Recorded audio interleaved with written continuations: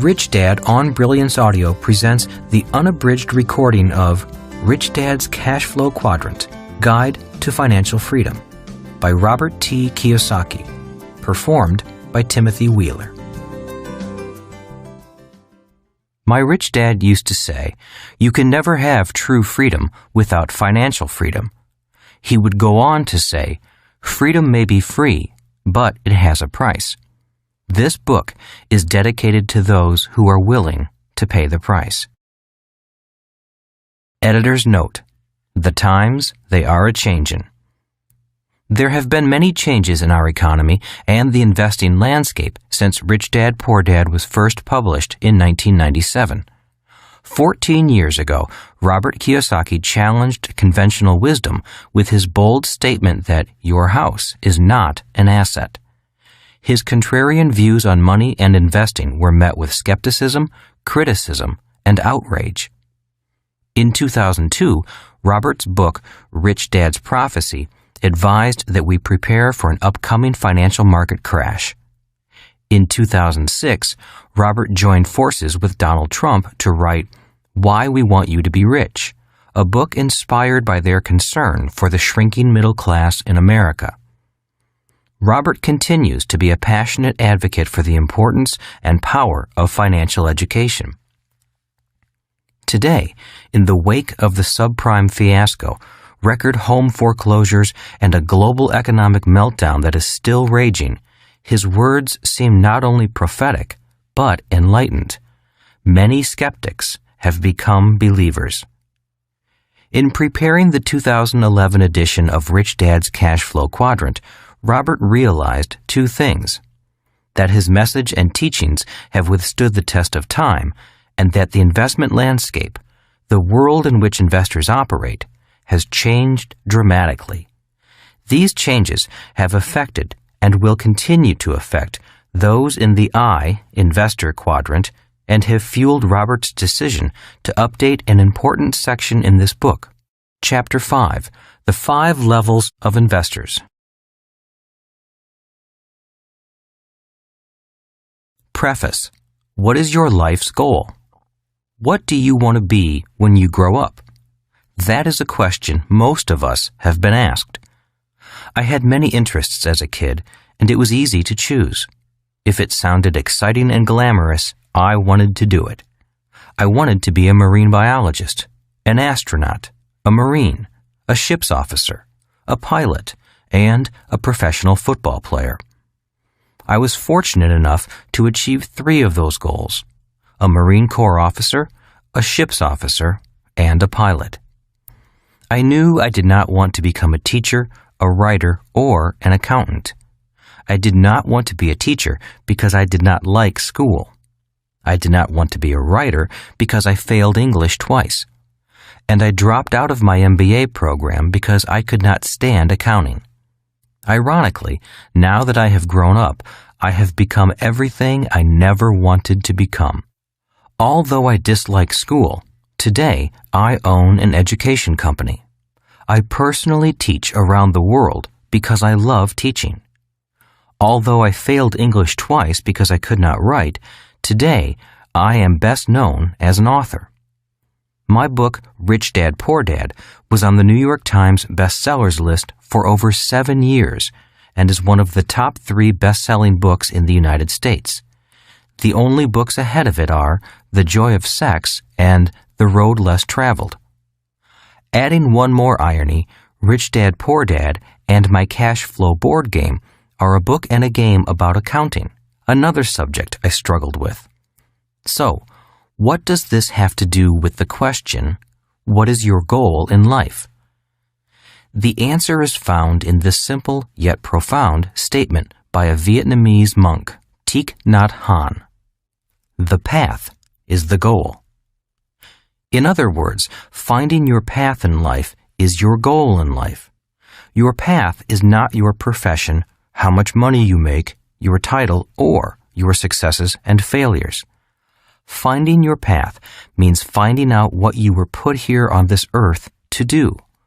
What is your life's purpose? Why were you given this gift called life? And what is the gift you give back to life.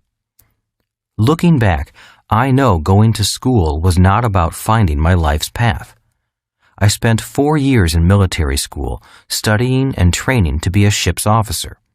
If I had made a career sailing for Standard Oil on their oil tankers, I would never have found my life's path. If I had stayed in the Marines or had gone to fly for the airlines, I would never have found my life's path.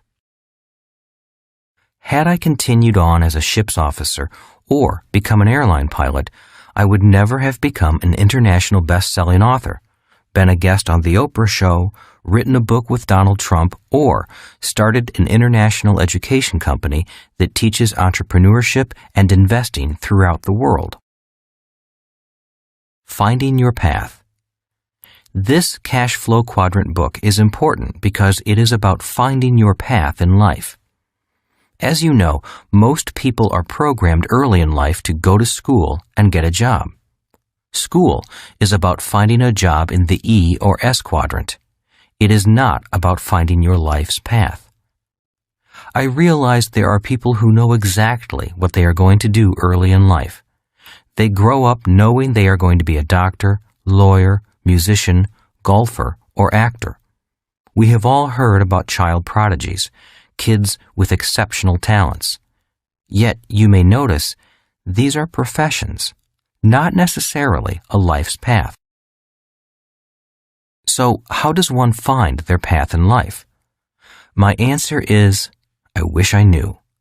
If I could wave my magic wand and your life's path would magically appear, I would. Since I do not have a magic wand, nor can I tell you what to do, the best thing I can do is tell you what I did. And what I did was trust my intuition, my heart, and my guts. For example, in 1973, returning from the war, when my poor dad suggested I go back to school, get my higher degrees, and work for the government, my brain went numb, my heart went heavy, and my gut said, no way. When he suggested I get my old job back with Standard Oil or fly for the airlines, again, my mind, heart, and gut said no. I knew I was through sailing and flying, although they were great professions and the pay was pretty good. In 1973, at the age of 26, I was growing up. I had followed my parents' advice and gone to school, received my college degree, and had 2 professions, a license to be a ship's officer and a license to fly. The problem was they were professions and the dreams of a child. At the age of 26, I was old enough to know that education is a process. For example, when I wanted to be a ship's officer, I went to a school that turned out ship's officers. And when I wanted to learn to fly, I went to Navy flight school, a 2-year process that turns non-pilots into pilots. I was cautious about my next educational process. I wanted to know what I was going to become before I started my next educational process. Traditional schools had been good to me. I had achieved my childhood professions. Reaching adulthood was confusing because there were no signs saying, this is the way.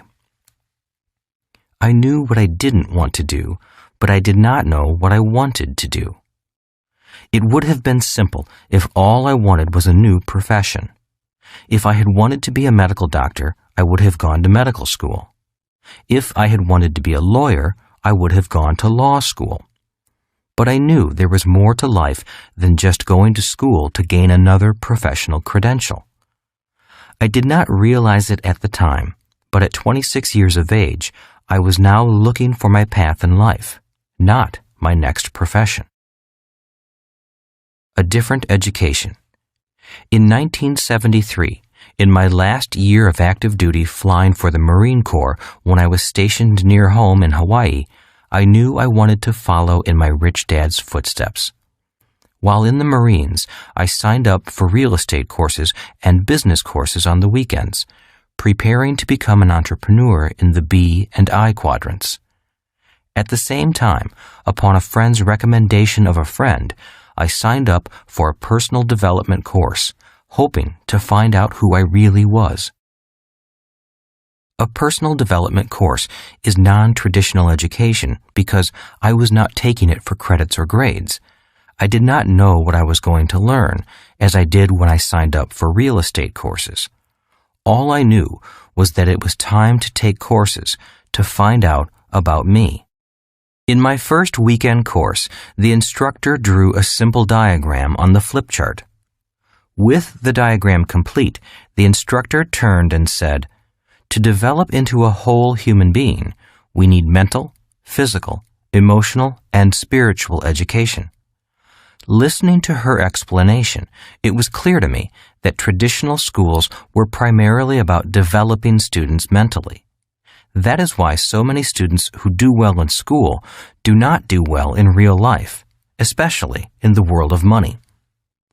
As the course progressed over the weekend, I discovered why I disliked school. I realized that I loved learning, but hated school. Traditional education was a great environment for the A students, but it was not the environment for me. Traditional education was crushing my spirit, trying to motivate me with the emotion of fear, the fear of making mistakes, the fear of failing, and the fear of not getting a job. They were programming me to be an employee in the E or S quadrant. I realized that traditional education is not the place for a person who wants to be an entrepreneur in the B and I quadrants. This may be why so many entrepreneurs never finish school. Entrepreneurs like Thomas Edison, founder of General Electric, Henry Ford, founder of Ford Motor Company, Steve Jobs, founder of Apple, Bill Gates, founder of Microsoft, Walt Disney, founder of Disneyland, and Mark Zuckerberg, founder of Facebook. As the day went on and the instructor went deeper and deeper into these 4 types of personal development, I realized I had spent most of my life in very harsh educational environments. After 4 years at an all-male military academy and 5 years as a Marine pilot, I was pretty strong mentally and physically. As a Marine pilot, I was strong emotionally and spiritually, but all on the macho male development side. I had no gentle side, no female energy. After all, I was trained to be a Marine Corps officer, emotionally calm under pressure, prepared to kill, and spiritually prepared to die for my country. If you ever saw the movie Top Gun starring Tom Cruise, you get a glimpse into the masculine world and bravado of military pilots. I loved that world. I was good in that world. It was a modern-day world of knights and warriors. It was not a world for wimps. In the seminar, I went into my emotions and briefly touched my spirit. I cried a lot because I had a lot to cry about. I had done and seen things no one should ever be asked to do. During the seminar, I hugged a man, something I had never done before, not even with my father. On Sunday night, it was difficult leaving this self-development workshop. The seminar had been a gentle, loving, honest environment. Monday morning was a shock to once again be surrounded by young, egotistical pilots dedicated to flying, killing, and dying for country. After that weekend seminar, I knew it was time to change. I knew developing myself emotionally and spiritually to become a kinder, gentler, and more compassionate person would be the hardest thing I could do. It went against all my years at the military academy and flight school. I never returned to traditional education again.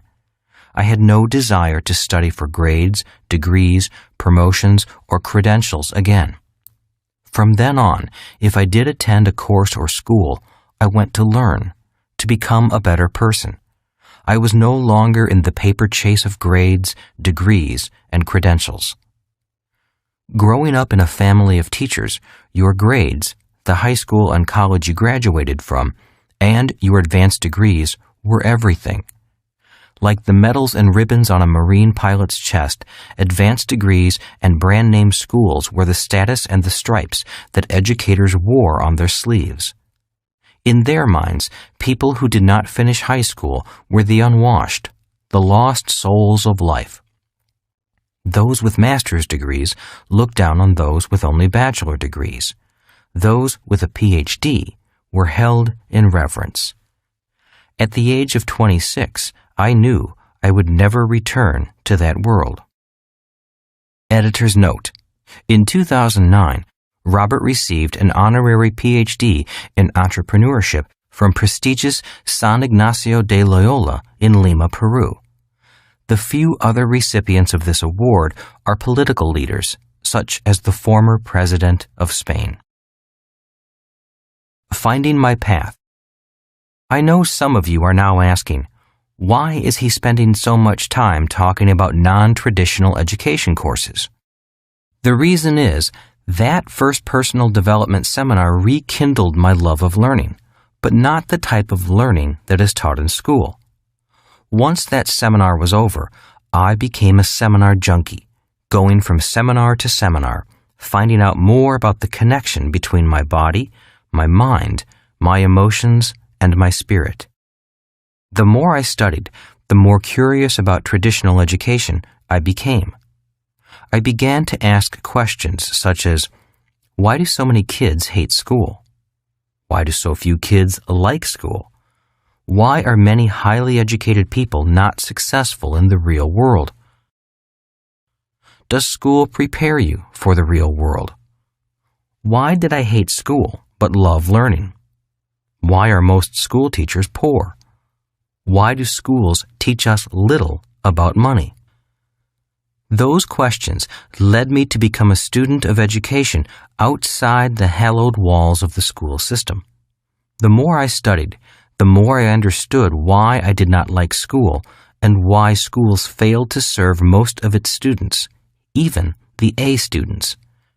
My curiosity touched my spirit, and I became an entrepreneur in education. If not for this curiosity, I might never have become an author and a developer of financial education games. My spiritual education led me to my path in life. It seems that our paths in life are not found in our minds. Our path in life is to find out what is in our hearts. This does not mean a person cannot find their path in traditional education. I am sure many do. I am just saying that I doubt I would have found my path in traditional school. Why is a path important? We all know people who make a lot of money but hate their work.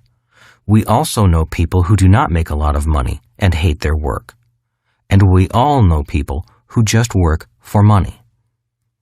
A classmate of mine from the Merchant Marine Academy also realized he did not want to spend his life at sea. Rather than sail for the rest of his life, he went to law school after graduation, spending 3 more years becoming a lawyer and entering private practice in the S Quadrant. He died in his early 50s. He had become a very successful, unhappy lawyer. Like me, he had 2 professions by the time he was 26. Although he hated being a lawyer, he continued being a lawyer because he had a family, kids, a mortgage, and bills to pay. A year before he died, I met him at a class reunion in New York. He was a bitter man. All I do is sweep up behind rich guys like you. They pay me nothing. I hate what I do and who I work for. Why don't you do something else? I asked. I can't afford to stop working. My first child is entering college. He died of a heart attack before she graduated.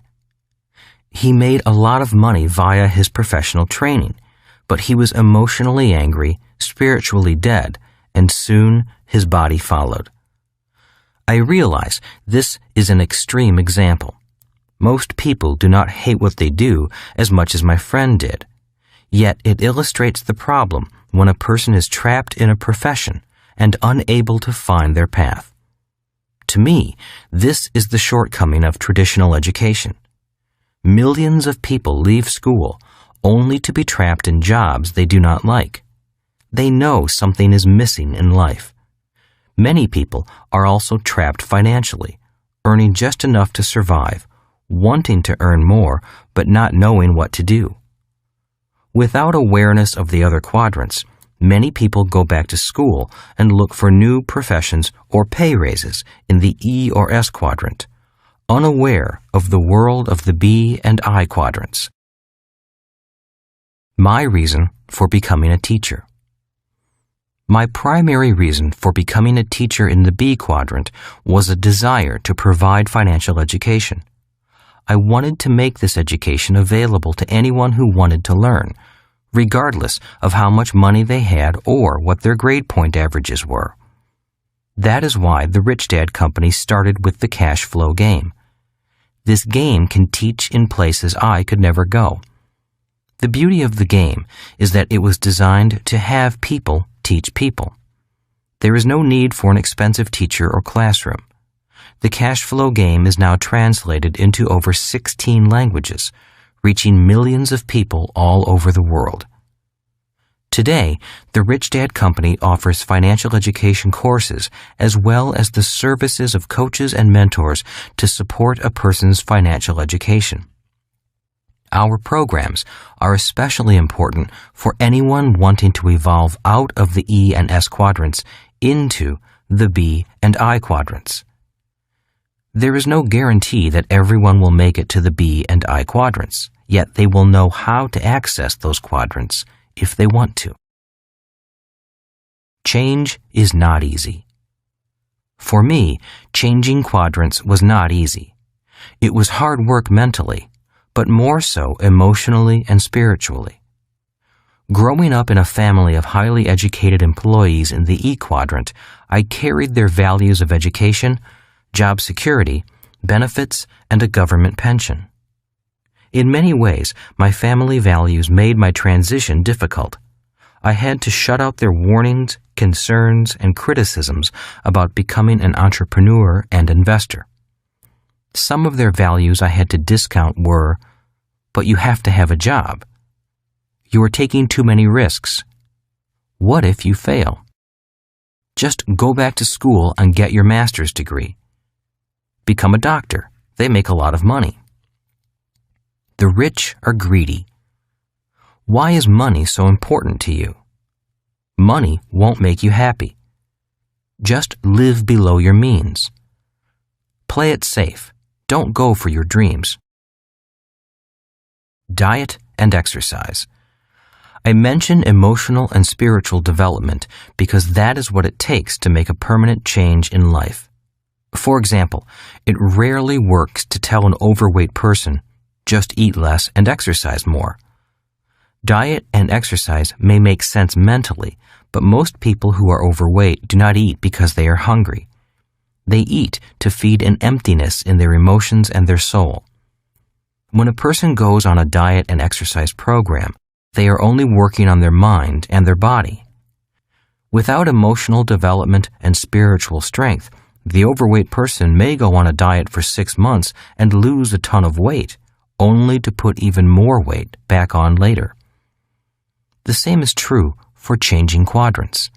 Saying to yourself, "I'm going to become an entrepreneur in the B quadrant," is as futile as a chain smoker saying, "Tomorrow, I'm going to quit smoking." Smoking is a physical addiction caused by emotional and spiritual challenges. Without emotional and spiritual support, the smoker will always be a smoker. The same is true for an alcoholic, a sex addict, or a chronic shopper. Most addictions are attempts to find happiness in people's souls. That is why my company offers courses for the mind and body, but also coaches and mentors to support the emotional and spiritual transitions. A few people are able to make the journey alone, but I was not one of them. If not for a coach like my rich dad and the support of my wife Kim, I would not have made it. There were so many times I wanted to quit and give up. If not for Kim and my rich dad, I would have quit. Why A students fail. It is easy to see why so many A students fail in the world of money. A person may be highly educated mentally, but if they are not educated emotionally, their fear will often stop their body from doing what it must do. That is why so many A students get stuck in analysis paralysis, studying every little detail but failing to do anything. This analysis paralysis is caused by our educational system punishing students for making mistakes. If you think about it, A students are A students simply because they made the fewest mistakes.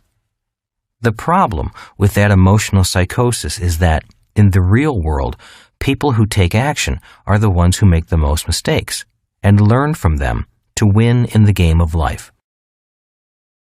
Just look at Presidents Clinton and Bush.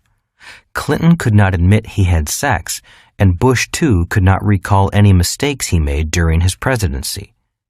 Making mistakes is human, but lying about your mistakes is criminal, a criminal act known as perjury.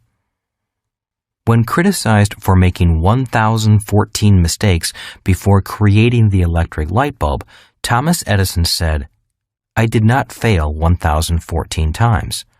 I successfully found out what did not work 1,014 times."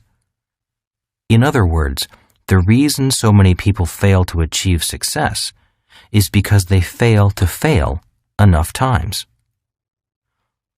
One of the reasons so many people cling to job security is because they lack emotional education. They let fear stop them. One of the best things about military school and the Marine Corps is that these organizations spend a lot of time developing young men and women spiritually, emotionally, mentally, and physically. Although it was a tough education, it was a complete education, preparing us to do a nasty job. The reason I created the cash flow game is because the game educates the whole person.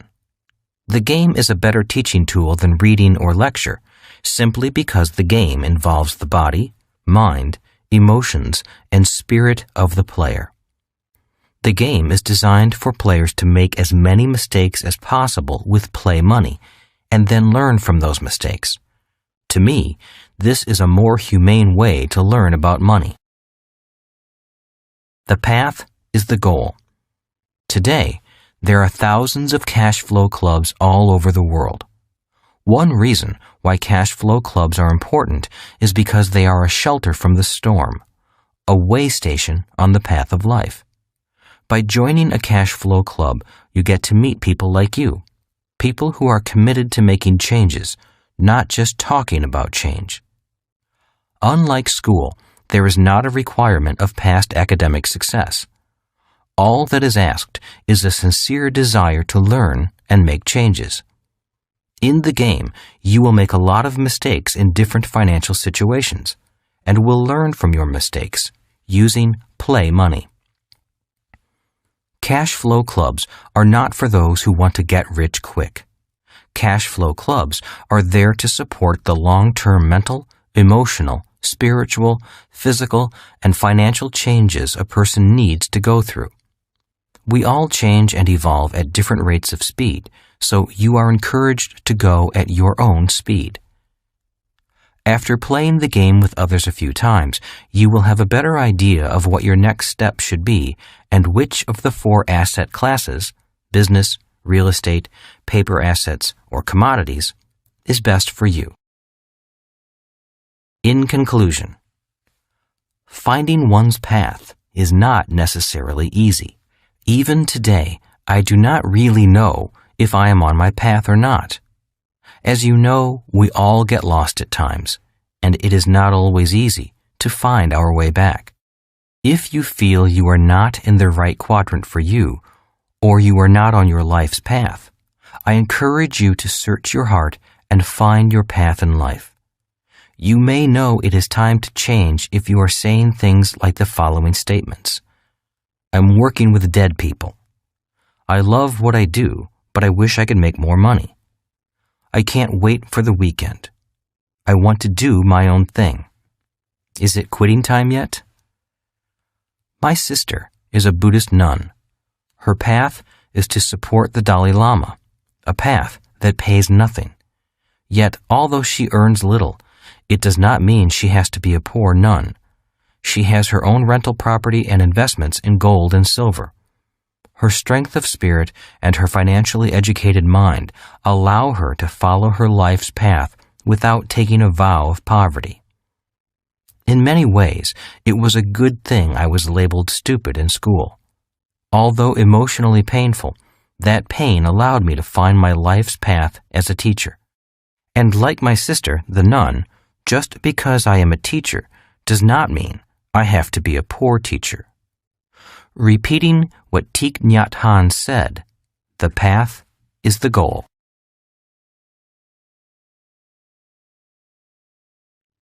Introduction. Which quadrant are you in? The cash flow quadrant is a way to categorize people based on where their money comes from. Are you financially free? If your life has come to a financial fork in the road, Rich Dad's Cash Flow Quadrant was written for you. If you want to take control of what you do today in order to change your financial destiny, this book will help you chart your course. This is the Cash Flow Quadrant. The letters in each quadrant represent E for employee, S for small business or self-employed, B for big business, 500 employees, I for investor. Each of us resides in at least one of the 4 sections, quadrants, of the cash flow quadrant. Where we are is determined by where our cash comes from. Many of us are employees who rely on paychecks, while others are self-employed. Employees and self-employed individuals reside on the left side of the cash flow quadrant. The right side is for individuals who receive their cash from businesses they own or investments they own. The cash flow quadrant is an easy way to categorize people based on where their money comes from. Each quadrant within the cash flow quadrant is unique, and the people within each one share common characteristics. The quadrants will show you where you are today and will help you chart a course for where you want to be in the future as you choose your own path to financial freedom. While financial freedom can be found in all 4 of the quadrants, the skills of a B or I will help you reach your financial goals more quickly. Successful E's need to become successful I's to ensure their financial security during retirement.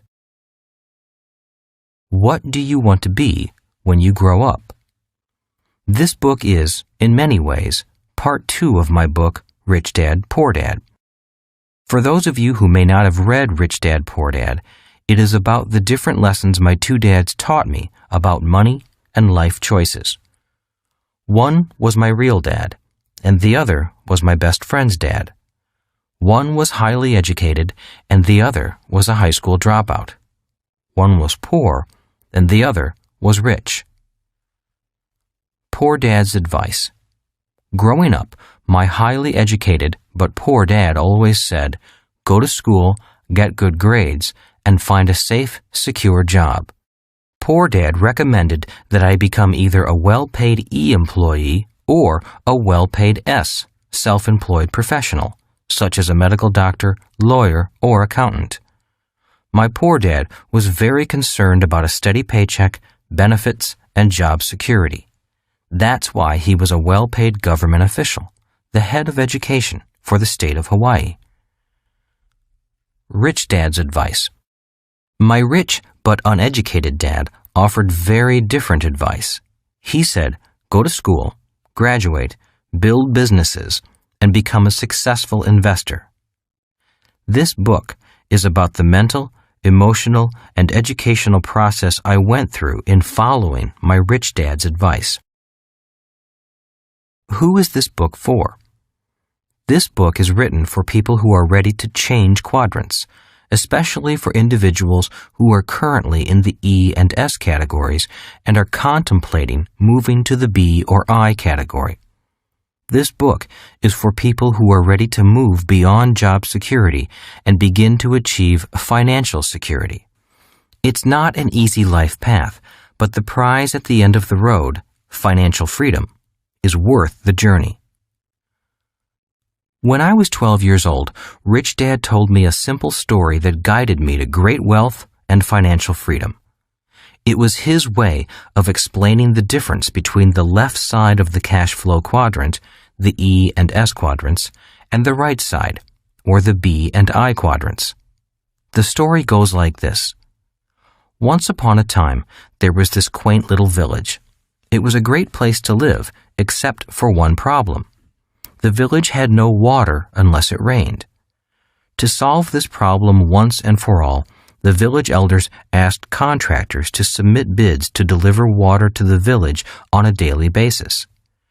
2 people volunteered to take on the task, and the elders awarded the contract to both of them. They felt that a little competition would keep prices low and ensure a backup supply of water. The first person who won the contract, Ed, immediately ran out, bought 2 galvanized steel buckets, and began running back and forth to the lake, which was a mile away. He immediately began making money as he labored morning to dusk, hauling water from the lake with his 2 buckets. He would empty them into the large concrete holding tank the village had built.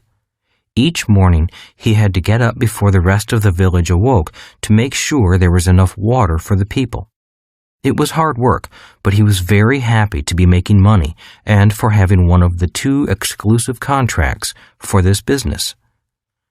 The second winning contractor, Bill, disappeared for a while.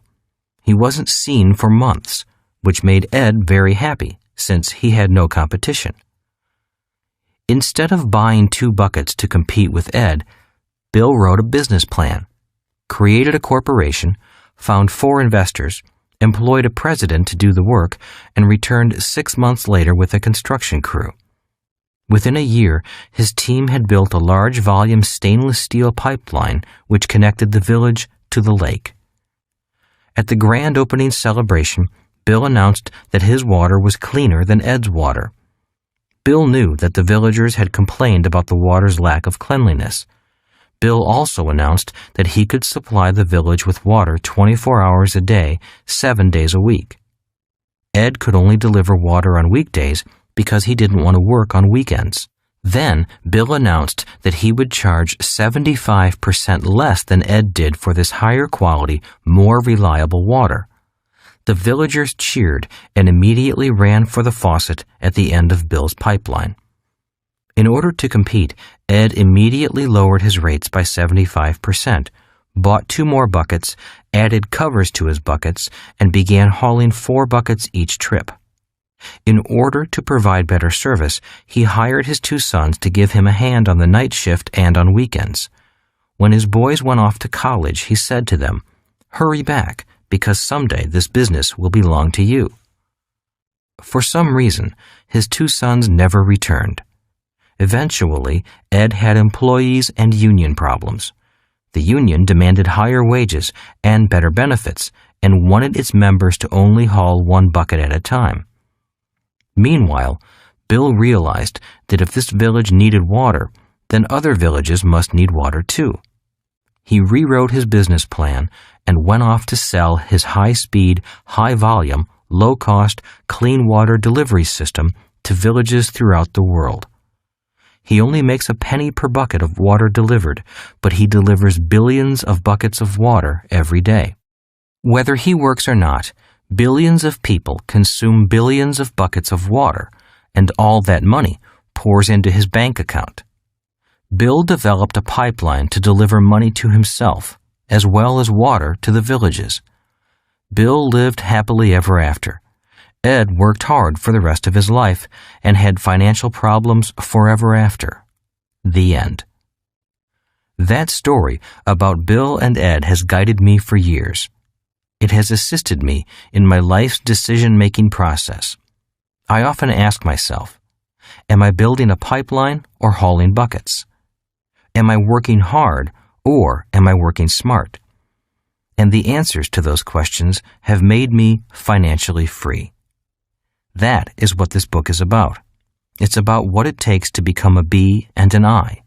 It's for people who are tired of hauling buckets and are ready to build pipelines for cash to flow into their pockets. This book is divided into 3 parts. Part 1. The first part of this book focuses on the core differences between people in the 4 quadrants. It shows why certain people gravitate to certain quadrants and often get stuck there without realizing it. It will help you identify where you are today in the quadrant and where you want to be in 5 years. Part 2. The second part of this book is about personal change. It's more about what you have to be instead of what you have to do. Part 3. The third part of this book explains how to find success on the right side of the cash flow quadrant. I will share more of my rich dad's secrets on the skills required to be a successful B and I. It will help you choose your own path to financial freedom. Throughout Rich Dad's Cash Flow Quadrant, I continue to stress the importance of financial intelligence. If you want to operate on the right side, the B and I quadrant side, you must be smarter than if you choose to stay on the left side, the E and S quadrant side. To be a B or I, you must be able to control the direction of your cash flow. This book is written for people who are ready to make changes in their lives to move beyond job security and begin to build their own pipelines to achieve financial freedom. We are in the information age, which offers more opportunities for financial reward than ever before. Individuals with the skills of the B's and I's will be able to identify and seize those opportunities. To be successful in the information age, a person needs information from all 4 quadrants.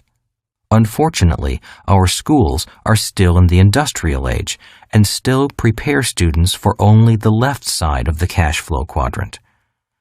If you're looking for new answers to move forward in the information age, this book is for you. It doesn't have all the answers, but it will share the deep personal and guiding insights I gained as I traveled from the E and S side to the B and I side. Part 1. The Cash Flow Quadrant. Chapter 1. Why don't you get a job? To someone who values a job, it's difficult to explain why you might not want one.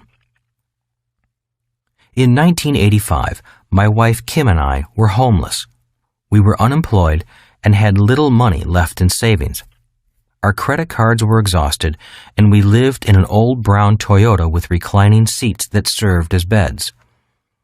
At the end of 1 week, the harsh reality of who we were, what we were doing, and where we were headed began to sink in. Our homelessness lasted another 2 weeks. When a friend realized our desperate financial situation, she offered us a room in her basement. We lived there for 9 months. We kept our situation quiet. For the most part, Kim and I looked quite normal on the surface. When friends and family were informed of our plight, the first question was always, "Why don't you get a job?" At first, we attempted to explain, but we usually failed to clarify our reasons. To someone who values a job, it's difficult to explain why you might not want one. We did odd jobs occasionally and earned a few dollars here and there, but we did that only to keep food in our stomachs and gas in the car. Those few extra dollars were only fuel to keep us going toward our singular goal. I must admit that during moments of deep personal doubt, the idea of a safe, secure job with a paycheck was appealing. But because job security wasn't what we were looking for, we kept pushing on, living day to day on the brink of the financial abyss.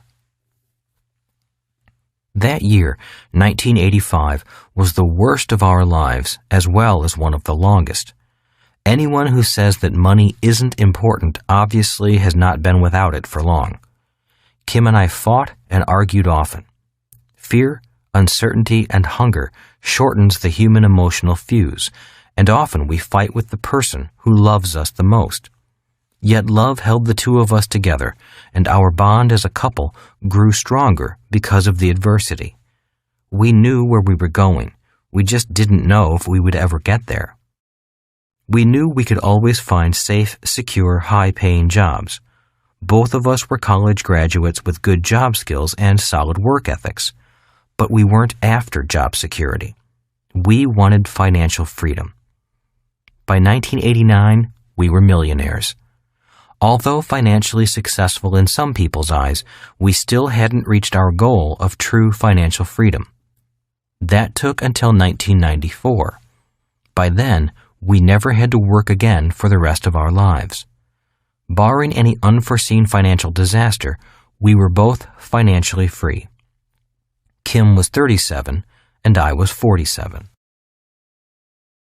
It doesn't take money to make money. I started this chapter with a discussion about our being homeless and having nothing in 1985 because I often hear people say, it takes money to make money. I disagree. To get from homeless in 1985 to rich in 1989 and then to financial freedom by 1994 didn't take money. We had no money when we started, and we were in debt.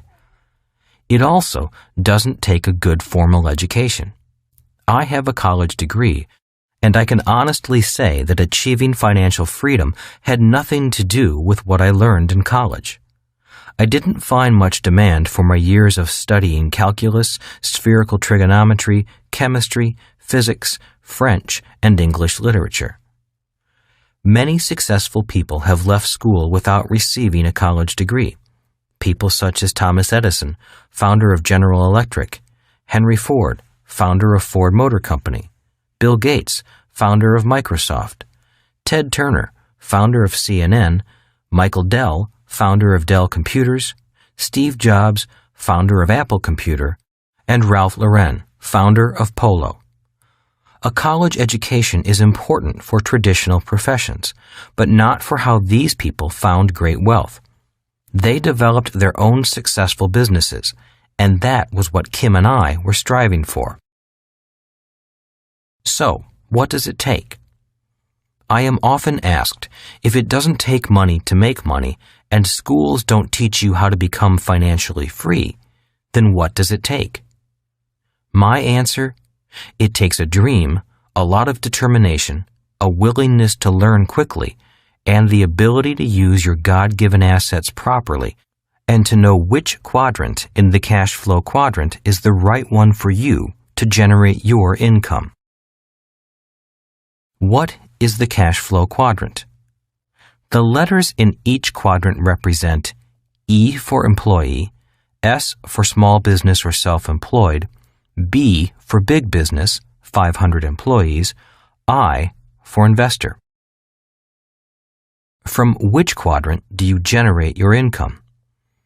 The cash flow quadrant represents the different methods by which income or money is generated. For example, an employee earns money by holding a job and working for a person or a company. Self-employed people earn money working for themselves. A business owner owns a business that generates money, and investors earn money from their various investments. In other words, money generating more money. Different methods of income generation require different frames of mind, different technical skills, and different educational paths. Different people are attracted to different quadrants. While money is all the same, the way it's earned can be vastly different. If you begin to look at the 4 different labels for each quadrant, you might want to ask yourself, which quadrant do I generate the majority of my income from? Each quadrant is different. To generate income from different quadrants requires different skills and a different personality, even if the person found in each quadrant is the same. Changing from quadrant to quadrant is like playing golf in the morning and then attending the ballet at night. You can earn income in all 4 quadrants. Most of us have the potential to generate income from all 4 quadrants. Which quadrant you or I choose to earn our primary income from is not so much dependent upon what we learned in school. It's more about who we are at the core, our values, strengths, weaknesses, and interests. These core differences attract us to or repel us from each quadrant. Yet, regardless of what type of work we perform, we can still work in all 4 quadrants. For example, a medical doctor could choose to earn income as an E and join the staff of a large hospital or an insurance company, work for the government in the public health field, or become a military doctor. This same doctor could also decide to earn income as an S and start a private practice, setting up an office, hiring staff, and building a private list of patients. Or the doctor could decide to become a B and own a clinic or laboratory and have other doctors on staff. This doctor probably would hire a business manager to run the organization. In this case, the doctor would own the business but not have to work in it. The doctor also could decide to own a business that has nothing to do with the medical field while still practicing medicine somewhere else. In this case, the doctor would be earning income as both an E and as a B. As an I, the doctor could generate income from being an investor in someone else's business or in vehicles like the stock market, bond market, and real estate. The important words are generate income from. It's not so much what we do, but more how we generate income. Different methods of income generation. More than anything, it's the internal differences of our core values, strengths, weaknesses, and interests that affect which quadrant we decide to generate our income from. Some people love being employees, while others hate it. Some people love owning companies, but don't want to run them. Others love owning companies and also love running them. Some people love investing, while others can't get past the risk of losing money. Most of us are a little of each of these characters. Being successful in the 4 quadrants often means redirecting some internal core values. You can be rich or poor in all 4 quadrants. It is important to note that you can be rich or poor in all 4 quadrants. There are people who earn millions and people who go bankrupt in each of the quadrants. Being in one quadrant or another does not necessarily guarantee financial success. Not all quadrants are equal. By knowing the different features of each quadrant, you'll have a better idea as to which quadrant or quadrants might be best for you. For example, one of the many reasons I chose to work predominantly in the B and I quadrants is because of tax advantages. For most people working on the left side of the quadrant, there are few legal tax breaks available. Yet legal tax breaks abound on the right side of the quadrant.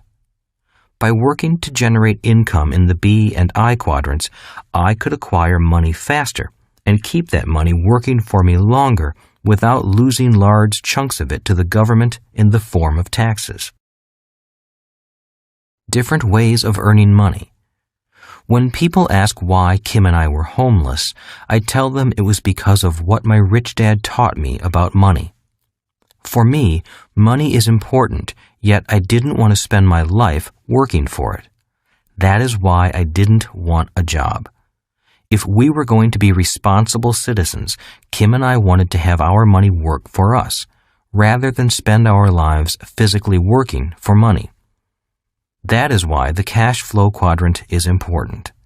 It depicts the different ways money is generated.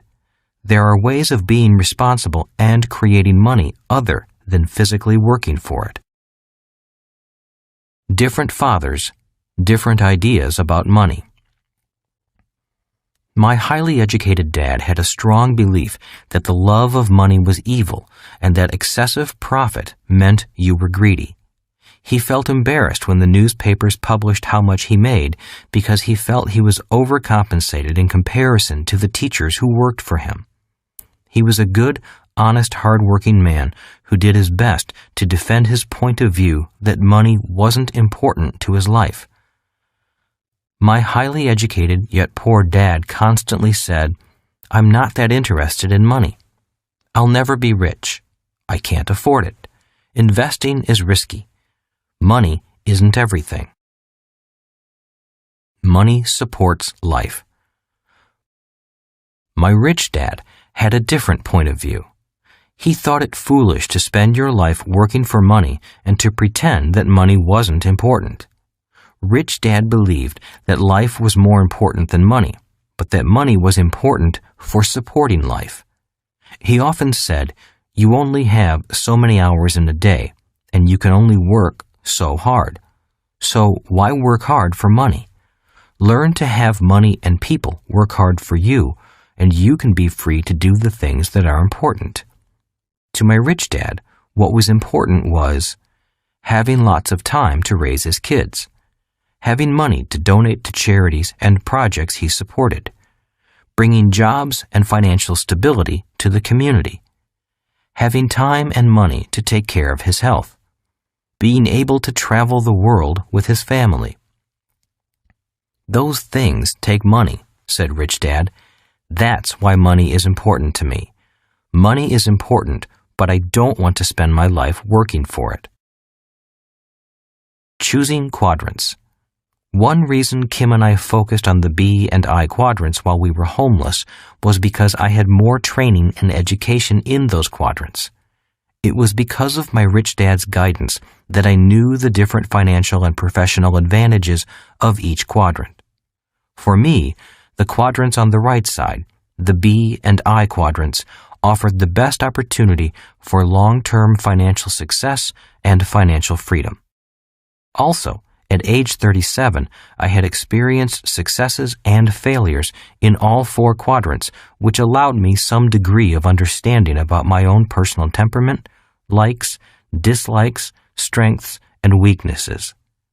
I knew which quadrants I did best in. Parents are teachers. When I was a young boy, my rich dad often referred to the cash flow quadrant. He would explain to me the difference between someone who was successful on the left side versus the right side. But being young, I really didn't pay much attention to what he said. I didn't understand the difference between an employee's mindset and a business owner's mindset. I was just trying to survive school. Yet I did hear his words, and soon they began to make sense. Having two dynamic and successful father figures around me gave meaning to what each was saying. But it was what they were doing that allowed me to begin to notice the differences between the ES side and the BI side. At first, the differences were subtle. Then they became glaring. For example, one painful lesson I learned as a young boy was simply how much time one dad had available to spend with me versus the other. As the success and prominence of both dads grew, it was obvious that one dad had less and less time to spend with his wife and 4 children. My real dad was always on the road, at meetings or dashing off to the airport for more meetings. The more successful he got, the fewer dinners we had together as a family. On weekends, he was at home in his crowded little office, buried under paperwork. On the other hand, my rich dad had more and more free time as his success grew. One of the reasons I learned so much about money, finance, business, and life was simply because my rich dad had more and more free time for his children and me. Another example is that both dads made more and more money as they became successful, but my real dad, the educated one, also got further into debt. So he'd work harder and suddenly find himself in a higher income tax bracket. His banker and accountant would then tell him to buy a bigger house for the so-called tax break. My dad would follow the advice and buy a bigger house, and soon he was working harder than ever so he could make more money to pay for it. Ultimately, this just took him even further away from his family. My rich dad was different. He made more and more money, but paid less in taxes. He also had bankers and accountants, but he wasn't getting the same advice my highly educated dad was getting. The main reason. The driving force, however, that wouldn't allow me to stay on the left side of the quadrant was what happened to my highly educated but poor dad at the peak of his career. In the early 1970s, I was already out of college and in Pensacola, Florida, going through pilot training for the Marine Corps before a tour in Vietnam. My educated dad was now the superintendent of education for the state of Hawaii and a member of the governor's staff. One evening, he phoned me with some interesting news. "Son," he said, "I'm going to resign from my job and run for lieutenant governor of Hawaii for the Republican Party." I gulped and then said, "You're going to run for office against your boss?" "That's right," he replied. "Why?" I asked. "Republicans don't have a chance in Hawaii. The Democratic Party and their labor unions are too strong." "I know, son. I know that we don't have a prayer of winning. Judge Samuel King will be the candidate for governor, and I will be his running mate." "Why?" I asked again. "Why go against your boss if you know you're going to lose?" "Because my conscience won't let me do anything else. The games these politicians are playing disturb me." "Are you saying they're corrupt?" I asked. "I don't want to say that," said my real dad. He was an honest and moral man who rarely spoke badly about anyone. Yet I could tell from his voice that he was angry and upset when he said, "I'll just say that my conscience bothers me when I see what goes on behind the scenes. I couldn't live with myself if I turned a blind eye and did nothing. My job and paycheck aren't as important as my conscience." After a long silence, I realized that my dad's mind was made up. "Good luck," I said quietly. "I'm proud of you for your courage, and I'm proud to be your son." My dad and the Republican ticket were crushed, as expected. The re-elected governor sent the word out that my dad was never to work again for the state of Hawaii, and he never did. At the age of 54, my dad went looking for a job, and I was on my way to Vietnam. When he was middle-aged, my dad was hunting for a job. He went from jobs with big titles and low pay to other jobs with big titles and low pay. He was a tall, brilliant, and dynamic man who was no longer welcome in the only world he knew, the world of government employees. He tried starting several small businesses.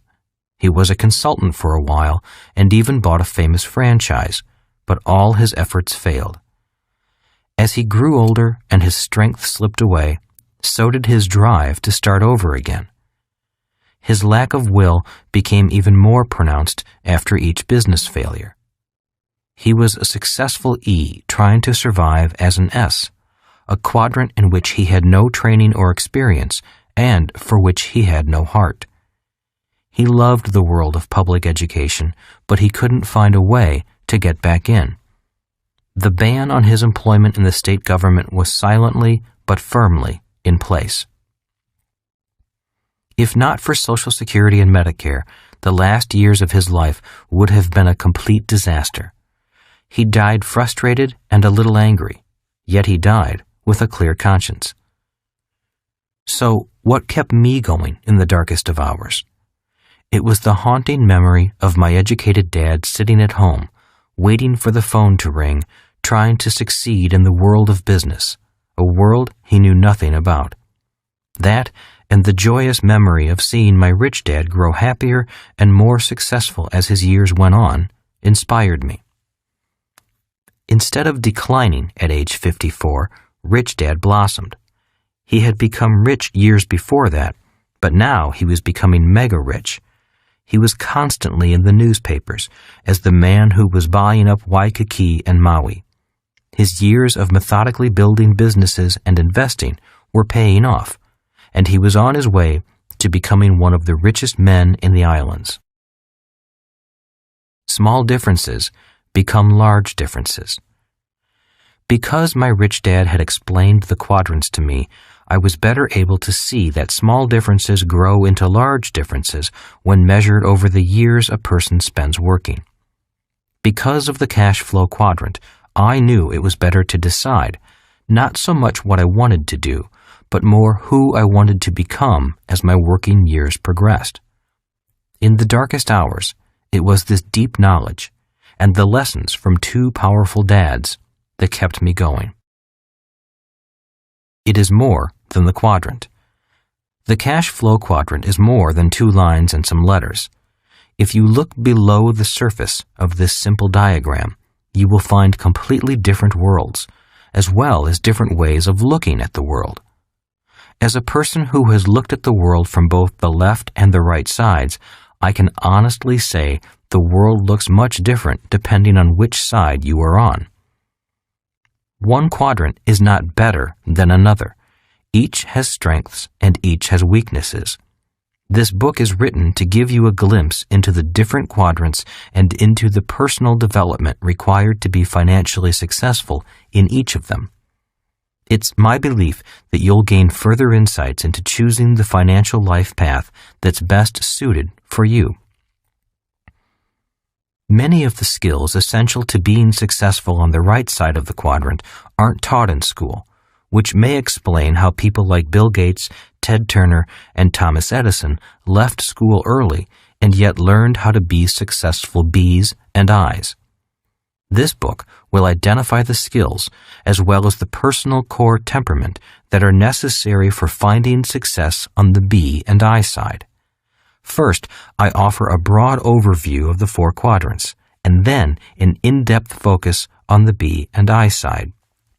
After listening to this book, some of you might want to make a change in how you earn your income, and some of you will be happy to stay just where you are. You might choose to operate in more than one quadrant, maybe even in all 4 quadrants. We're all different, and one quadrant isn't more important or better than another. In every village, town, city, and nation in the world, there is a need for people to operate in all 4 quadrants in order to ensure the financial stability of the community. Also, as we grow older and gain different experiences, our interests change. For example, I noticed that many young people right out of school are often happy to get a job. But after a couple of years, a few of them decide they aren't interested in climbing the corporate ladder, or they lose interest in their chosen field. These changes of age and experience often cause a person to search for new avenues of growth, challenge, financial reward, and personal happiness. I hope this book offers some fresh ideas for attaining those goals. In short, this book isn't about homelessness, but about finding a home in a quadrant or quadrants.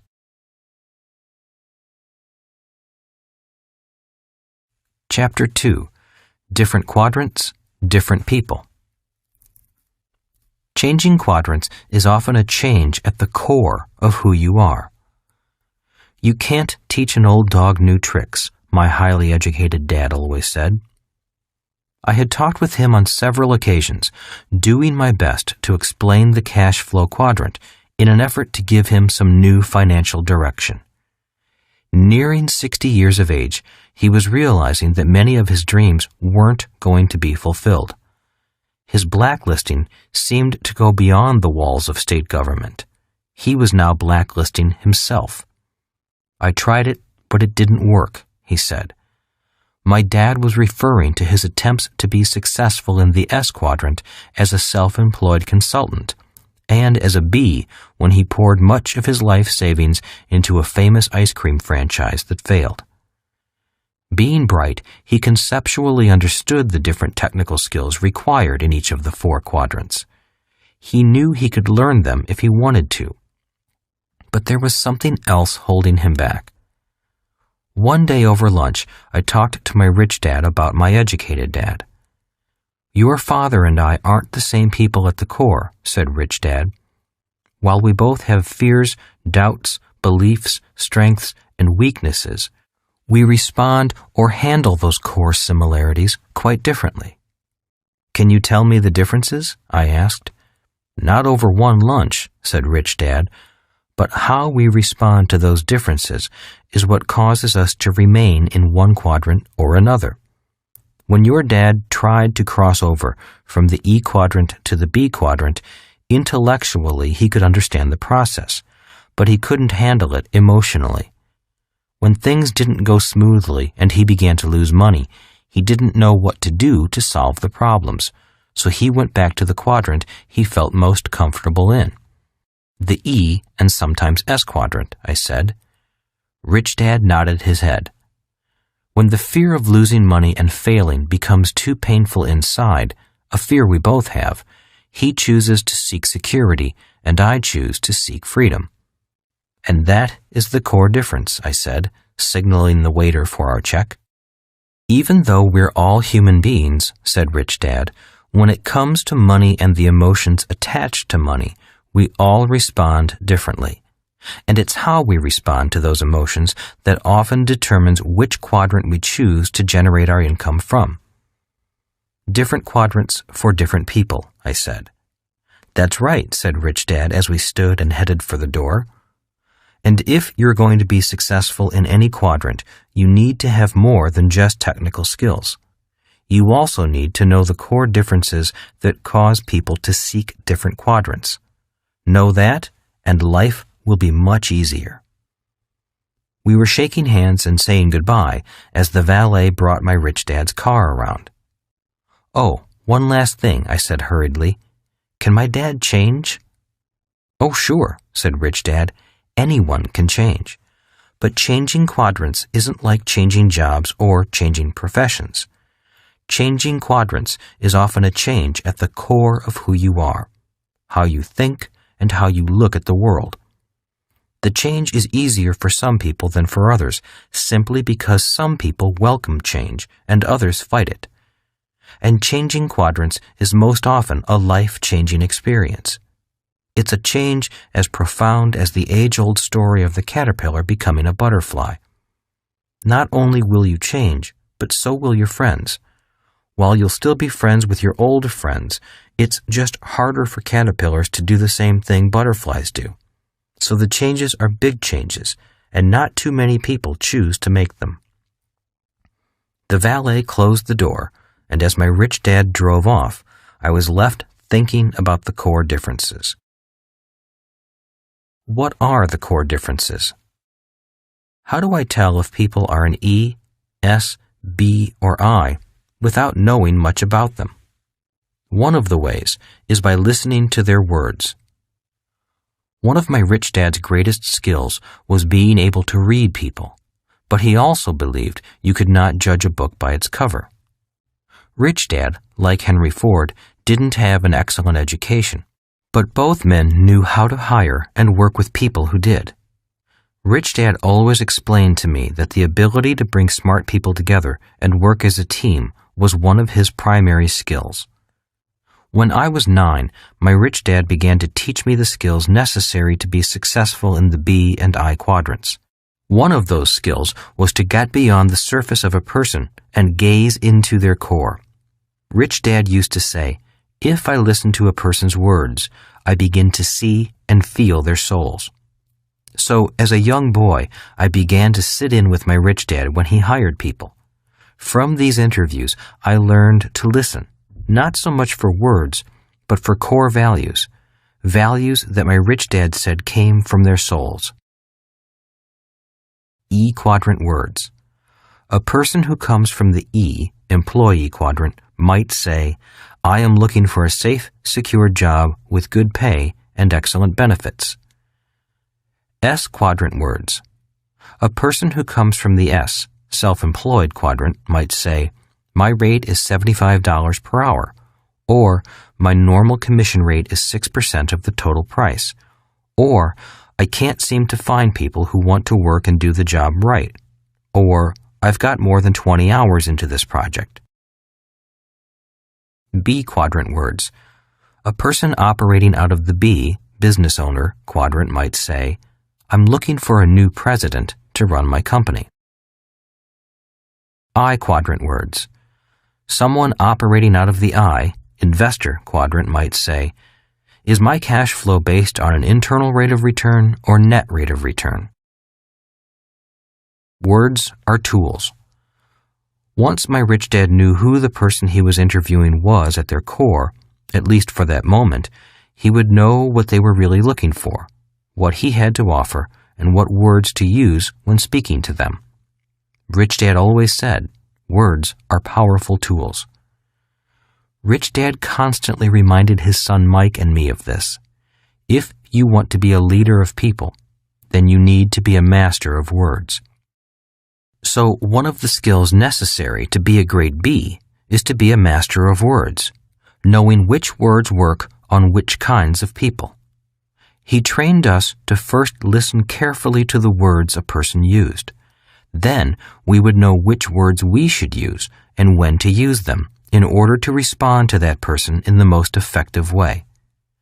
Rich Dad explained, one word may excite one type of person, while that same word would completely turn off another person. For example, the word risk might be exciting to a person in the I quadrant, but evoke total fear to someone in the E quadrant. To be great leaders, Rich Dad stressed that we first had to be great listeners. If you don't listen to the words a person uses, you'll never be able to feel their soul. And if you don't listen to their soul, you'll never know to whom you are talking. Core differences. The reason he would say, hear their words, feel their souls, is because behind the words a person chooses are the core values and core differences of that individual. The following are some of the generalities that separate people in one quadrant from those in another. 1. The E, employee. When I hear the words secure or benefits, I get a sense of who the speaker might be at the core. The word secure is a word often used in response to the emotion of fear. If a person feels fear, then the need for security is often a commonly used phrase for someone who comes predominantly from the E quadrant. When it comes to money and jobs, there are many people who simply hate the feeling of fear that comes with economic uncertainty, hence the desire for security. The word benefit means people would also like some kind of additional reward that is spelled out, a defined and assured extra compensation, such as health insurance or a retirement plan. The key is that they want to feel secure and see it in writing. Uncertainty doesn't make them happy. Certainty does. Their internal workings say, I'll give you this if you promise to give me that in return. They want their fear reduced by the presence of some degree of certainty, so they seek security and strong agreements when it comes to employment. They're accurate when they say, I'm not that interested in money. For them, the idea of security is often more important than money. Employees can be presidents of companies or janitors. It's not so much what they do, but the contractual agreement they have with the person or organization that hires them. 2. The S, self-employed. These are people who want to be their own boss or like to do their own thing. I call this group the do-it-yourselfers. Often when it comes to the subject of money, a hardcore S doesn't like to have his or her income dependent on other people. In other words, if S's work hard, they expect to get paid for their work. S's don't like having the amount of money they earn dictated by someone else or by a group of people who might not work as hard as they do. If they work hard, they expect to be paid well. Conversely, they also understand that if they don't work hard, then they don't deserve to be paid much. When it comes to money, they have fiercely independent souls. The emotion of fear. So while the E often responds to the fear of not having money by seeking security, the S often responds differently. The people in this quadrant respond to fear, not by seeking security, but by taking control of the situation and doing it on their own. That is why I call the S group the do-it-yourself group. When it comes to fear and financial risk, they want to take the bull by the horns. In this group, you will find well-educated professionals who spend years in school, such as doctors, lawyers, and dentists. Also in the S group are people who took educational paths other than or in addition to traditional school. In this group are direct commission salespeople and real estate agents, as well as small business owners like retail shopkeepers, cleaners, restaurateurs, consultants, therapists, travel agents, car mechanics, plumbers, carpenters, preachers, electricians, hairstylists, and artists. This group's favorite song would be either Nobody Does It Better or I Did It My Way. Self-employed people are often hardcore perfectionists. They often want to do something exceptionally well. In their mind, they don't think anyone else does it better than they do, so they really don't trust anyone else to do it. In many respects, they are true artists with their own style and methods of doing things. And that is why we hire them. If you hire a brain surgeon, you want that brain surgeon to have had years of training and experience. But most importantly, you want this brain surgeon to be a perfectionist. The same goes for a dentist, hairstylist, marketing consultant, plumber, electrician, lawyer, or a corporate trainer. You, as the client hiring this person, want someone who is the best. For people in this group, money isn't the most important thing about their work. Their independence, the freedom to do things their way, and being respected as experts in their field are much more important than mere money. When hiring them, it's best to tell them what you want done and then leave them alone to do it. They don't need or want supervision. If you meddle too much, they'll simply walk off the job and tell you to hire someone else. Remember, independence trumps money for this group. They often have a hard time hiring other people to do what they do simply because, in their mind, nobody else is up to the task. Also, if this group trains someone to do what they do, that newly trained person often ends up leaving to do their own thing, or be their own boss, to do things their way, or to have a chance to express their individuality. Many S-types are hesitant to hire and train other people because, once trained, they often end up as their competition. This, in turn, keeps the S-types working harder at doing things on their own. 3. The B, business owner. This group of people could almost be the opposite of the S.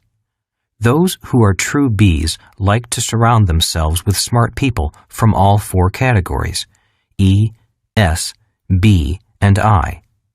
Unlike the S, who doesn't like to delegate work, because no one can do it better, the B likes to delegate.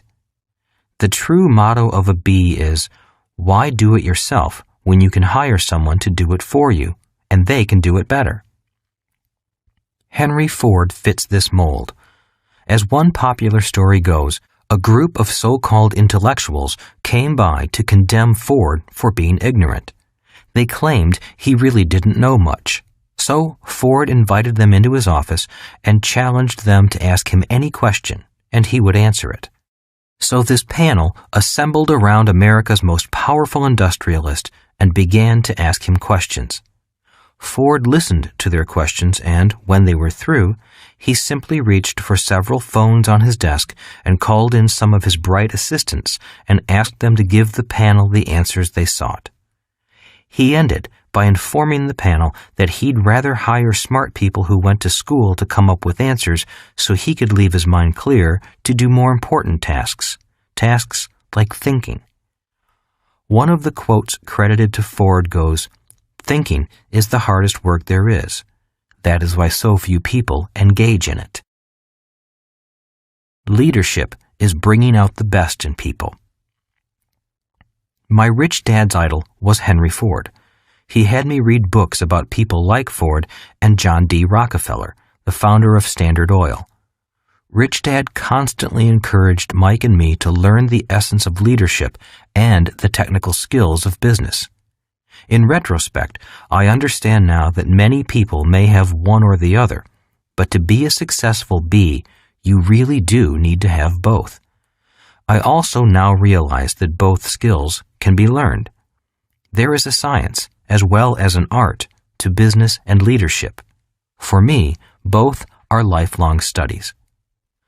When I was a boy, my rich dad gave me the children's book Stone Soup, written in 1947 by Marcia Brown and still available today. He had me read this book to begin my training as a leader in business. Leadership, Rich Dad said, is the ability to bring out the best in people.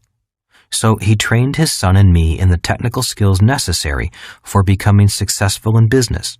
Technical skills such as reading financial statements, marketing, sales, accounting, management, production, and negotiation. Throughout each lesson, he stressed that we needed to learn to work with and lead people. Rich Dad always said, the technical skills of business are easy. The hard part is working with people. As a reminder, I still read Stone Soup today because I personally have a tendency to be a tyrant instead of a leader when things don't go my way. Entrepreneurial development. I often hear the words, I'm going to start my own business. Many people tend to believe that the way to financial security and happiness is to do your own thing or to develop a new product no one else has. So they rush out and start their own business. In many cases, this is the path they take. Many wind up starting an S type of business and not a B type of business. Again, one is not necessarily better than the other. Both have different strengths, weaknesses, risks, and rewards. But many people who want to start a B type of business wind up with an S type of business and become stalled in their quest to move to the right side. Many new entrepreneurs want to move from the E quadrant to the B quadrant, but they wind up instead moving from the E quadrant to the S quadrant and getting stuck there. Many then attempt to move from the S quadrant to the B quadrant. But only a few who attempt this actually make it. Why? Because the technical skills and human skills to be successful in each quadrant are different. You must learn the skills and mindset required by a quadrant in order to find true success there. The difference between an S type of business and a B type of business. Those who are true Bs can leave their business for a year or more and return to find their business more profitable and running better than when they left it. In a true S type of business, if the S left for a year or more, chances are there would be no business left to return to. So, what causes the difference? Saying it simply, an S owns a job, a B owns a system, and then hires competent people to operate the system. Or, put another way, in many cases, the S is the system. That is why they can't leave. For example, let's take a look at a typical dentist. A dentist spends years in school learning to become a self-contained system. You, the client, get a toothache. You go see your dentist. He fixes your tooth. You pay and go home. You're happy and you tell all of your friends about your great dentist. In most cases, the dentist can do the entire job by himself. The problem is that if the dentist goes on vacation, so does his income. B business owners can go on vacation forever because they own a system, not a job. If the B is on vacation, the money still comes in. To be successful as a B requires 1. Ownership or control of systems, and 2. The ability to lead people. For S's to evolve into B's, they need to convert who they are and what they know into a system, and many aren't able to do that. Or they're often too attached to the system to let go and let other people in. Can you make a better hamburger than McDonald's? Many people come to me for advice on how to start a company or how to raise money for a new product or idea.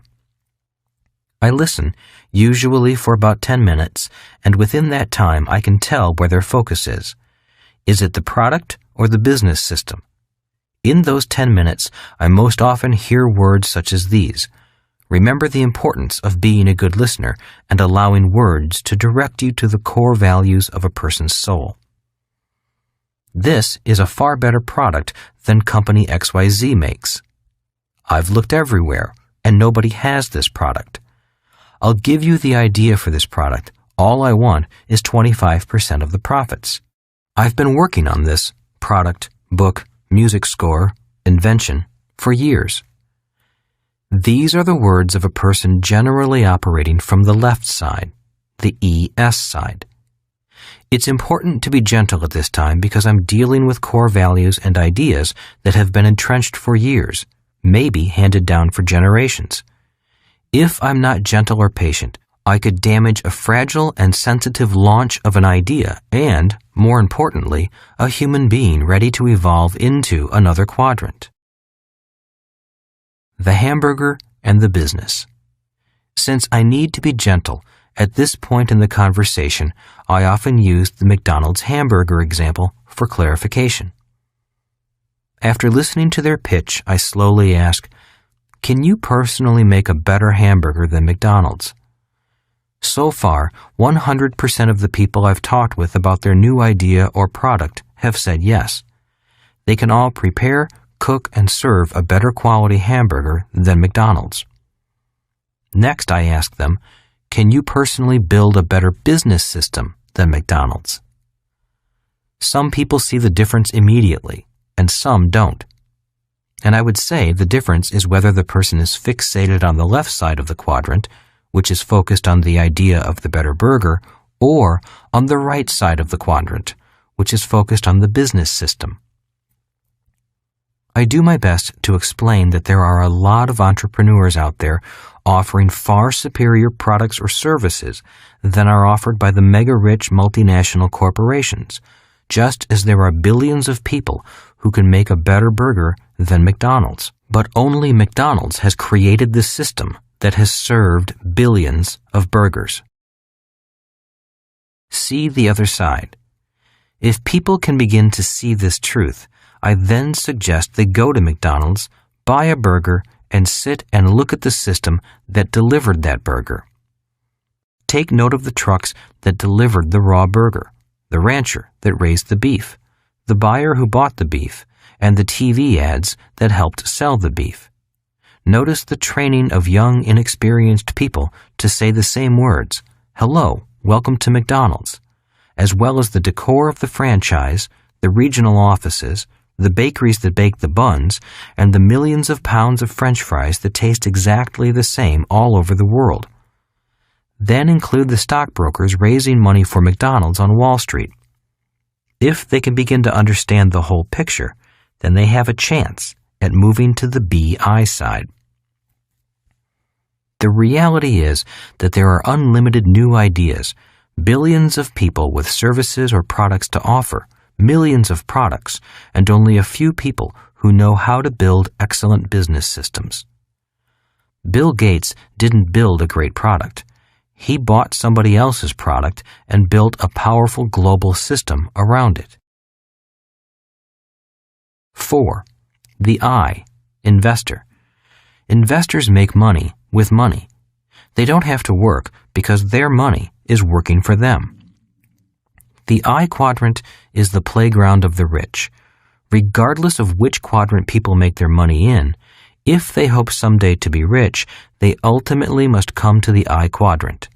It's in the I quadrant that money becomes converted to wealth. The cash flow quadrant. The cash flow quadrant simply makes distinctions on how income is generated, whether as an E, employee, S, self-employed, B, business owner, or I, investor. The differences are summarized below. E, you have a job. S, you own a job. B, you own a system and people work for you. I, money works for you.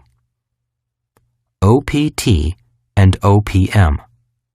Most of us have heard that the secrets to great riches and wealth are OPT, other people's time, OPM, other people's money. OPT and OPM are found in the B and I quadrants. For the most part, people who work in the E and S quadrants are the OP, other people, whose time and money are being used. A primary reason Kim and I took time to build a B type of business rather than an S type was because we recognized the long-term benefit of using other people's time. One of the drawbacks to being a successful S is that success simply means more hard work. In other words, good work results in more hard work and longer hours. In designing a B type of business, success simply means increasing the system and hiring more people. In other words, you work less, earn more, and enjoy more free time. The remainder of this book goes through the skills and mindset required for the right side of the cash flow quadrant. It's my experience that being successful on the right side requires a different mindset and different technical skills. If people are flexible enough to make these changes, I think they'll find the process of achieving greater financial security or freedom easy. For other people, the process might be too difficult because many people are frozen in one quadrant and one mindset. At a minimum, you'll find out why some people work less, earn more, pay less in taxes, and feel more financially secure than others. It's simply a matter of knowing which quadrant to work out of and when. A Guide to Freedom. The cash flow quadrant is not a set of rules. It's only a guide for those who wish to use it. It guided Kim and me from financial struggle to financial security, and then to financial freedom.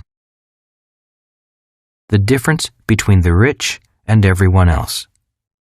A few years ago, I read an article that said most rich people receive 70% of their income from investments, or the I quadrant, and less than 30% from wages, or the E quadrant. If they were an E, chances are that they were employees of their own corporation. For most everyone else, the poor and the middle class, at least 80% of their income comes from wages from the E or S quadrant, and less than 20% from investments in the I quadrant. The difference between being rich and being wealthy.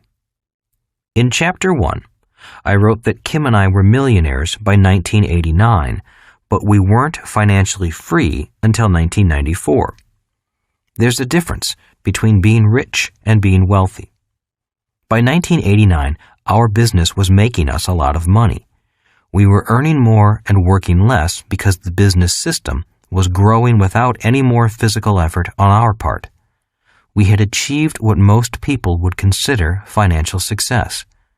However, we still needed to convert the cash flow coming from the business into even more tangible assets that would generate additional cash flow.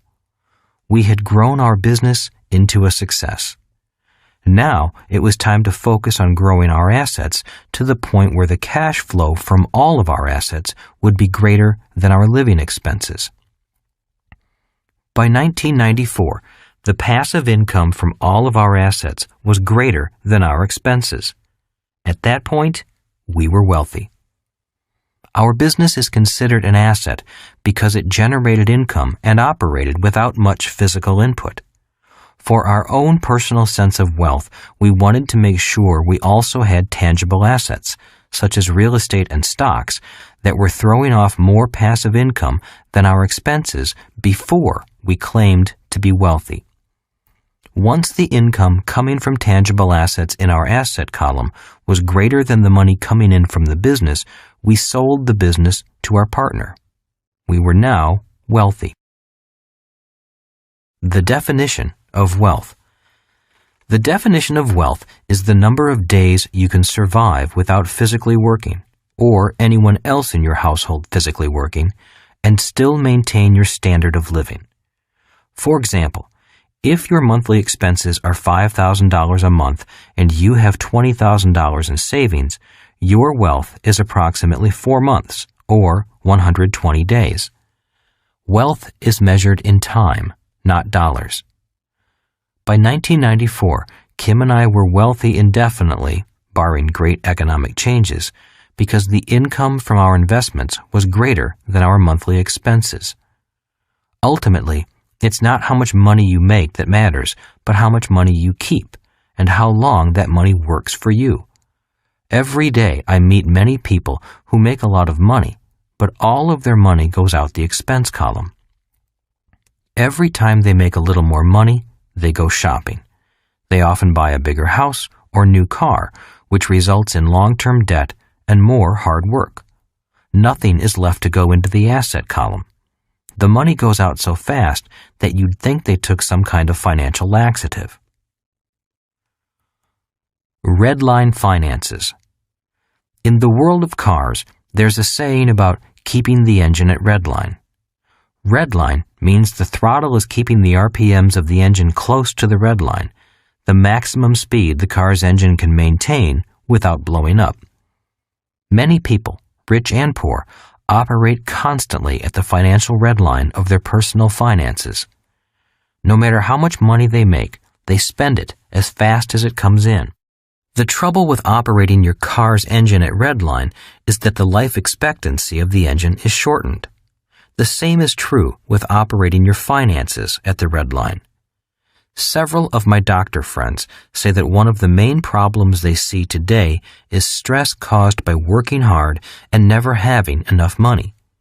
One says that the biggest cause of health disorders is something she calls cancer of the wallet. Money making money. Regardless of how much money people make, ultimately, they should put some in the I quadrant. The I quadrant is where your money makes more money. It's based on the idea that your money works hard so you don't have to work. Although the I quadrant is important to your financial health, there are other forms of investing worth noting. Other forms of investing. People invest in their education. Traditional education is important. The more education you have, the better your chances may be to earn more money, depending on your choice of profession. Given that the average person spends 40 years or more actively working, college or some type of higher education may be a good investment. Giving your loyalty and best efforts to an employer is another form of investment. In return, via contract, the employee is rewarded with a pension for life. This was a form of investment popular in the industrial age that is now almost obsolete in the information age. Other people invest in having large families and, in turn, have their children care for them in their old age. That form of investing was the norm in the past, yet due to economic constraints in the present, it has become more difficult for families to handle the living and medical expenses of parents. Government retirement programs such as Social Security and Medicare, which are often paid for through payroll deductions, are another form of investment mandated by law. Due to massive changes in demographics and costs, this form of investment will probably not be able to keep many of the promises it has made. And there are independent investment vehicles for retirement that are called individual retirement plans. Often, the federal government will offer tax incentives to both the employer and employee to participate in such plans. In America, one popular plan is the 401k retirement plan. In countries such as Australia, they are called superannuation plans. Income received from investments. Although the above are all forms of investing, the I quadrant focuses on investments that generate income on an ongoing basis during your working years. So, to qualify as a person who operates as an I, use the same criteria used in all the other quadrants. Do you receive current income from the I quadrant? In other words, is your money working for you and generating current income for you? Let's look at a person who buys a house as an investment and rents it out. If the rent collected is greater than the expenses to operate the property, that income is coming from the I quadrant. The same is true for people who receive interest from savings or dividends from stocks and bonds. So the qualifier for the I quadrant is how much income you generate from the quadrant without working in it. Is my retirement account a form of investment? Regularly putting money into a retirement account is the form of investing people in the E quadrant are most encouraged to take. These retirement plans are not without risk, and even when they perform, the rate of return is never going to make you financially free. Most of us want to be investors when our working years are over, but for the sake of this book, the I quadrant represents a person whose income comes from investments during their working years. In reality, most people aren't investing in a retirement account. Instead, most are saving money in their retirement account, hoping that when they retire, there will be more money coming out than they put in. There's a difference between people who save money in their retirement accounts and people who, through investing, actively use their money to make more money as income. Are stockbrokers investors? Many financial advisors in the investment world are, by definition, not really people who generate their income from the I quadrant. For example, most stockbrokers, real estate agents, financial advisors, bankers, and accountants are predominantly E's or S's. In other words, their income comes from their professional work, not necessarily from assets they own. I have friends who are stock traders. They buy stocks low and hope to sell high. In reality, their profession is trading, much like a person who owns a retail shop and buys items at wholesale and sells them at retail. There's still something they physically must do to generate the money, so they would fit more into the S quadrant than the I quadrant. Can all of these people be investors? The answer is yes, but it is important to know the difference between someone who earns money from commissions, sells advice by the hour, or tries to buy low and sell high, compared to someone who earns money from spotting or creating good investments. There's one way to find out how good your advisors are. Ask them what percentage of their income comes from commissions or fees versus the percentage that comes from passive income from their investments or other businesses they own. I have several CPA friends who tell me, without violating client confidentiality, that many professional investment advisors have little in the way of income from investments. In other words, they don't practice what they preach. Advantages of income from the I quadrant. So the primary distinction of people who earn their money from the I quadrant is that they focus on having their money make money. If they're good at it, they can have that money work for them and for their family for hundreds of years. Besides the obvious advantages of knowing how to make money with money and not having to get up and go to work, there are also many tax advantages that aren't available to people who have to work for their money. One of the reasons the rich get richer is because they can make millions and pay, legally, little or no tax on that money. That's because they make money in the asset column, not in the income column. They make money as investors, not workers.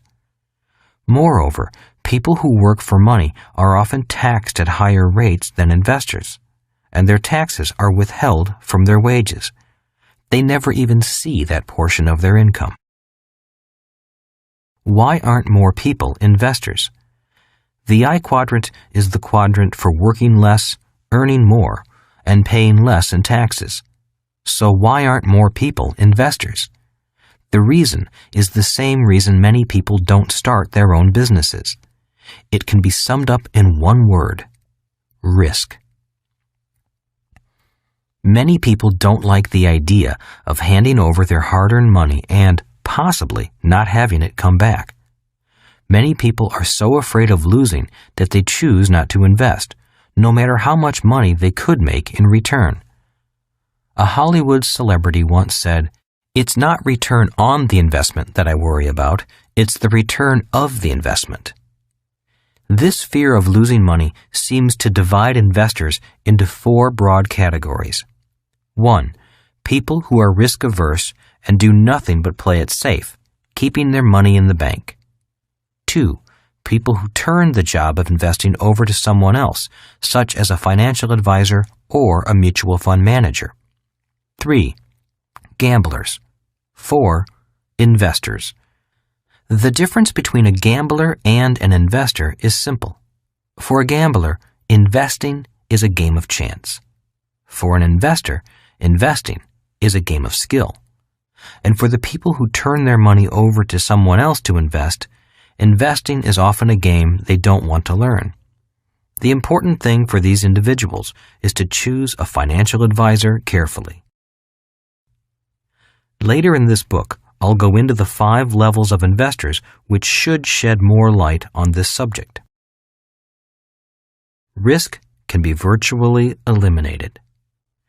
The good news about investing is that risk can be greatly minimized or even eliminated, and you can still receive high yields on your money if you know the game.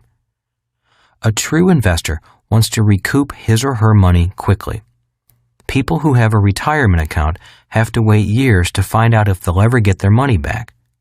This is the most extreme difference between a professional investor and someone who sets money aside for retirement.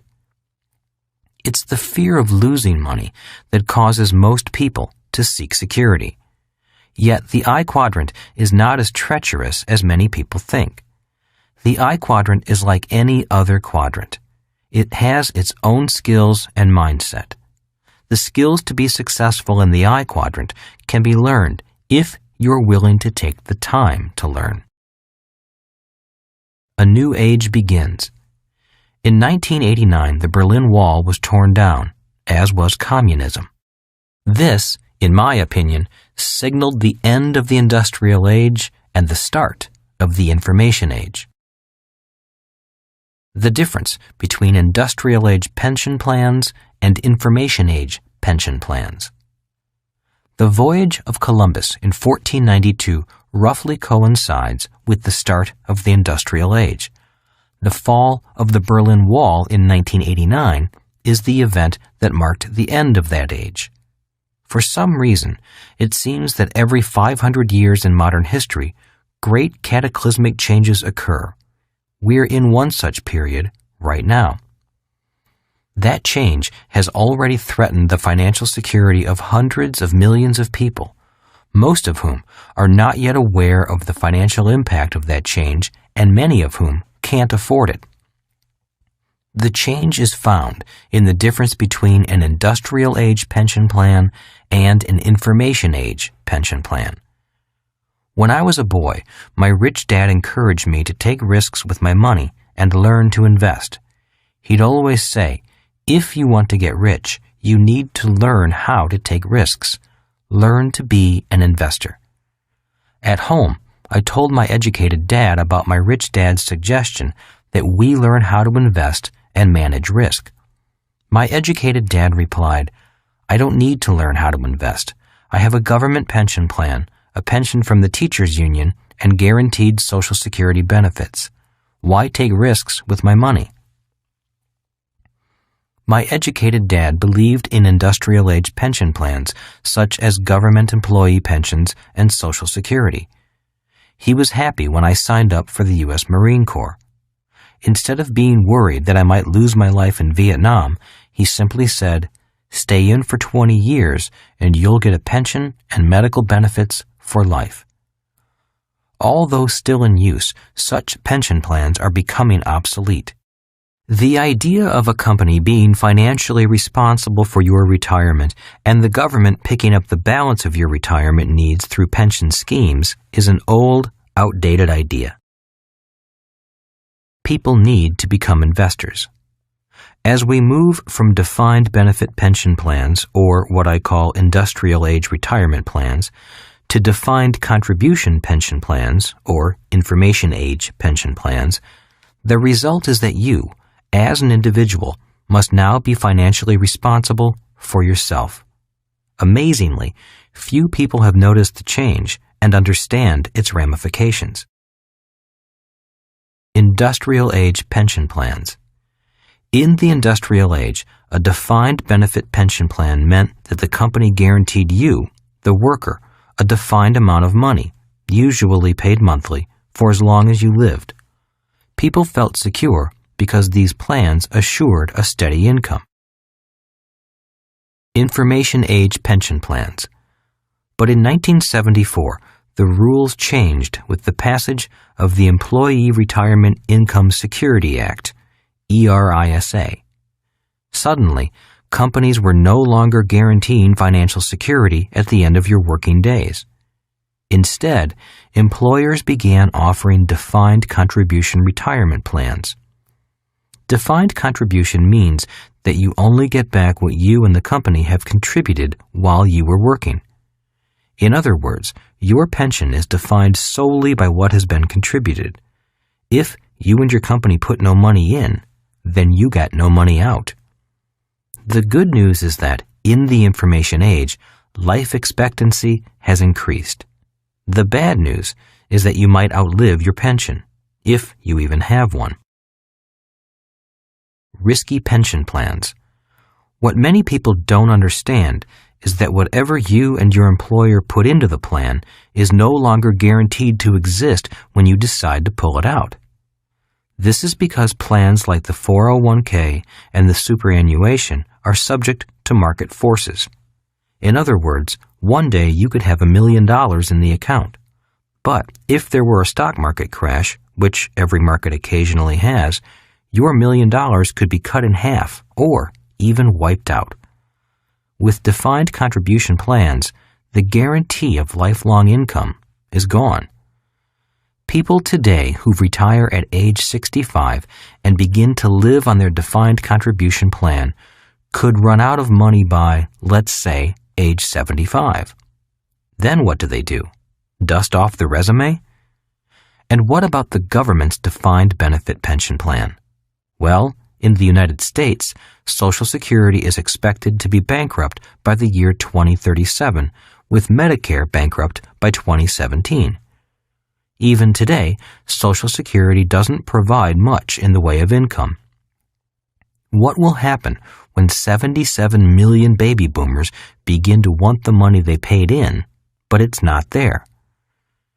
In 1998, President Clinton's popular cry of "Save Social Security" was well received. Yet, as Democratic Senator Ernest Hollings pointed out, obviously, the first way to save Social Security is to stop looting it. For decades, the federal government has been responsible for borrowing the retirement money for expenditures, a government-sanctioned Ponzi scheme. Many politicians seem to think that Social Security is income that can be spent rather than an asset that should be held in trust. Too many people counting on the government. I write my books and create products such as the educational cash flow board game because the industrial age is history, and we must prepare for the opportunities of the information age. My concern as a private citizen is that, from my generation forward, we aren't properly prepared to handle the differences between the industrial age and the information age. A case in point is how we prepare financially for our retirement years. The idea of go to school and get a safe, secure job was a good one for people born before 1930. Today, everyone needs to go to school to prepare for a job or career, but we also need to know how to invest. And investing is not a subject taught in school. One of the problems created by the industrial age is that too many people are dependent upon the government to solve their individual problems. Today, we're facing even bigger problems because we have delegated our personal financial responsibility to the government. It's estimated that by the year 2020, there will be 275 million Americans, with 100 million of them expecting some kind of government support.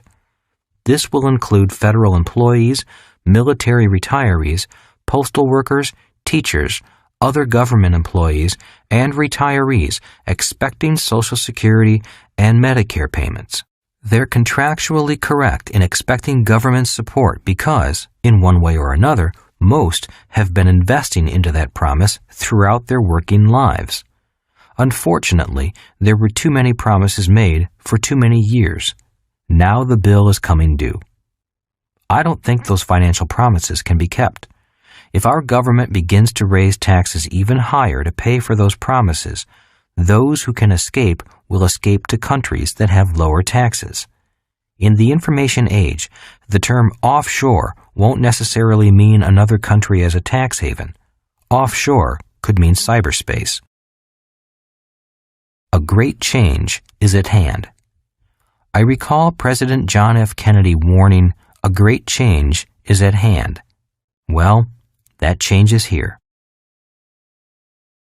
Investing without being investors. The change from defined benefit to defined contribution pension plans is forcing millions of people throughout the world to become investors, with little investor education. Many people who have spent their lives avoiding financial risks are now being forced to take them. Most will find out when it comes time to retire whether they were wise investors or careless gamblers. Today, the stock market is fueled by many things, one of which is non-investors trying to become investors.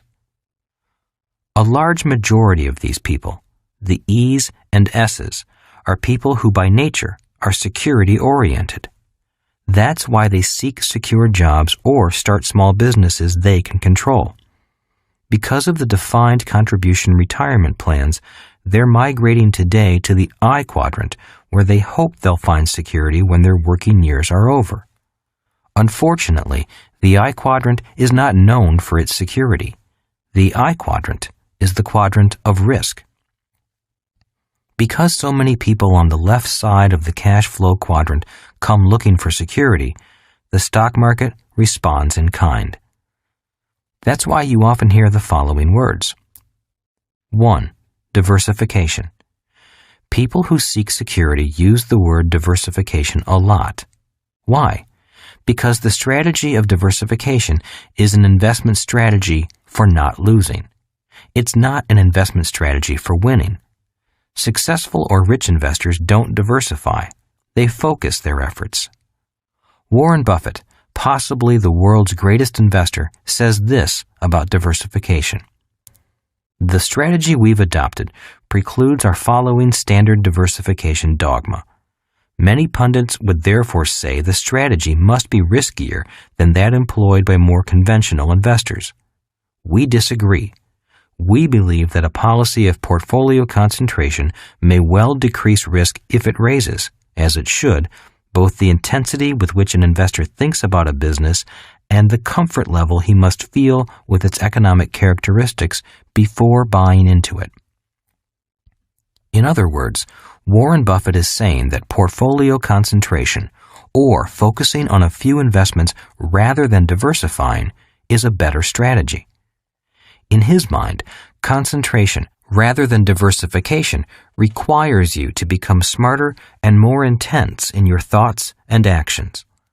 His article goes on to say that average investors avoid volatility because they think volatility is risky. Warren Buffett says instead, in fact, the true investor welcomes volatility. When Kim and I were escaping from financial struggle to financial freedom, we didn't diversify. We concentrated our investments. 2. Blue chip stocks. Security-minded investors usually buy blue chip companies. Why? Because in their mind, they're safer. While the company might be safer, the stock market is not.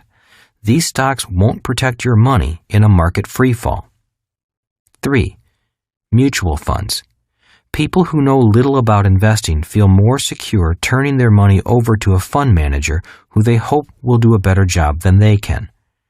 This is a smart strategy for people who have no intention of becoming professional investors. But the problem is that, as smart as this strategy is, it doesn't mean that mutual funds are less risky. Today, the market is filled with millions of people who, by nature, are security-minded. But due to the changing economy, they are being forced to cross from the left side of the cash flow quadrant into the right side, where their brand of security doesn't really exist. That causes me concern. Great economic upheavals coming. The stage is set for a great economic upheaval. Such upheavals have always marked the end of an old era and the birth of a new one. At the end of every age, there are people who move forward and other people who cling to ideas of the past. I'm afraid that people who still believe their financial security is the responsibility of a big company or big government will be disappointed in the coming years. Those are the ideas of the industrial age, not the information age. No one has a crystal ball. I subscribe to many investment news services, and each one says something different. Some say the near future is bright. Some say a market crash and major depression are right around the corner. To remain objective, I listen to both sides, because both have points worth listening to. I do not play fortune teller, trying to predict the future. Instead, I work at staying educated in both the B and I quadrants and being prepared for whatever happens. A person who is prepared will prosper no matter which direction the economy goes, whenever it goes. If history is any indicator, a person who lives to the age of 75 should anticipate going through one depression and 2 major recessions during his or her lifetime. My parents went through their depression, but the baby boomers have not. Yet. Today, we all need to be concerned with more than just job security. I think we must also focus on our own long-term financial security and not leave that responsibility to a company or the government. The times officially changed when companies said that they were no longer responsible for your retirement years.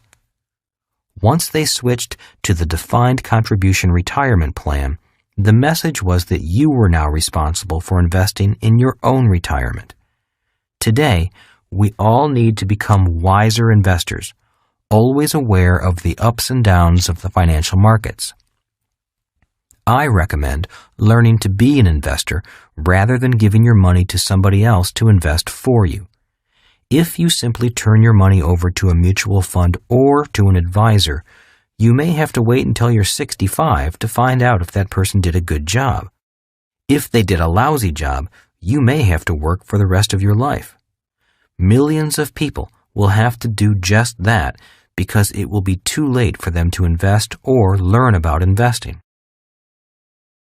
Learn to manage risk. It is possible to invest for high returns with low risk. All you have to do is learn how it's done. It is not hard. In fact, it's much like learning how to ride a bike. In the early stages, you may fall down, but after a while, the falling stops and investing becomes second nature, just as riding a bicycle is for most of us. The problem with the left side of the cash flow quadrant is that most people go there to avoid financial risk. Instead of avoiding risk, I recommend learning how to manage financial risk. Take a risk. People who take risks change the world. Few people ever get rich without taking risks. Too many people have come to depend on government to eliminate the risks of life. The beginning of the information age should have ushered in an era of smaller government because big government is frankly too expensive to maintain. But rather than becoming savvy, educated investors, millions of people around the world have bought into the archaic idea of entitlements and pensions for life. This simply isn't feasible. The information age means we all need to become more self-sufficient, grow up, and take personal responsibility for our retirement. The idea of study hard and find a safe, secure job is an idea born in the industrial age. We're not in that age anymore. The times are changing. The problem is that many people's ideas have not changed. They still think they're entitled to something. Many still think that the I quadrant is not their responsibility. They continue to think that the government, big business, a labor union, their mutual funds, or their family will take care of them when their working days are over. For their sake, I hope they're right. These individuals have no need to read further. Rich Dad's Cash Flow Quadrant was written to help individuals who want to make the move from the left side to the right side, but don't know where to start. Anyone can make the move with the right skills and determination. If you've already found your own financial freedom, I say congratulations. Please tell others about your path and guide them if they want to be guided. Teach them, but let them find their own path, for there are many paths to financial freedom. Regardless of what you decide, please remember this. Financial freedom might be free, but it doesn't come cheap. Freedom has a price, and to me, it's worth that price. The big secret is this. It takes neither money to be financially free nor a good formal education. It also doesn't have to be risky. Instead, freedom's price is measured in dreams, desire, and the ability to overcome disappointments that occur along the way. Are you willing to pay the price? One of my fathers paid the price. The other didn't, but he paid a different kind of price. The B Quadrant Quiz. Are you a true business owner? You are if you can answer yes to the following question. Can you leave your business for a year or more and return to find it more profitable and running better than when you left it? Chapter 3. Why people choose security over freedom. Many people seek job security because that's what they are taught, both at school and at home. Both of my dads recommended that I go to college and get a degree, but it was after receiving the degree that their advice took different paths. My highly educated dad constantly advised, go to school, get good grades, and then get a good, safe, secure job. He was recommending a life path focused on the left side of the cash flow quadrant. Their advice was different because one dad was concerned with job security and the other focused on financial freedom. Why people seek job security. The primary reason many people seek job security is because that's what they are taught to seek, both at school and at home. As adults, millions of people still continue to follow that advice. Many of us are conditioned from our earliest days to think about job security rather than financial security or financial freedom. And because most of us learn little to nothing about money at home or at school, it's only natural that we cling ever more tightly to the idea of job security instead of reaching for freedom. If you look at the cash flow quadrant, you'll notice that the left side is motivated by security. The right side is motivated by freedom. Trapped by debt. The main reason that 90% of the population is working on the left side is because that's the side they learned about at school. After leaving school, they often end up with lots of expenses and may fall into debt. This means they must cling ever tighter to a job or to professional security just to pay the bills. I often meet young people who receive their college diploma along with the bill for their college loans. Several of them told me that they're depressed when they see that they are in debt thousands and thousands of dollars for their college education. If their parents paid the bill, then the parents are strapped financially for years. Most Americans today will receive a credit card while still in school and will be in debt for the rest of their lives. That's because they're often following a script that became popular in the industrial age. Following the script. If we track the life of an average educated person, the financial script often goes like this. The child goes to school, graduates, finds a job, and soon has some money to spend. The young adult now can afford to rent an apartment, buy electronics, new clothes, some furniture, and, of course, a car. Soon, the bills begin to come in. One day, the adult meets someone special and sparks fly. They fall in love and get married. For a while, life is blissful because two can live as cheaply as one. With only one rent to pay, they can afford to set a few dollars aside to buy the dream of all young couples, their own home.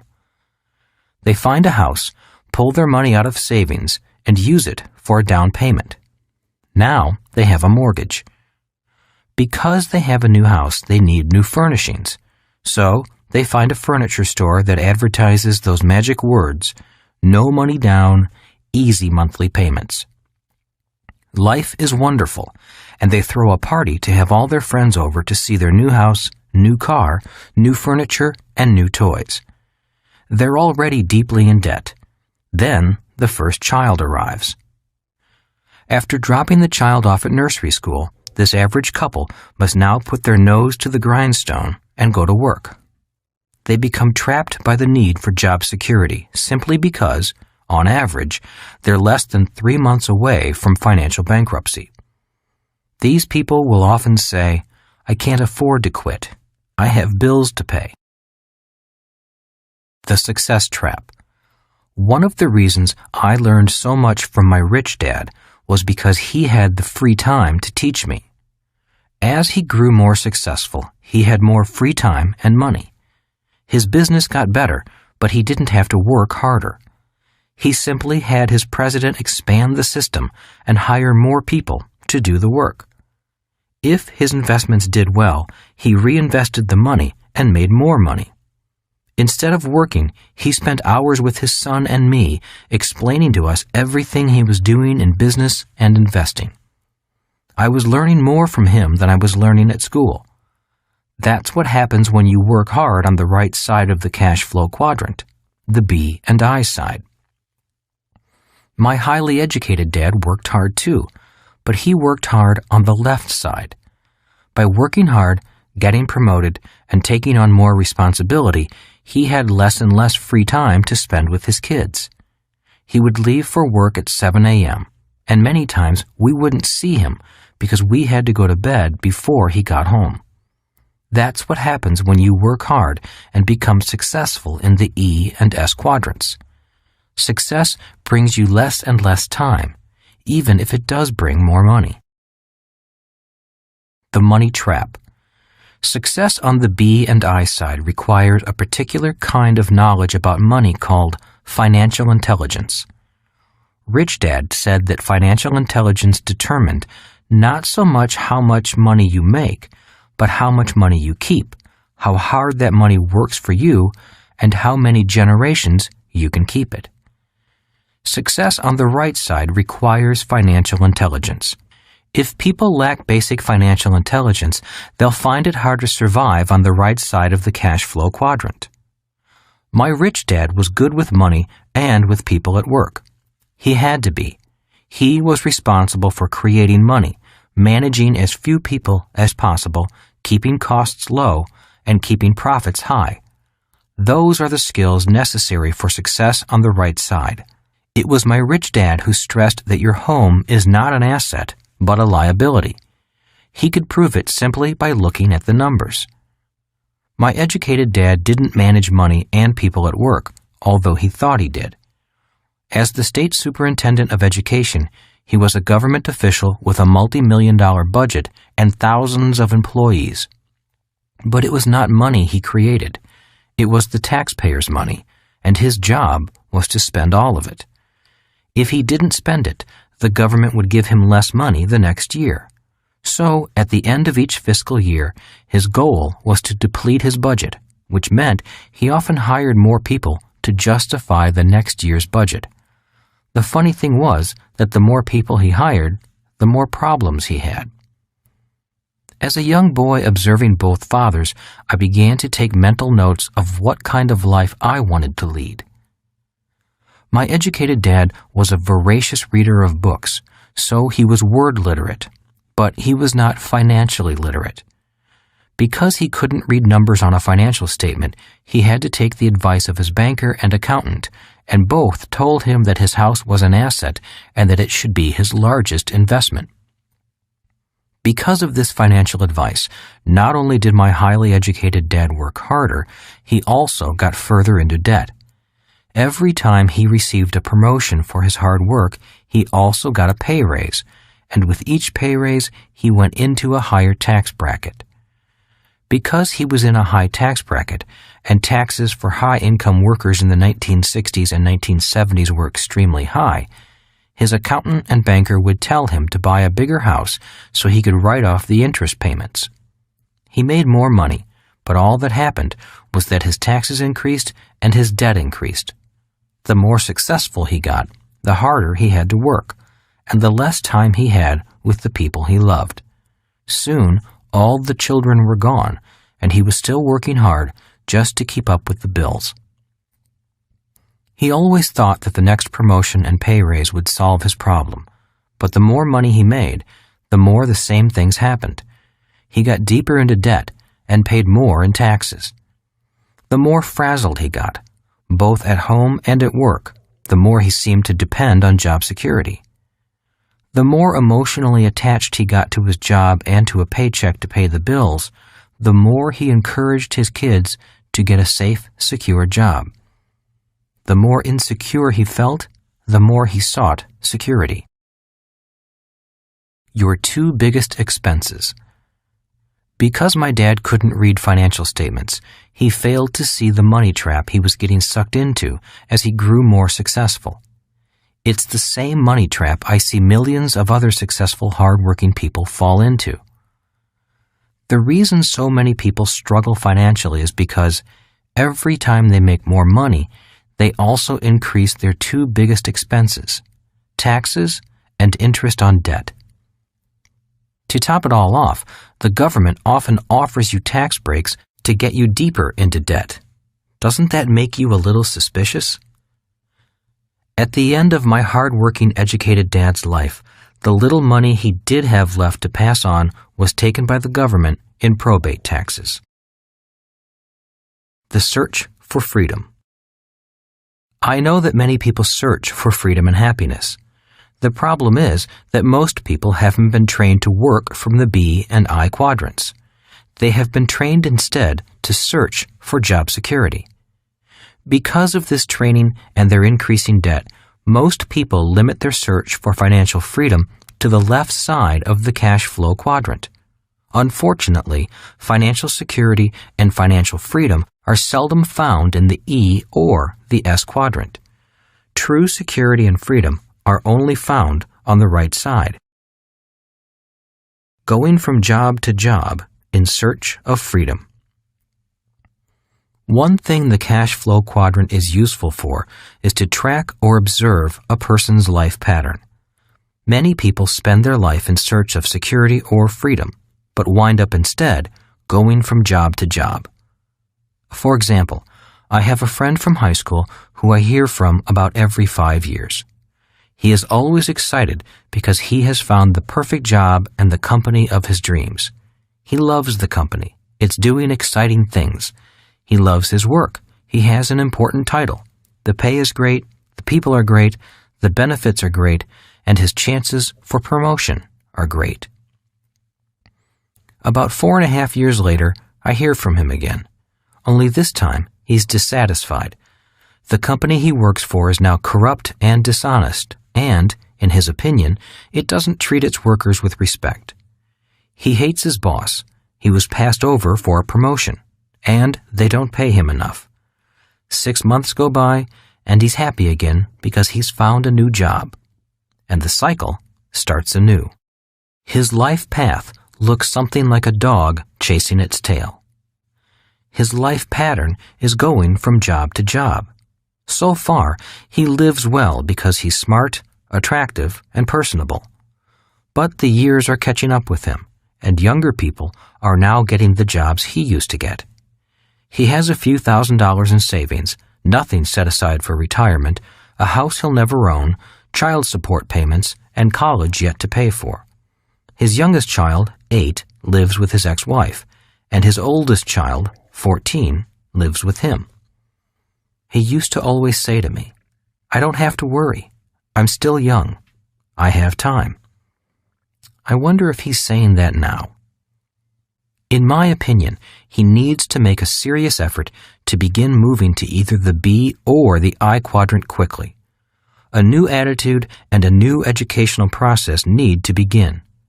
Unless he gets lucky and wins the lottery or finds a rich woman to marry, he's on a course of working hard for the rest of his life. Doing your own thing. Another common pattern is someone going from E to S. During periods of massive downsizing and unemployment, some people get the message. Instead of looking for another job, they decide to start their own businesses. There's been a boom in so-called home-based businesses. Many people make the decision to start their own business, do their own thing, and be their own boss. Of all the life paths, this is the one I feel for the most. In my opinion, being an S can be extremely rewarding and the most risky. I think the S quadrant is the hardest quadrant there is. The failure rates are high, and if you make it, being successful can be worse than failing. That's because if you're successful as an S, you'll work harder than if you were in any of the other quadrants, and you'll work harder for a long time. The reason S's work the hardest is because they typically are the proverbial chief cook and bottle washer. They have to do, or be responsible for, all the jobs that are done by many managers and employees in a bigger company. An S just starting out often answers the phone, pays the bills, makes sales calls, tries to advertise on a small budget, handles customers, hires employees, fires employees, fills in when employees don't show up, talks to the tax man, fights off the government inspectors, and on and on. Personally, I cringe whenever I hear someone say they're going to start their own business. I wish them well, yet I feel great concern for them. I've seen so many E's take their life savings or borrow money from friends and family to start their own business. After 3 or so years of struggle and hard work, the business folds and, instead of life savings, they have debt to pay off. Nationally, 9 out of 10 of these types of businesses fail in 5 years. Of the one that is remaining, 9 out of 10 of them fail in the next 5 years. In other words, 99 out of 100 small businesses ultimately disappear in 10 years. I think the reason most fail in the first 5 years is due to lack of experience and lack of capital. The reason the one survivor often fails in the second 5 years isn't due to lack of capital, but lack of energy. The hours of long, hard work finally get to the person. Many S's just burn out. Those who do survive seem to have become used to the idea of getting up, going to work, and working hard forever. That seems to be all they know and all they do. I have a friend whose parents have spent the last 45 years working long hours in their liquor store. As crime increased in their neighborhood, they had to put steel bars up on the doors and all the windows. Today, money is passed through a slot, much like in a bank. I go by occasionally to see them. They're wonderful, sweet people, but it saddens me to see them as virtual prisoners in their own business, from 10 in the morning until 2 the next morning, staring out from behind bars. Many wise S's sell their businesses at their peak, before they run out of steam, to someone with energy and money. They take some time off and then start something new. They keep doing their own thing and love it. The key is to know when to get out. The worst advice to give your children. If you were born prior to 1930, then go to school, get good grades, and find a safe, secure job was good advice. But for most of you, it's bad advice. Why? The answer is found in taxes and debt. For people who earn their income from the E quadrant, there are virtually no tax breaks left. Today in America, being an employee means you are a 50-50 partner with the government. That means the government ultimately will take 50% or more of an employee's earnings, and much of that before the employee even sees the paycheck. When you consider that the government offers you tax breaks for going further into debt, The path to financial freedom is virtually impossible for most people in the E and S quadrants. I often hear accountants tell clients who begin earning more income from the E quadrant to buy a bigger house so they can receive a bigger tax break. While that may make sense to someone on the left side of the cash flow quadrant, it makes no sense to someone on the right side. Who pays the most taxes? The rich do not pay a lot in income taxes. Why? Simply because they don't earn their money as employees. The ultra-rich know that the best way to avoid taxes legally is by generating income out of the B and I quadrants. If people earn money in the E quadrant, the only tax break they're offered is to buy a bigger house and go into greater debt. Viewed from the right side of the cash flow quadrant, that isn't financially intelligent. To people on the right side, that's like saying, "Give me $1 and I will give you 50 cents back." Taxes are unfair. I often hear people say, "It's un-American not to pay taxes." Americans who say this seem to have forgotten their history. America was founded out of tax protest. Have they forgotten the famous Boston Tea Party of 1773? This rebellion sparked the Revolutionary War and was all about taxation. Taxation without representation. This rebellion was followed by Shays' Rebellion, the Whiskey Rebellion, Freeze's Rebellion, the Tariff Wars, and many others throughout the history of the United States. There are two other famous tax revolts that weren't staged by Americans, but do demonstrate the passion with which people object to taxation. The story of William Tell is a story of tax protest. That's why he was forced to shoot the apple off his son's head.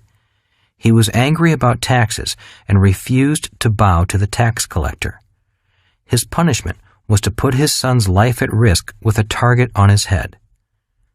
And then there was Lady Godiva. She pleaded with her husband, the Earl of Mercia, to lower taxes in her town. Her husband said he would lower the taxes if she would ride naked through the town. She took him up on his offer. Tax advantages.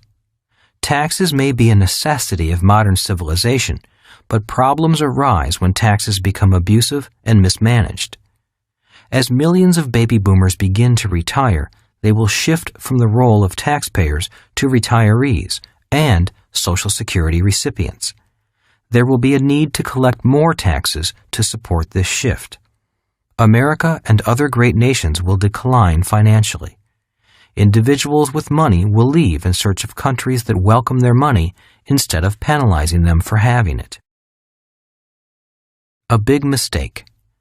A newspaper reporter once asked me how much money I made during the prior year.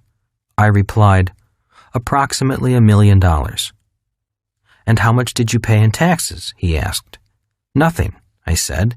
"That money was made in capital gains and I was able to indefinitely defer paying those taxes. I sold 3 pieces of real estate and put them through a Section 1031 exchange under the U.S. Internal Revenue Code. I never touched the money. I just reinvested it into a much larger property." A few days later, the newspaper ran this story. "Rich man makes $1 million and admits to paying nothing in taxes." I did say something like that, but a few choice words were missing, which distorted the message. I don't know if the reporter was being malicious or if he simply didn't understand what a 1031 exchange is. Whatever the reason, it's a perfect example of different points of view coming from different quadrants. As I said, not all income is equal. Some income is much less taxed than others. Most people focus on income, not assets. Today, I still hear people say, "I'm going back to school so I can get a raise," or "I'm working hard so I can get a promotion." Those are words or ideas of a person who is focusing on the income column of the financial statement or the E quadrant. Those are the words of a person who will give half of that raise to the government and work harder and longer to do it. In an upcoming chapter, I'll explain how people on the right side of the cash flow quadrant utilize taxes as an asset instead of the liability it is for most people on the left side. It's not a matter of being unpatriotic. It's about fighting back legally to defend the right to keep as much money as possible. Countries where people don't protest their taxes often have depressed economies. Get rich quickly. For Kim and me to go from homeless to financially free quickly meant earning our money in the B and I quadrants. In these quadrants, you can get rich quickly because you can avoid paying taxes legally. And by being able to keep more money and have that money work for us, we found freedom quickly. How to get free. Debt and taxes are the main reasons most people never feel financially secure or achieve financial freedom. The path to security or freedom is found on the right side of the cash flow quadrant. You need to go beyond job security and know the difference between financial security and financial freedom. As you know, my highly educated dad was fixated on job security, as are most people of his generation. He assumed that job security meant financial security, until, that is, he lost his job and couldn't find another. My rich dad never talked about job security. He talked instead about financial freedom. The answer to finding the kind of security or freedom you desire can be found in observing the patterns found in the cash flow quadrant. The pattern for job security. People who follow this pattern are often good at performing their job. Many spent years in school and years on the job gaining experience. The problem is that they know little about the B quadrant or the I quadrant, even if they have a retirement plan. They feel financially insecure because they've been trained only for job security. Knowledge is power. To become more financially secure, I suggest that, in addition to performing their jobs in the E or S quadrants, individuals become educated in the B or I quadrants. By having confidence in their abilities on both sides of the cash flow quadrant, they'll naturally feel more secure, even if they have only a little money. Knowledge is power, and when an opportunity presents itself, they will be prepared to act with confidence. That is why our Maker gave us two legs. If we had only one leg, we would always feel wobbly and insecure. By having knowledge in two quadrants, one on the left and one on the right, we tend to feel more secure. People who know about their job or their profession only have one leg. Every time the economic winds blow, they tend to wobble more than people with two legs. The pattern for financial security. This is the pattern for financial security for an E, looping back and forth between the E and I quadrants. Instead of just putting money into a retirement account and hoping for the best, this loop signifies that people feel confident in their education as both an investor and an employee. Just as we study at school to learn a job, I suggest you study to become a professional investor. The reporter who was upset about my making $1 million in my asset column and not paying taxes never asked me the question, "How did you make the $1 million?" To me, that's the real question. Legally avoiding the taxes is easy. Making the million wasn't so easy. A second path to financial security could be looping between the E and B quadrants. And financial security for an S loops between the S and I quadrants. The average American millionaire is self-employed, lives frugally, and invests for the long term. The pattern above reflects that financial life path. This path, the S to the B, is often the path that many great entrepreneurs like Bill Gates take. It's not the easiest, but, in my mind, it is one of the best. 2 are better than 1. Back in Chapter 2, I discussed how the average rich person earns 70% of their income from the right side and less than 30% from the left side. I found that no matter how much money people make, they will feel more secure if they operate in more than one quadrant. Financial security is having a secure footing on both sides of the cash flow quadrant. Millionaire firefighters. I have two friends who are examples of success on both sides of the cash flow quadrant. They have tremendous job security with benefits, and they have also achieved great financial wealth on the right side. Both are firefighters who work for the city government.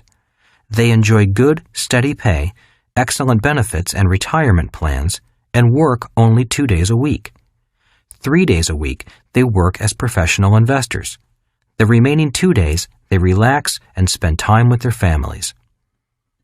One buys old houses, fixes them up, and collects rent. He owns 45 houses that pay him $10,000 a month net after debt, taxes, maintenance, and management and insurance. He earns $3,500 a month as a firefighter, making his total monthly income more than $13,000 and his annual income about $150,000 and growing. He has 5 more years before retirement, and his goal is to have $200,000 a year in income at age 56. Not bad for a government employee with 4 kids. The other friend spends his time analyzing companies and taking major long-term positions in stocks and options. His portfolio is now more than $3 million.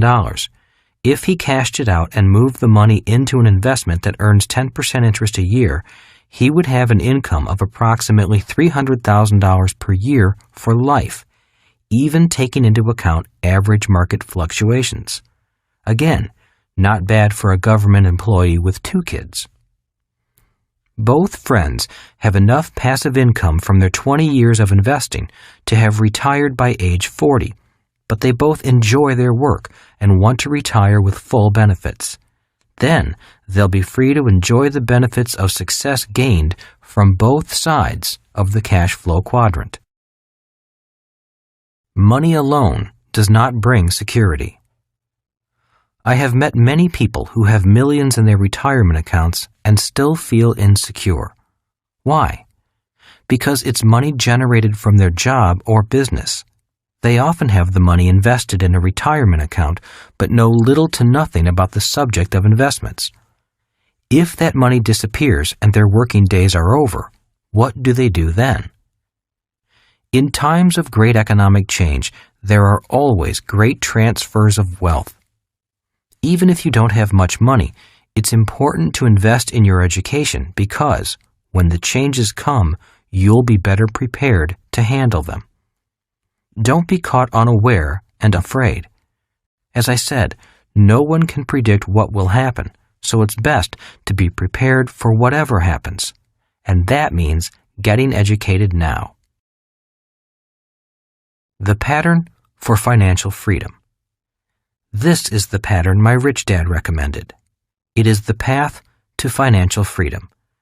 This is true financial freedom because in the B quadrant, people are working for you, and in the I quadrant, your money is working for you. You are free to work or not to work. Your knowledge in these 2 quadrants has brought you complete physical freedom from work. If you look at the ultra-rich, this is their pattern.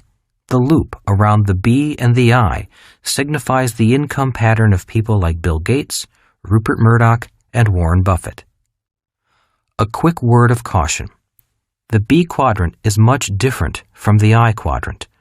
I've seen many successful Bs sell their businesses for millions, and their newfound wealth goes to their head. They tend to think that their dollars are a measure of their IQ, so they swagger on down to the I quadrant and lose it all. The game and rules are different in all of the quadrants, which is why I recommend education over an ego trip. Just as in the case of financial security, having 2 quadrants gives you greater stability in the world of financial freedom. A choice of paths. The preceding patterns are the different financial paths people can choose. Unfortunately, most people choose the path of job security. When the economy starts wobbling, they cling ever more desperately to job security and wind up spending their lives pursuing it.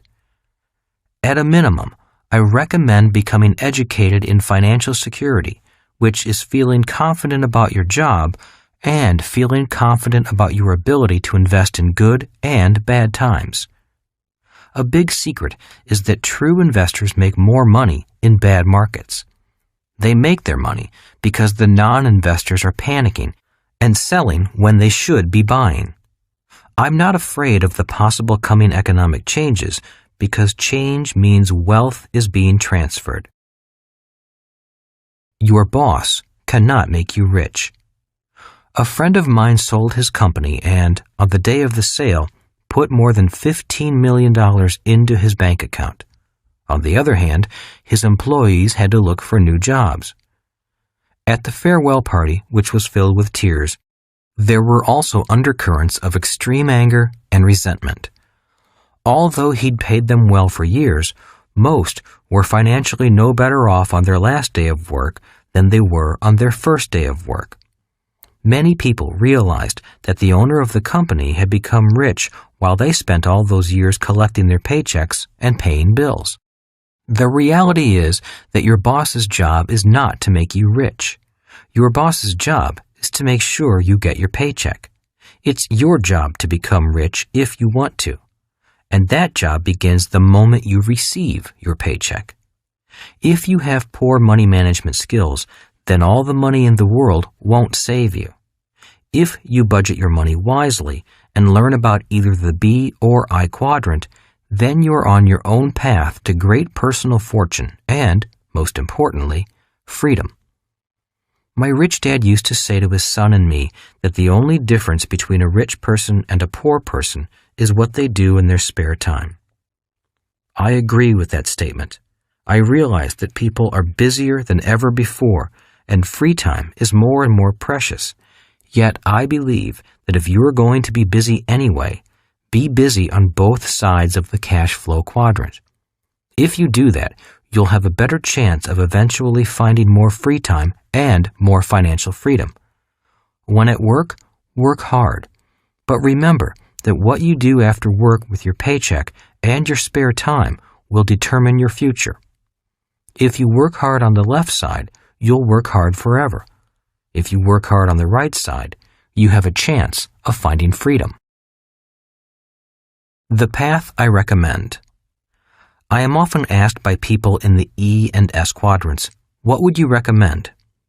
I recommend the same path my rich dad recommended to me, the same path that people like Ross Perot and Bill Gates took, the path from the S quadrant to the B quadrant. Occasionally, people reply, but I'd rather be an investor. To which I say, then go to the I quadrant. If you have plenty of money and lots of free time, go straight to the I quadrant. But if you don't have an abundance of time and money, the path my rich dad recommended is safer. I's invest in B's. In most cases, people do not have an abundance of time and money, so they then ask another question. Why do you recommend the B quadrant first? This discussion usually takes an hour or so, but I'll just summarize my reasons in the next few lines. 1. Experience and education. If you are first successful as a B, you'll have a better chance of developing into a powerful I. If you first develop a solid business sense, you can become a better investor. You'll be better able to identify other good Bs. True investors invest in successful Bs with stable business systems. It's risky to invest in an E or an S who doesn't know the difference between a system and a product, or who lacks excellent leadership skills. 2. Cash flow. If you have a business that is up and running, then you should have the free time and the cash flow to support the ups and downs of the I quadrant. Many times I meet people from the E and S quadrants who are so tight on cash that they can't afford to take any kind of financial loss. One market swing and they're wiped out because they operate financially at the red line. The reality is that investing is capital and knowledge intensive. Sometimes it takes lots of capital and requires a lot of time to gain the necessary knowledge. Many successful investors have lost many times before winning. Successful people know that success is a poor teacher. Learning comes from making mistakes, and in the I quadrant, mistakes cost money. If you lack both knowledge and capital, it's financial suicide to try to become an investor. By developing the skill of becoming a good B first, you'll also be providing the cash flow necessary to help you become a good investor. The business you develop as a B will provide the cash to support you as you gain the education to become a good investor. Once you have gained the knowledge to become a successful investor, you'll understand how I can say, it does not always take money to make money. Good news. The good news is that it's easier than ever before to be successful in the B quadrant because of technology. Although it's not as easy as just getting a minimum wage job, the systems are in place now for more and more people to find financial success as Bs. Chapter 4. The 3 kinds of business systems. Your goal is to own a system and have people work that system for you. In moving to the B quadrant, remember that your goal is to own a system and have people work that system for you. You can develop the business system yourself, or you can look for a system to purchase. Think of the system as the bridge that will allow you to cross safely from the left side of the cash flow quadrant to the right side. It's your bridge to financial freedom. There are 3 main types of business systems commonly in use today. They are 1. Traditional C corporations, where you develop your own system. 2. Franchises, where you buy an existing system. 3. Network marketing, where you buy into and become part of an existing system. Each business system has its strengths and weaknesses, yet each ultimately does the same thing.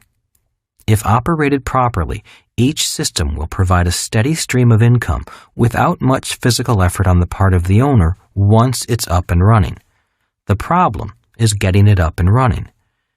In 1985, when people asked Kim and me why we were homeless, we simply said, "We're building a business system." It was a business system that was a hybrid of the traditional C corporation and a franchise. As stated before, the B quadrant requires a knowledge of both systems and people. Our decision to develop our own system meant a lot of hard work. I'd taken this route before, and my company had failed. Although it was successful for years, it suddenly went broke in its 5th year. When success came to us, we weren't ready with an adequate system. Our system began to break down even though we had hard-working people. We felt like we were on a good-sized yacht that had sprung a leak in a location we could not determine. You may lose 2 or 3 companies. When I was in high school, my rich dad told Mike and me that he had nearly lost a company when he was in his 20s. That was the best and worst experience of my life, he said. As much as I hated it, I learned more by repairing it and eventually turning it into a huge success.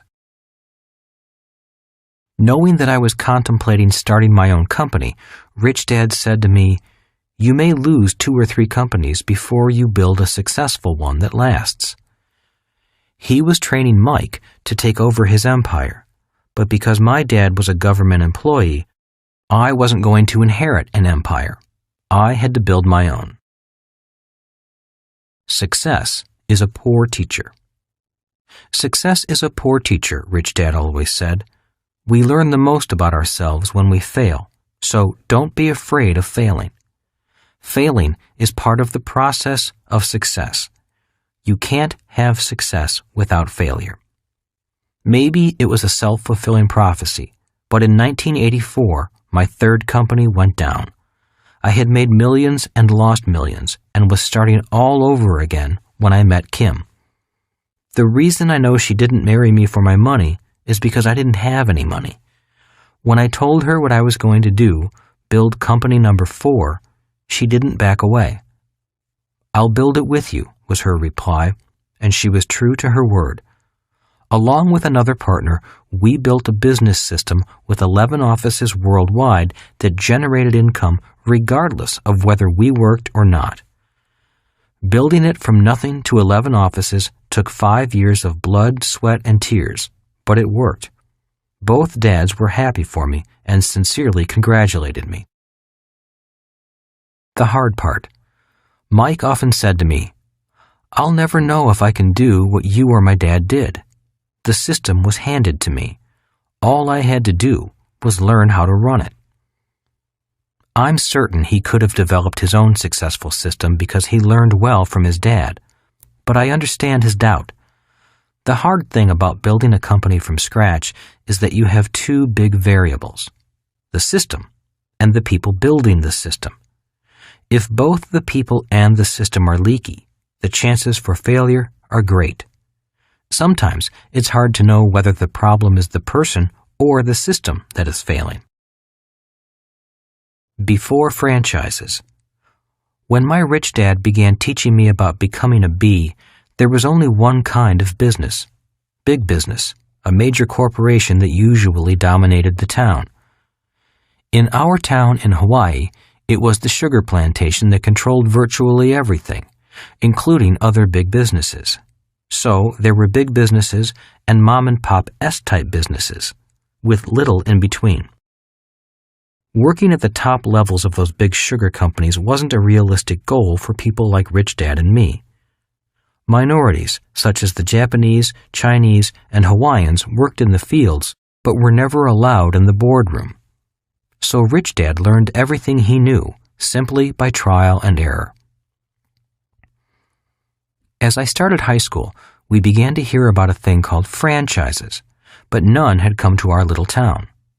We hadn't yet heard about McDonald's, Kentucky Fried Chicken, or Taco Bell. They weren't part of our vocabulary while I was studying with Rich Dad. When we did hear rumors about them, we heard they were illegal, fraudulent scams and dangerous. Rather than believe the rumors, Rich Dad flew to California to check out franchising for himself. When he returned, all he said was, "Franchises are the wave of the future," and he bought the rights to 2 of them. His wealth skyrocketed as the idea of franchises caught on, and he began selling his rights to other people so they could have a chance at building their own businesses. When I asked him if I should buy one from him, he simply said, "No, you've come this far in learning how to build your own business system. Don't stop now. Franchises are for people who don't want to build or don't know how to build their own systems. Besides, you don't have the $250,000 it takes to buy a franchise from me." It's hard to imagine today a city without a McDonald's or Burger King or Pizza Hut on every corner. Yet there was a time, not too long ago, when they didn't even exist. How to learn to become a B. The way I learned to become a B was by being an apprentice to my rich dad. His son and I were both E's learning to be B's. And that is the way many people learn. It's called on-the-job training. This is the way many closely held family empires are passed on from one generation to the next. The problem is that not too many people are privileged or lucky enough to learn the behind-the-scenes aspects of becoming a B. Most corporate management training programs are just that. The company only trains you to be a manager. Few teach what it takes to be a B. Often, people get stuck in the S quadrant on their journey to the B quadrant. This happens primarily because they don't develop a strong enough system and end up becoming an integral part of the system. Successful Bs develop a system that will run without their involvement. There are 3 ways you can make it to the B side quickly. 1. Find a mentor. My rich dad was my mentor. A mentor is someone who has already done what you want to do and is successful at doing it. Don't find an advisor. An advisor is someone who tells you how to do it but may not have personally done it. Most advisors are in the S quadrant. The world is filled with S's trying to tell you how to be a B or an I. My rich dad was a mentor, not an advisor. One of the biggest tips my rich dad gave me was this: be careful of the advice you take. While you must keep your mind open, always be aware of which quadrant the advice is coming from. My rich dad taught me about systems and how to be a leader of people, not a manager of people. Managers often see their subordinates as inferiors. Leaders must direct people who are often smarter. A traditional way of learning about systems is getting your MBA from a prestigious school and then getting a fast-track job that takes you up the corporate ladder. An MBA is important because you learn the basics of accounting and how the financial numbers relate to the systems of a business. Yet, having an MBA doesn't mean you're competent to run all the systems that ultimately make up a complete business system. To learn about all the systems necessary in a big company, you'll need to spend 10 to 15 years there and learn all the different aspects of the business. You should then be prepared to leave and start your own company. Working for a successful major corporation is like being paid by your mentor. Even with a mentor and/or years of experience, this first method is labor-intensive. Creating your own system requires a lot of trial and error, upfront legal costs, and paperwork. All of this occurs at the same time you're trying to develop your people. 2. Buy a franchise. Another way to learn about systems is to buy a franchise. When you buy a franchise, you're buying a tried and proven operating system. By buying the franchise system, instead of trying to create your own system, you can focus on developing your people. Buying the system removes one big variable when you're learning how to be a B. Many banks will loan money for a franchise, but not for a small startup business, because they recognize the importance of systems and how starting with a good system lowers their risk. A word of caution. Franchises are hard for people with an S quadrant mentality who want to do their own thing. If you buy a franchise system, be an E. Just do it exactly the way they tell you to do it. Nothing is more tragic than the courtroom fights between franchisees and franchisors. The fights happen because the people who buy the system really want to do it their way, not the way the person who created the system wants it done. If you want to do your own thing, then do it after you've mastered both systems and people. My highly educated dad failed, even though he bought a famous ice cream franchise. Although the system was excellent, the business still failed.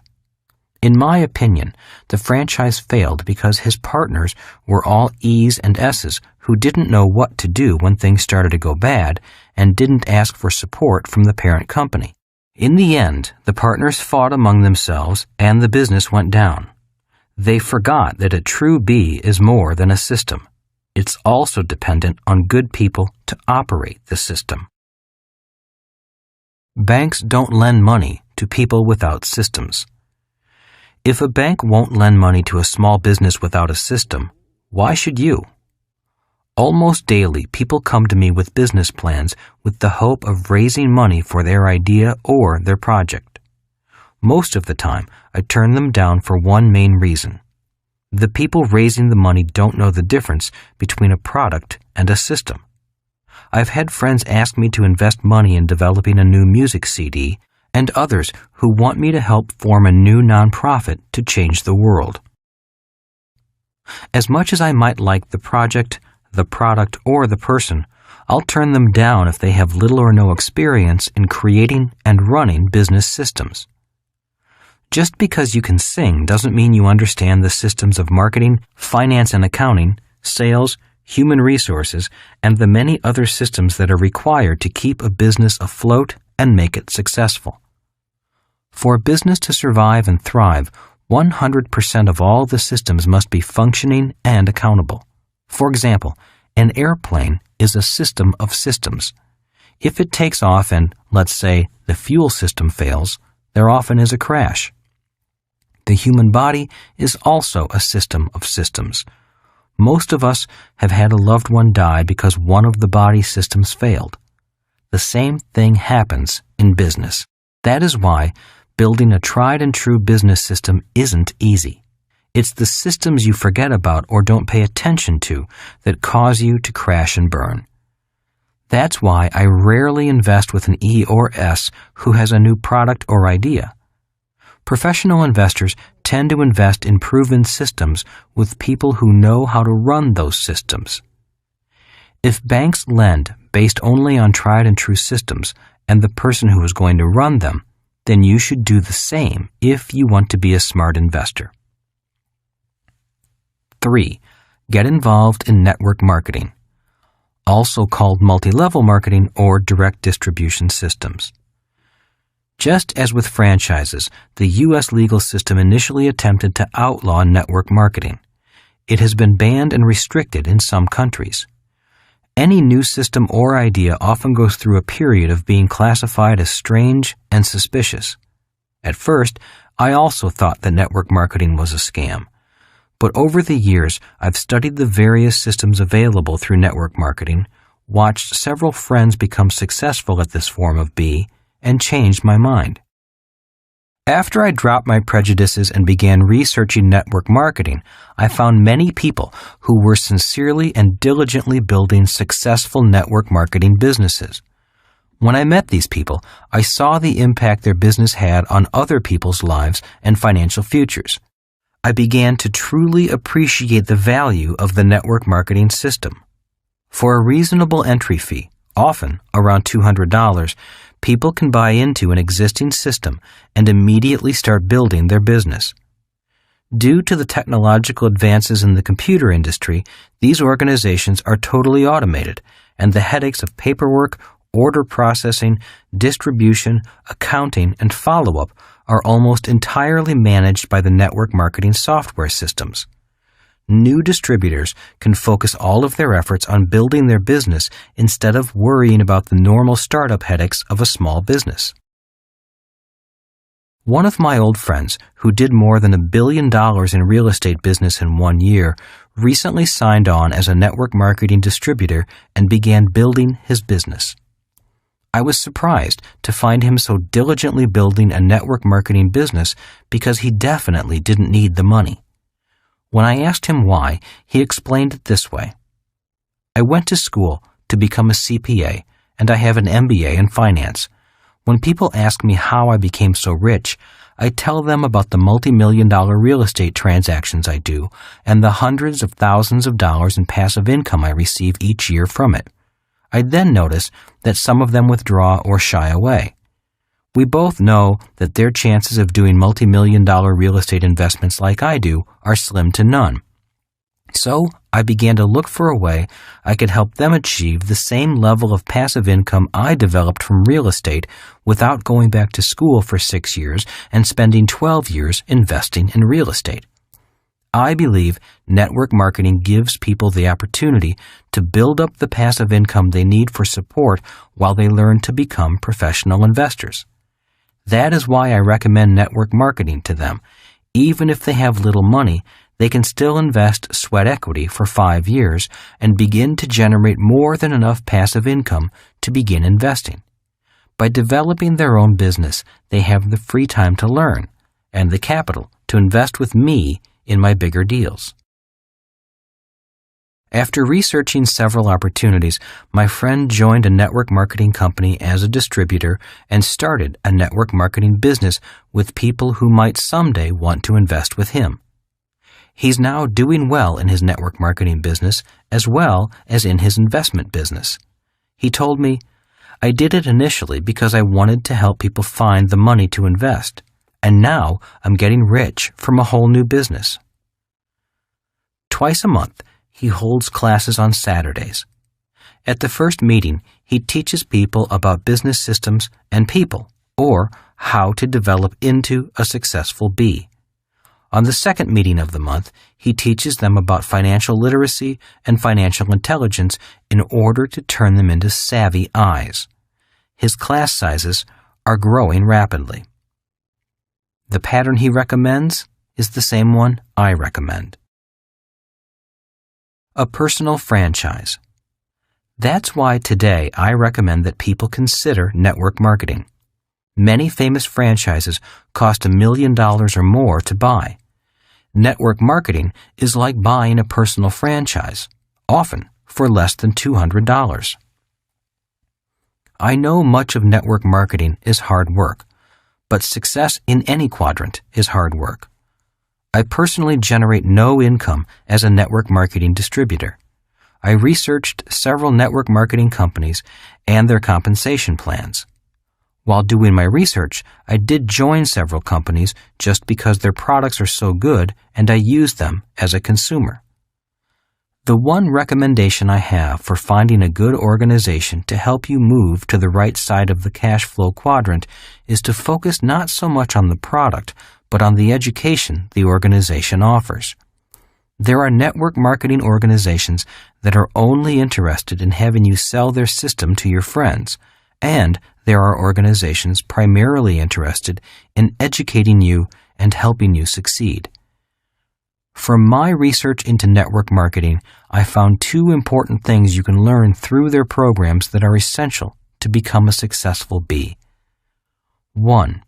To be successful, you need to learn to overcome your fear of being rejected and to stop worrying about what other people say and think about you. So many times I've met people who hold themselves back simply because of what their friends might say if they did something different. I know, because I was the same way.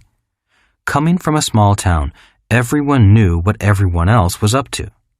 If someone didn't like what you were doing, the whole town heard about it and made your business their business.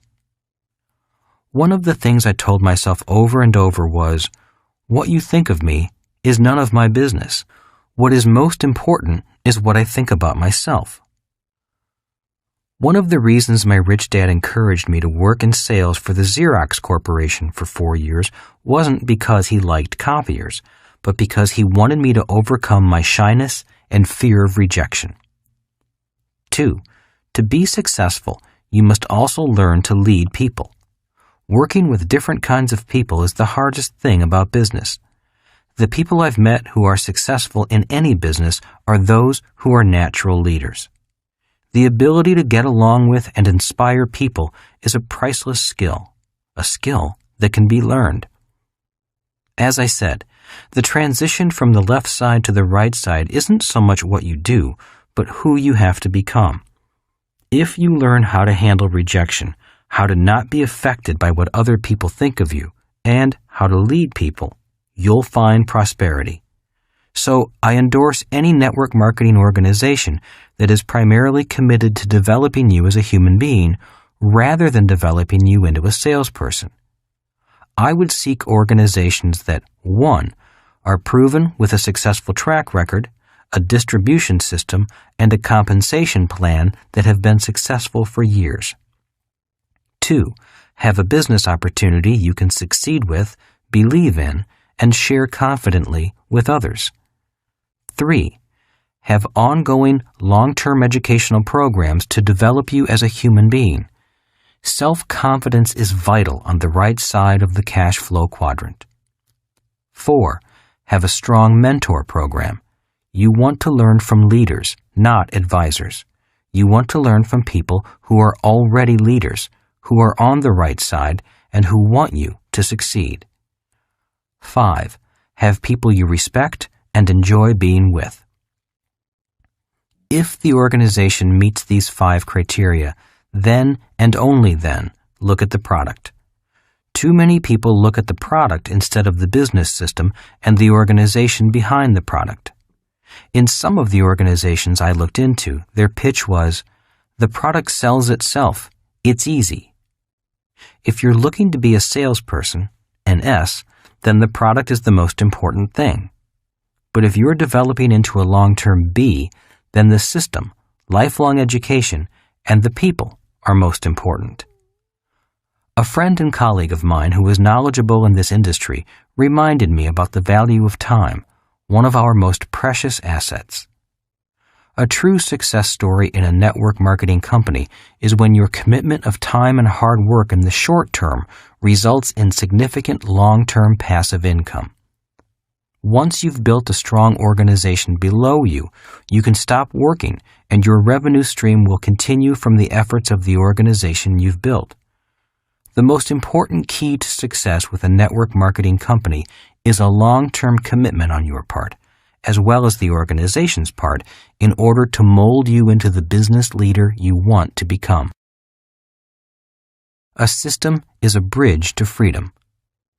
Being homeless was not an experience I want to repeat. Yet for Kim and me, the experience was priceless. Today, freedom and security are found not so much in what we have, but in what we know we can create with confidence.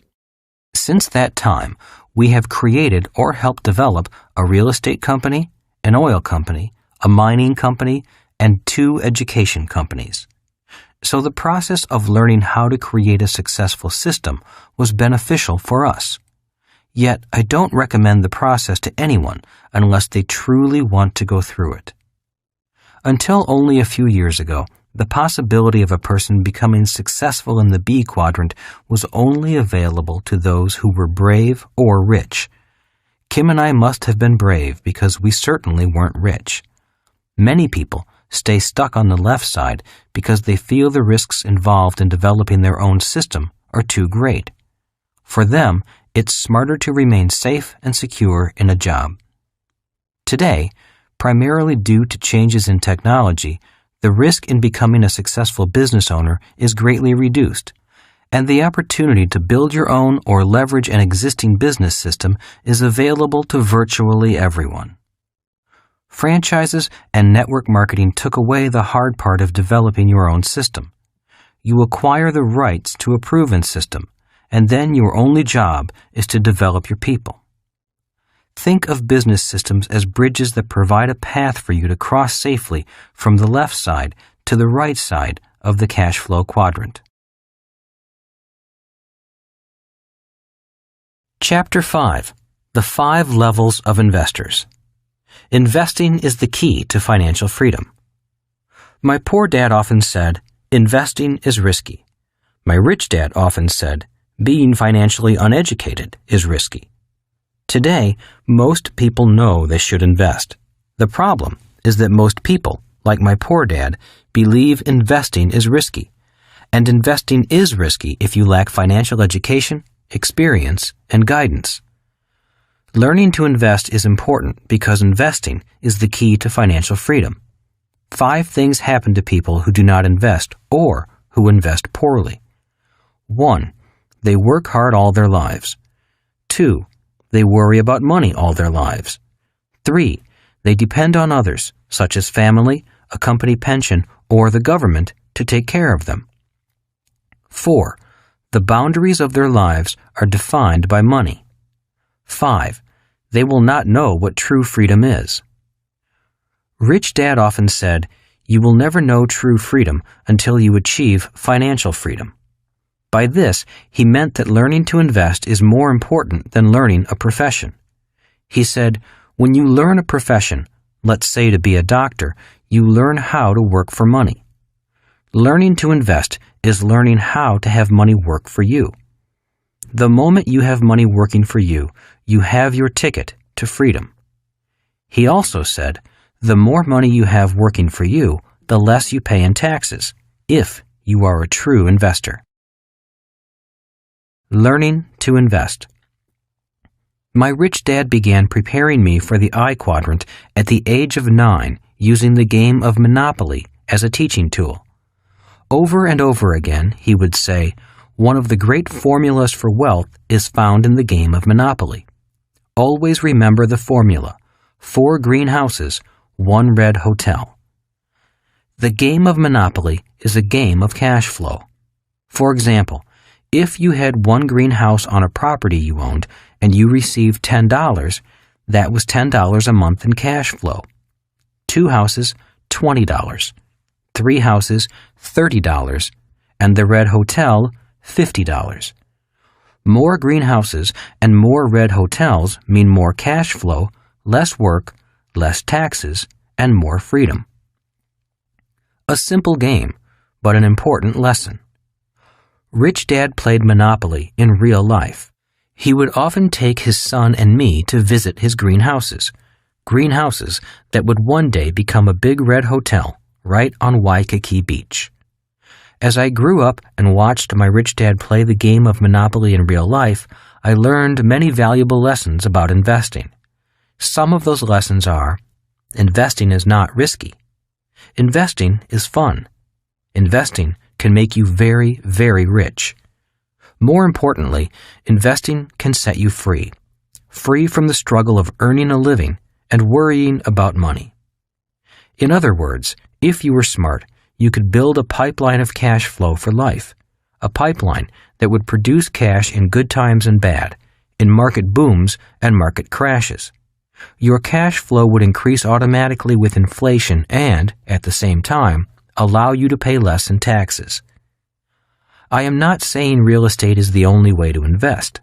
I use the game of Monopoly simply as an example of how the rich get richer. A person can earn income from stock via dividends, from bonds via interest, or from oil, books, and patents via royalties.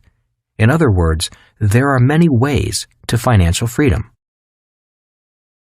Financial experts.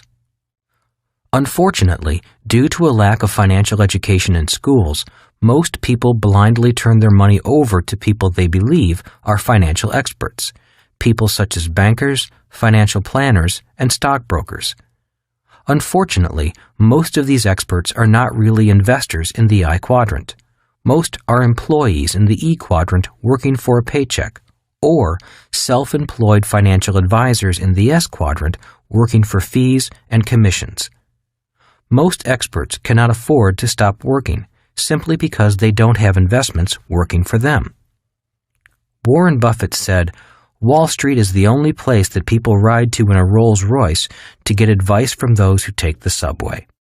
If people do not have sound financial education, they cannot tell if a financial advisor is a salesman or a con man, a fool or a genius. Remember, all con men are nice people. If they were not being nice by telling you what you want to hear, you would not listen to them. There is nothing wrong with being a salesperson. We all have something to sell. Yet, as Warren Buffett says, never ask an insurance salesman if you need insurance. When it comes to money, there are many people desperate enough to tell and sell you anything, just to get your money. Interestingly, the vast majority of investors never meet the person taking their money. In most of the Western world, employees simply have their money automatically deducted from their paycheck, the same way the tax department collects taxes. Many workers in America simply allow their employer to deduct their money and put it into their 401k retirement plan, possibly the worst way to invest for retirement. 401k plans go by different names in different countries. In Australia, they are called superannuation plans. In Japan, they are also called 401ks, and in Canada, they are known as RRSPs. I say the 401k may possibly be the worst way to invest for retirement for the following reasons. 1. Time magazine is on my side. Time magazine has run a number of articles over the years questioning the wisdom of putting so many people's retirement at risk. Time has been predicting that millions will not have enough money to retire after a lifetime of turning their money over to strangers. A typical 401k plan takes 80% of the profits. The investor may receive 20% if they are lucky. The investor puts up 100% of the money and takes 100% of the risk. The 401k plan puts up 0% of the money and takes 0% of the risk. The 401k company makes money, even if you lose money. 2. Taxes work against you with a 401k. Long-term capital gains are taxed at a lower rate of around 15%, but the 401k gains are taxed at the ordinary earned income tax rate of around 35%, the highest of the three types of income, which are ordinary earned, portfolio, passive. If you want to take the money out of your 401k early, you'll have to pay an additional 10% penalty tax. 3. You have no insurance if there is a stock market crash. To drive a car, I must have insurance in case there is a crash. When I invest in real estate, I have insurance in case of fire or other losses. Yet the 401k investor has no insurance to prevent losses from market crashes. 4. The 401k is for people who are planning to be poor when they retire. That is why financial planners often say, when you retire, you'll be taxed at a lower tax rate. They assume your income will go down in retirement into a lower tax bracket. If, on the other hand, you are rich when you retire and you have a 401k, you could pay even higher taxes at retirement. Smart investors understand taxes before investing. The sad truth about most financial advisors and pension fund managers is that they are not investors. Most are employees in the E quadrant. One reason why so many government pensions and union pensions are in trouble is because these employees are not trained to be investors. Most do not have any real-life financial education. To make matters worse, most financial experts advise uneducated investors to invest for the long term in a well-diversified portfolio of stocks, bonds, and mutual funds. Why do these financial experts, employees in the E quadrant, or salespeople in the S quadrant masquerading as investors in the I quadrant, advise you to do that? It's because they get paid not by how much money they make for you, but by how much money you turn over to them for the long term. The longer your money is parked with them, the more they get paid. The reality is that real investors do not park their money. They move their money. It is a strategy known as the velocity of money. A true investor's money is always moving, acquiring new assets, and then moving on to acquire even more assets. Only amateurs park their money. I am not saying 401k type plans are bad, although I would never have one. For me, they are too expensive, too risky, too tax inefficient, and unfair to the investor. I am saying there are better ways to invest, but they require financial education. What is the best investment? The average investor does not know the difference between investing for cash flow and investing for capital gains. Most investors invest for capital gains, hoping and praying the price of their stock or home goes up. As long as you have more cash flowing in than flowing out, your investment is a good investment. Keep in mind that it's not the asset class that makes a person rich or poor. For example, when a person asks, "Is real estate a good investment?" I reply, "I don't know. Are you a good investor?" Or if they ask, "Are stocks a good investment?" Again, my answer is the same. I don't know. Are you a good investor? My point is that it is never the investment or asset class that is important. Success or failure, wealth or poverty, depends solely on how smart the investor is. A smart investor will make millions in the stock market. An amateur will lose millions. Tragically, most people do not think learning to invest is important. That is why most people believe investing is risky and turn their money over to experts, most of whom are not really investors, but salespeople who make money whether the investor makes money or loses money. 5 different levels of investors. There are 5 types or levels of investors found in the I quadrant. Level 1. The zero financial intelligence level. Sadly, in America, once the richest country in the world, over 50% of the U.S. population is at the bottom level of the I quadrant. Simply said, they have nothing to invest.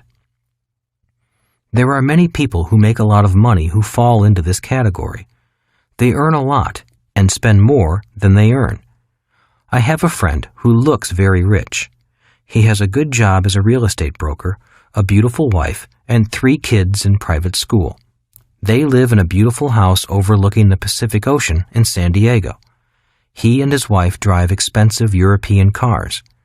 When his son and daughters were old enough, they too drove expensive cars.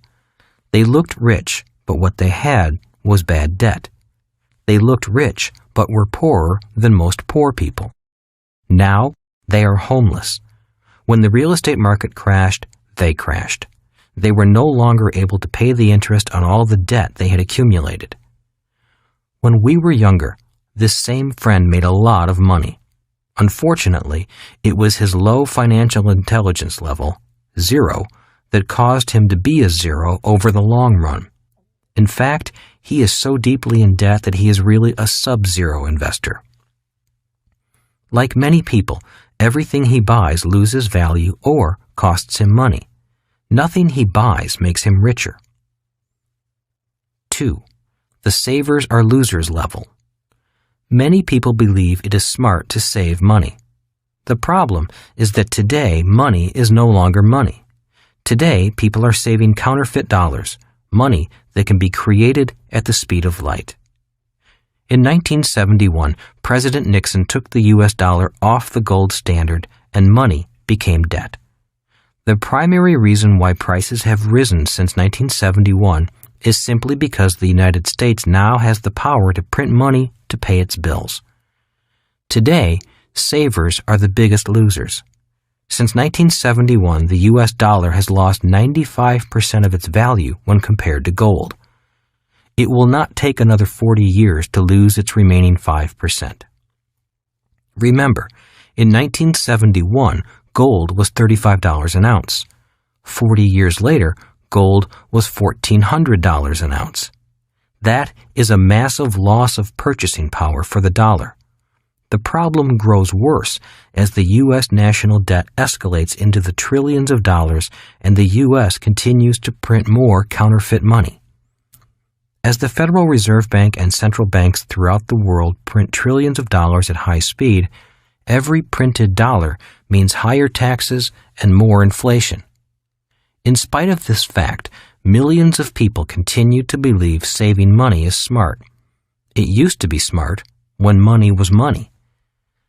The biggest market in the world is the bond market. Bond is another word for savings.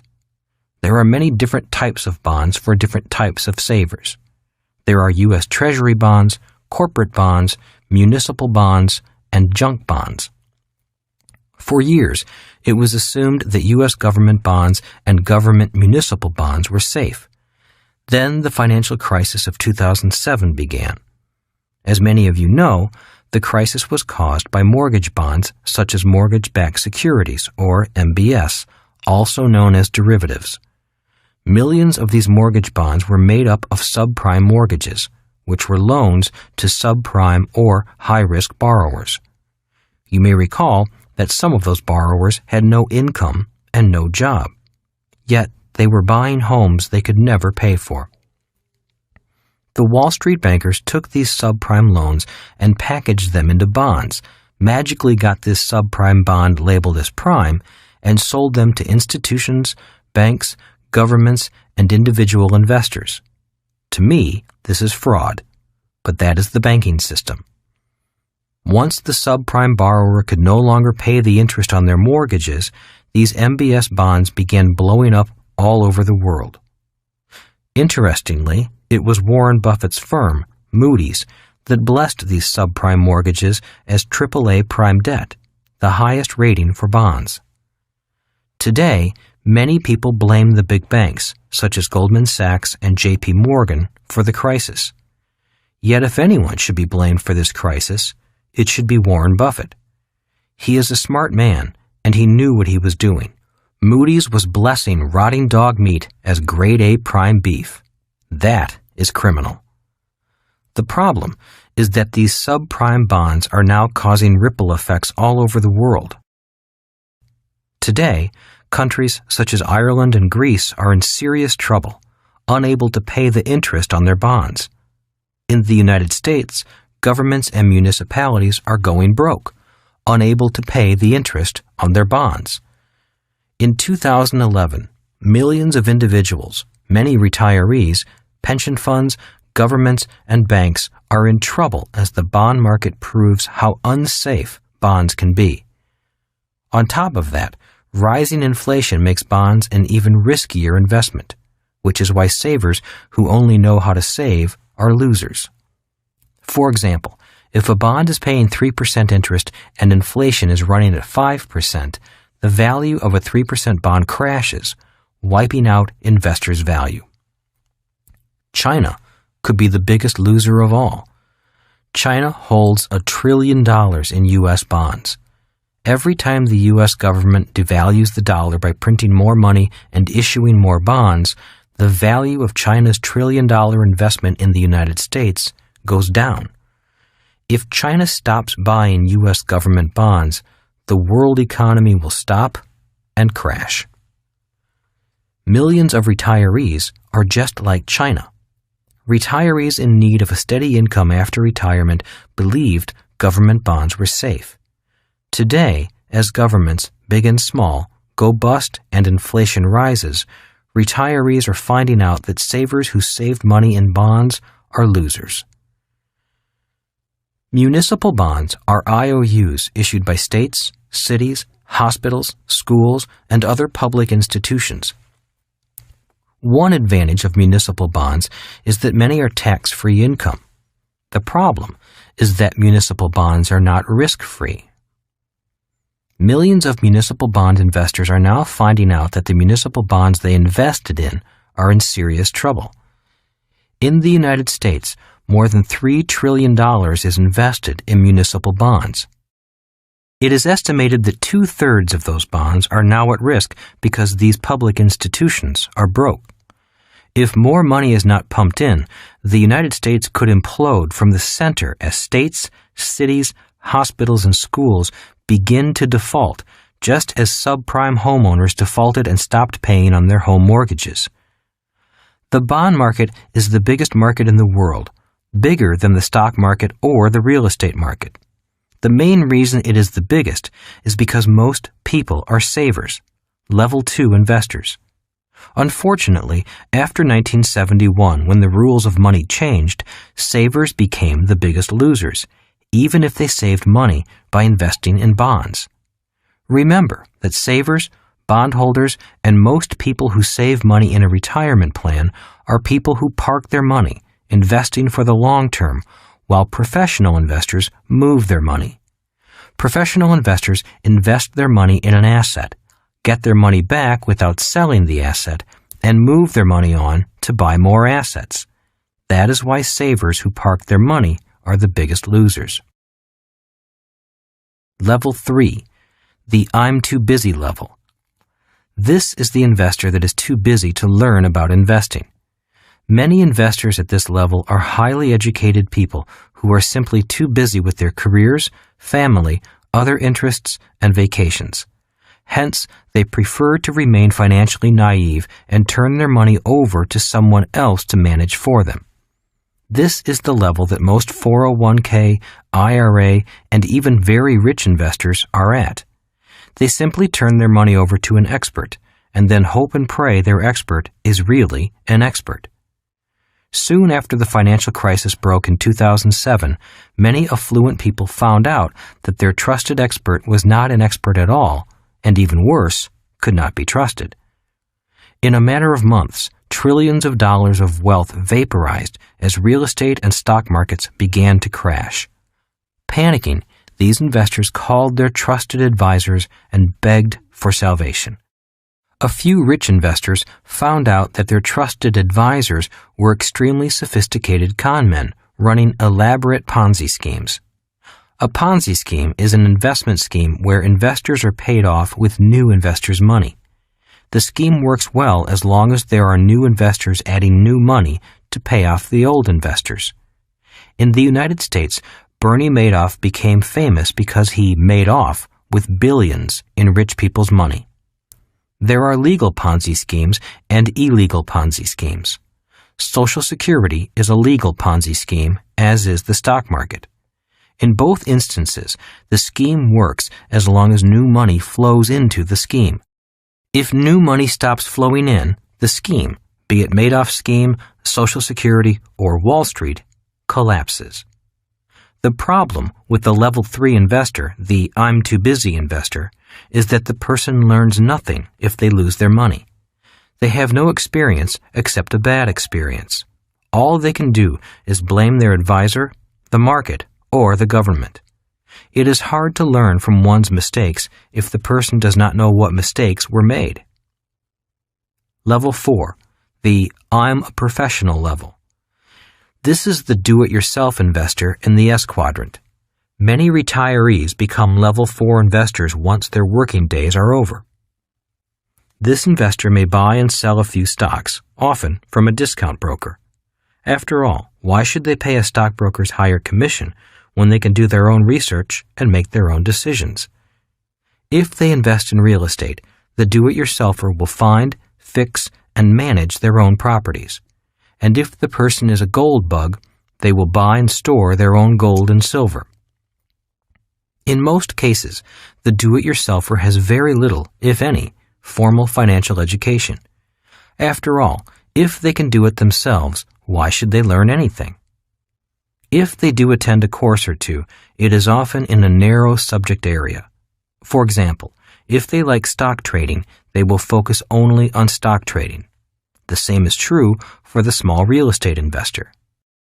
At the age of 9, when Rich Dad began my financial education with the game of Monopoly, he wanted me to have a bigger picture of the world of investing.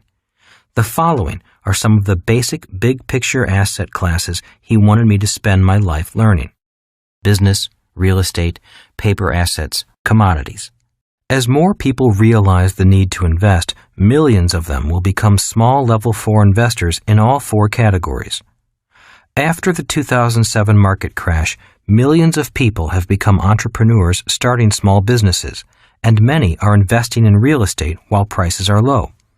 Most, however, are trying their hand at stock trading and stock picking. As the dollar declines in value, millions of people are beginning to save gold and silver instead of dollars. Obviously, those who also invest in their ongoing financial education, taking classes regularly and hiring a coach to enhance their performance, will outpace those who just do it on their own. With a sound financial education, a few of the level 4 investors will climb to the next level, the level 5 investor, the capitalist. Level 5, the capitalist level. This is the richest people in the world level. The level 5 investor, a capitalist, is a business owner from the B quadrant investing in the I quadrant. As stated earlier, the level 4 investor is the do-it-yourselfer from the S quadrant investing in the I quadrant.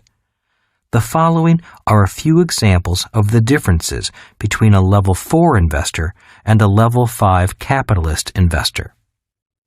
1. The S quadrant investor generally uses his or her own money to invest. The B quadrant investor generally uses OPM, other people's money, to invest.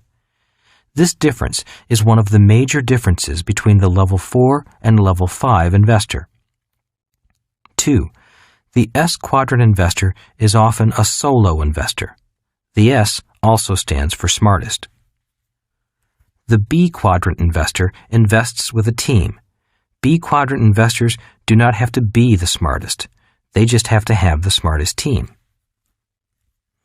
Most people know that 2 minds are better than 1, yet many S quadrant investors believe they are the smartest people in the world. 3. The S quadrant investor earns less than the B quadrant investor. 4. The S quadrant investor often pays higher taxes than the B quadrant investor.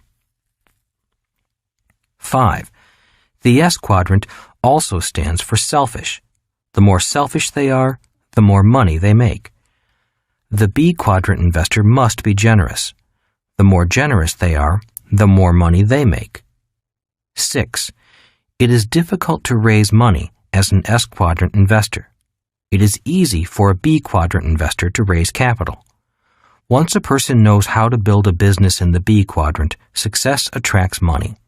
It becomes easy to raise money in the I quadrant if you are successful in the B quadrant. That is the big if. The ease of raising capital is one of the biggest differences between being successful in the S quadrant versus being successful in the B quadrant. Once a person is successful in the B quadrant, life is easy. The challenge is becoming successful. The problem with success in the S quadrant is that raising capital is always difficult. For example, it is easy to take a B quadrant business public via selling shares of the business on the stock market. The story of Facebook is a modern example of how easy it is to raise capital for a B quadrant business. If Facebook had remained just a small web consulting firm, it would have been very difficult to raise investor capital. Another example is McDonald's. If McDonald's had remained just a single hamburger store, an S quadrant operation, no one would have invested in it. Once McDonald's began expanding into the B quadrant via a franchise system and was listed on the stock exchange, money poured in. The reason a business sells shares is because the more they share, the richer the entrepreneur becomes. An S quadrant business has a tough time selling shares because the business is too small to share. In real estate, the same is true.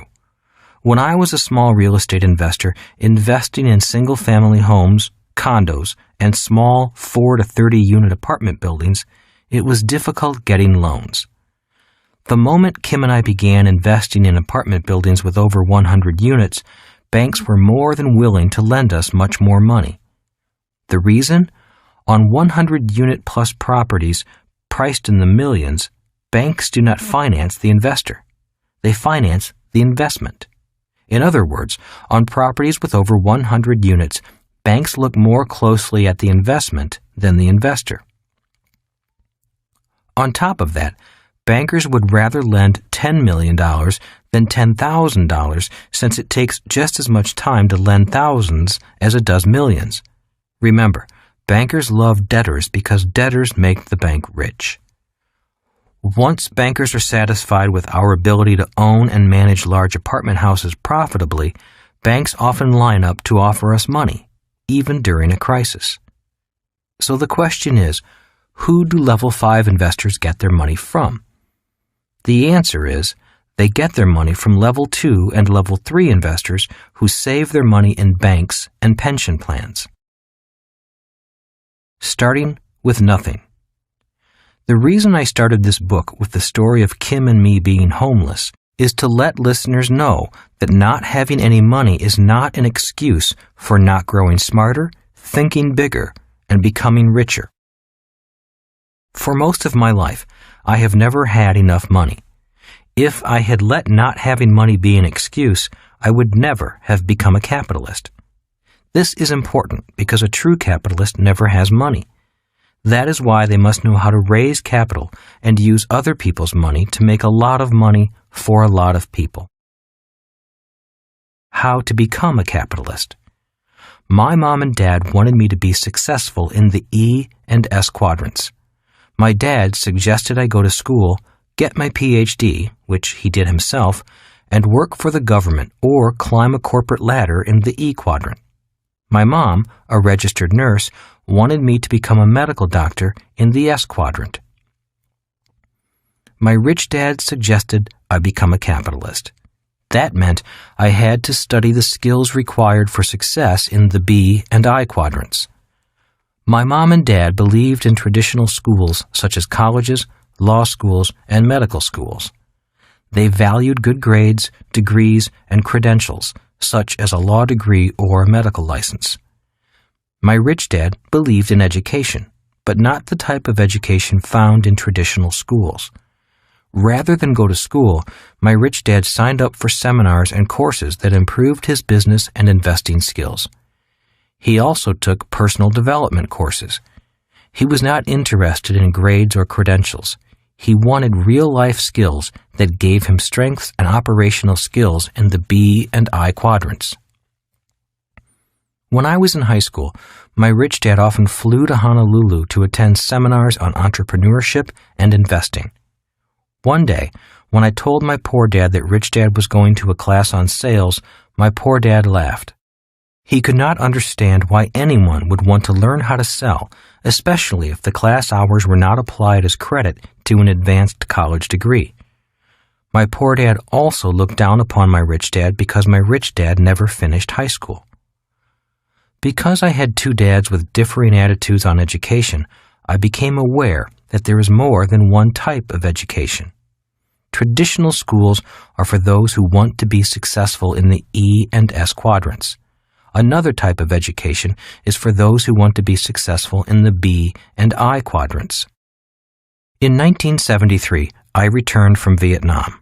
It was time for me to make up my mind about which dad I was going to follow.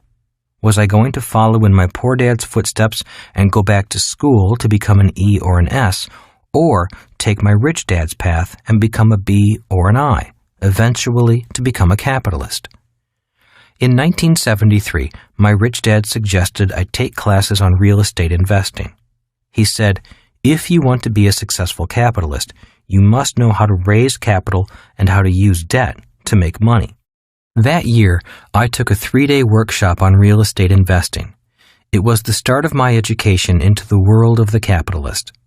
A few months later, after looking at over 100 properties, I purchased my first rental property on the island of Maui, using 100% debt financing and still putting $25 cash flow in my pocket each month.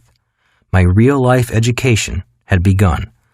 I was learning to use other people's money to make money, a skill a true capitalist must know. In 1974, my contract with the Marine Corps was up, and I took a job with the Xerox Corporation in Hawaii, not because I wanted to climb the corporate ladder, but because Xerox had the best sales training program.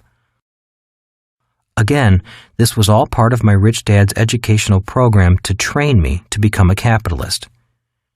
By 1994, Kim and I were financially free, never needing a job or a company or a government retirement plan. Rich Dad was correct. My education could set me free, but not the education found in traditional schools. When the markets began to crash in 2007, rather than crash with the rest of the economy, our wealth skyrocketed. As the stock market and real estate markets crashed, great deals floated to the surface, and banks were more than eager to lend us millions of dollars to buy and take over their investments gone bad.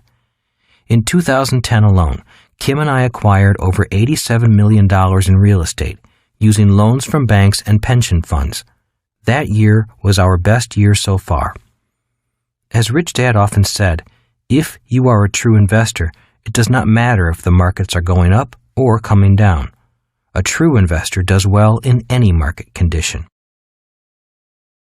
Where are you? Take a moment and assess where you are today. Are you at investor level 1?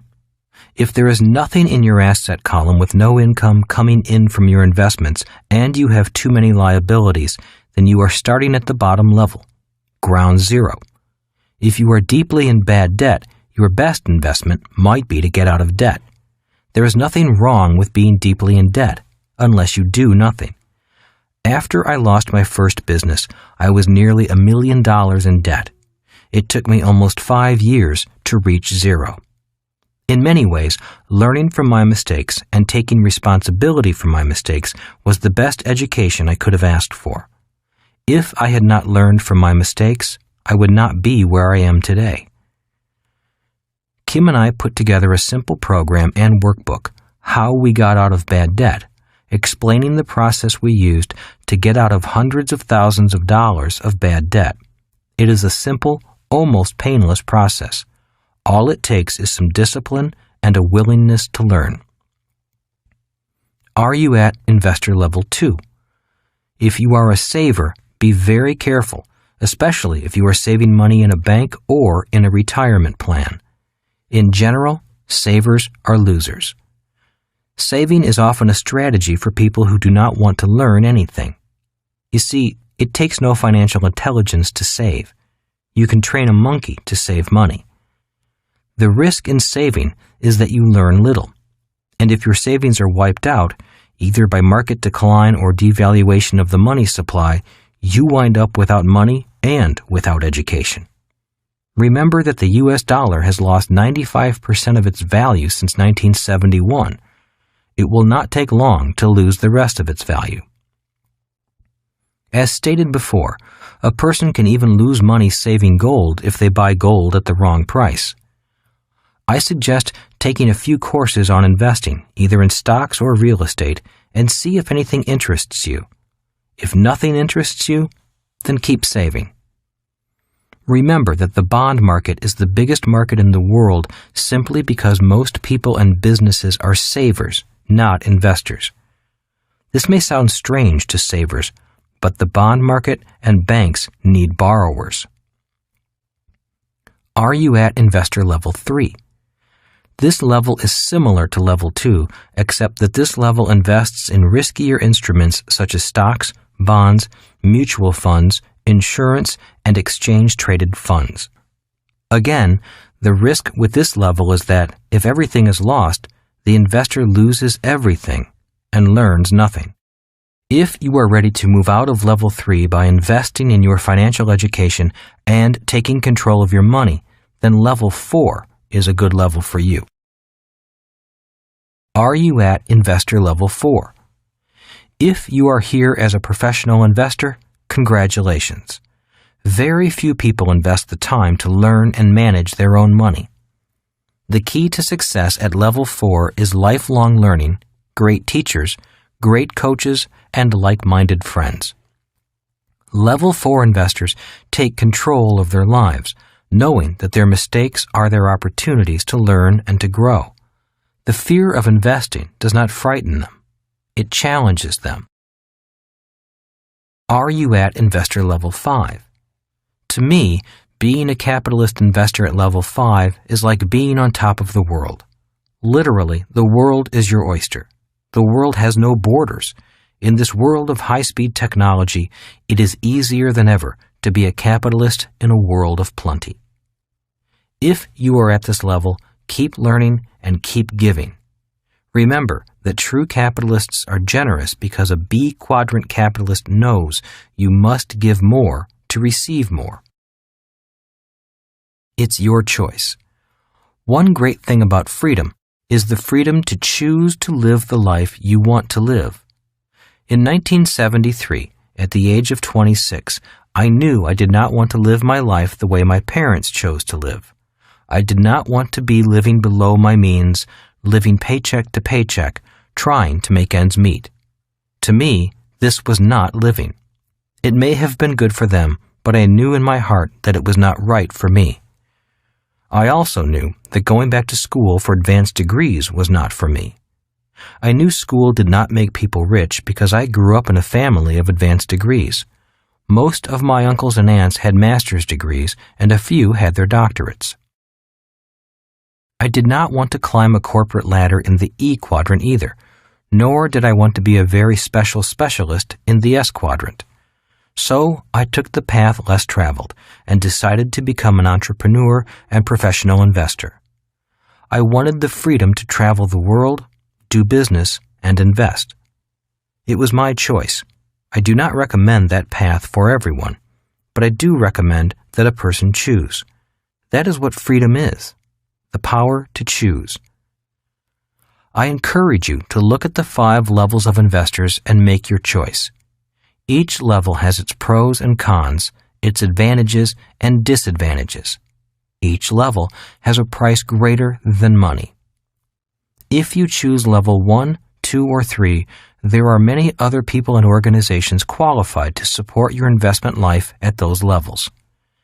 In 1997, Kim and I created the Rich Dad Company to provide educational games, programs, and coaches for those individuals who seek to be level 4 and level 5 investors. A final word on investing. In the world of money, you will often see the term ROI, return on investment. Depending upon whom you talk to, ROI will vary. For example, if you talk to a banker, he or she may say, "We pay 3% interest on your money." For many people, this may sound good. If you talk to a financial planner, they may say, "You can expect a return on your investment of 10% per year." To many people, a 10% return is exciting. To most people, especially those in the E and S quadrants, the higher your return, the greater the risk. So the person accepting a 10% return already assumes there is more risk in that investment than the 3% return from the bank. And there is. Ironically, both the 3% return from the bank and the 10% return from the stock market are extremely high risk. The money in the bank is at risk due to inflation and higher taxes caused by banks printing money. The 10% in the stock market is at risk due to volatility caused by HFT, high-frequency trading, and due to the novice investor investing without insurance. In my world, ROI stands for a return on information. This means that the more information I have, the higher my returns, and the lower my risk. I caution you, because what I am about to say may sound insane or too good to be true. Yet I assure you, it is true. In my world, the world of a level 4 and level 5 investor, an infinite return is expected, and with low risk. An infinite return means money for nothing. In other words, investors receive income without having any of their own money in the investment.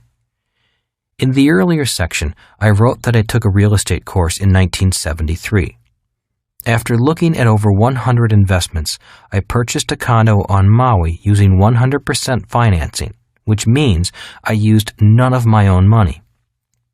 I put $25 each month into my pocket.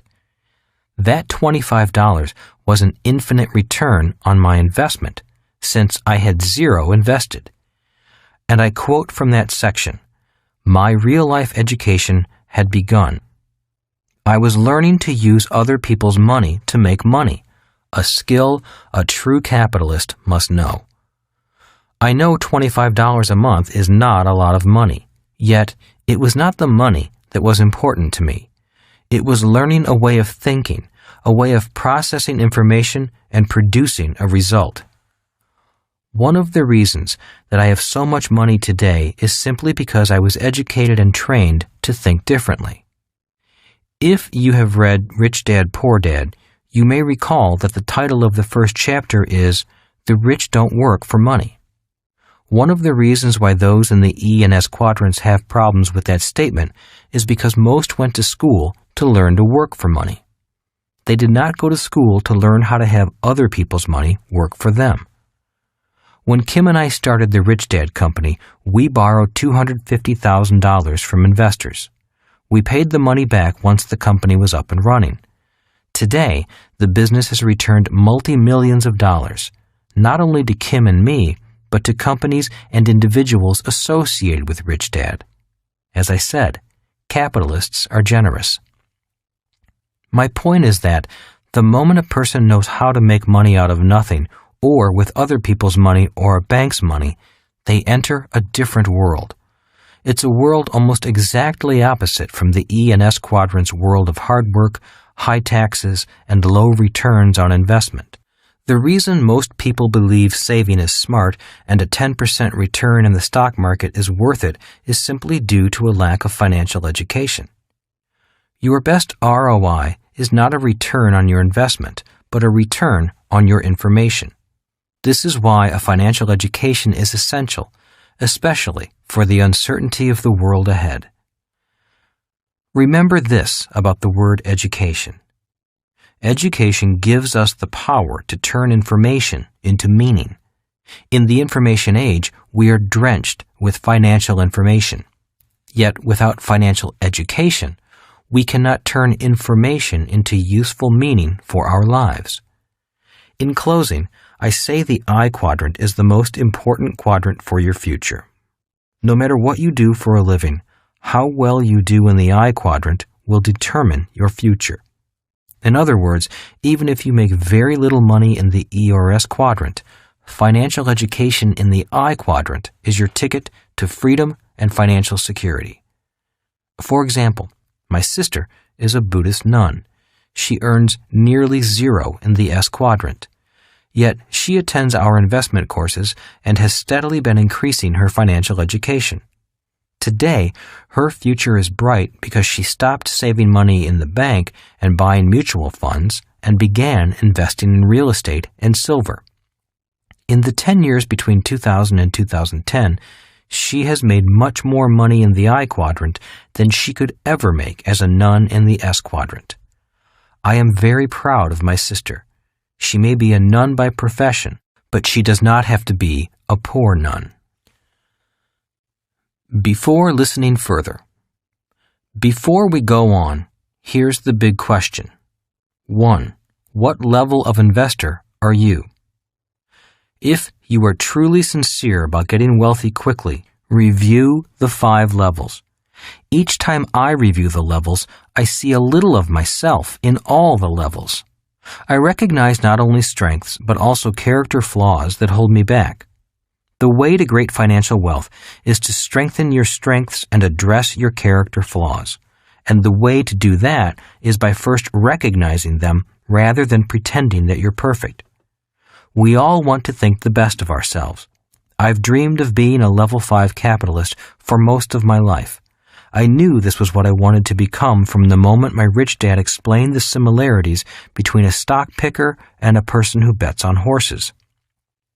But after studying the different levels of this list, I could see the character flaws that held me back. I found character flaws in myself from level 4 that would often rear their ugly heads in times of pressure. The gambler in me was good, but it was also not so good. So with the guidance of Kim, my friends, and additional schooling, I began addressing my own character flaws and turning them into strengths. My effectiveness as a level 5 investor improved immediately. Although I do operate today as a level 5 investor, I continue to review the 5 levels and work on improving myself. Here's another question for you. 2. What level of investor do you want or need to be in the near future? Warning: anyone with the goal of becoming a level 5 investor must develop their skills first as a level 4 investor. Level 4 cannot be skipped on your path to level 5. Anyone who tries to do this is really a level 3 investor, a gambler. If your answer to question 2 is the same as that in question 1, then you are where you want to be. If you are happy where you are as an investor, then there's not much need to listen any further to this book. One of life's greatest joys is to be happy where you are. Congratulations. However, if you still want and need to know more financially and continue to be interested in pursuing your financial freedom, continue listening. The remaining chapters will focus primarily on the characteristics of someone in the B and I quadrants. In these chapters, you will learn how to move from the left side of the cash flow quadrant to the right side easily and with low risk. The shift from the left side to the right will continue to focus on intangible assets that make possible the tangible assets on the right side. Before going on, I have one last question. 3. To go from homeless to millionaires in less than 10 years, what level of investor do you think Kim and I had to be? The answer is found in the next chapter, where I share some learning experiences from our personal journey to financial freedom. Chapter 6. You cannot see money with your eyes. Money is an idea that is more clearly seen with your mind. In late 1974, I purchased a small condominium on the fringes of Waikiki as one of my first investment properties. The price was $56,000 for a cute 2-bedroom, 1-bath unit in an average building. It was a perfect rental unit, and I knew it would rent quickly. I drove to my rich dad's office, all excited about showing him the deal. He glanced at the documents, and in less than a minute, he looked up and asked, "How much money are you losing a month?" "About $100 a month," I said. "Don't be foolish," Rich Dad said. "I haven't gone over the numbers, but I can already tell from the written documents that you're losing much more than that. And besides, why in the world would you knowingly invest in something that loses money?" "Well, the unit looked nice and I thought it was a good deal. A little paint and the place would be as good as new," I said. "That doesn't justify knowingly losing money," smirked Rich Dad. "Well, my real estate agent said not to worry about losing money every month. He said that in a few years, the price of this unit will double. In addition, the government gives me a tax break on the money I lose. Besides, it was such a good deal that I was afraid someone else would buy it if I didn't." Rich Dad stood and closed his office door. When he did that, I knew I was about to be chewed out as well as be taught an important lesson. I'd been through these types of educational sessions before. "So, how much money are you losing a month?" Rich Dad asked again. "About $100, I repeated nervously. Rich Dad shook his head as he scanned the documents. The lesson was about to begin. On that day, I learned more about money and investing than I had in all my previous 27 years of life. Rich Dad was happy that I took the initiative and invested in a property, but I'd made some grave mistakes that could have been a financial disaster. However, the lessons I learned from that one investment have made me millions over the years. Money is seen with your mind. "It's not what your eyes see," said Rich Dad. "A piece of real estate is a piece of real estate. A company's stock certificate is a company's stock certificate.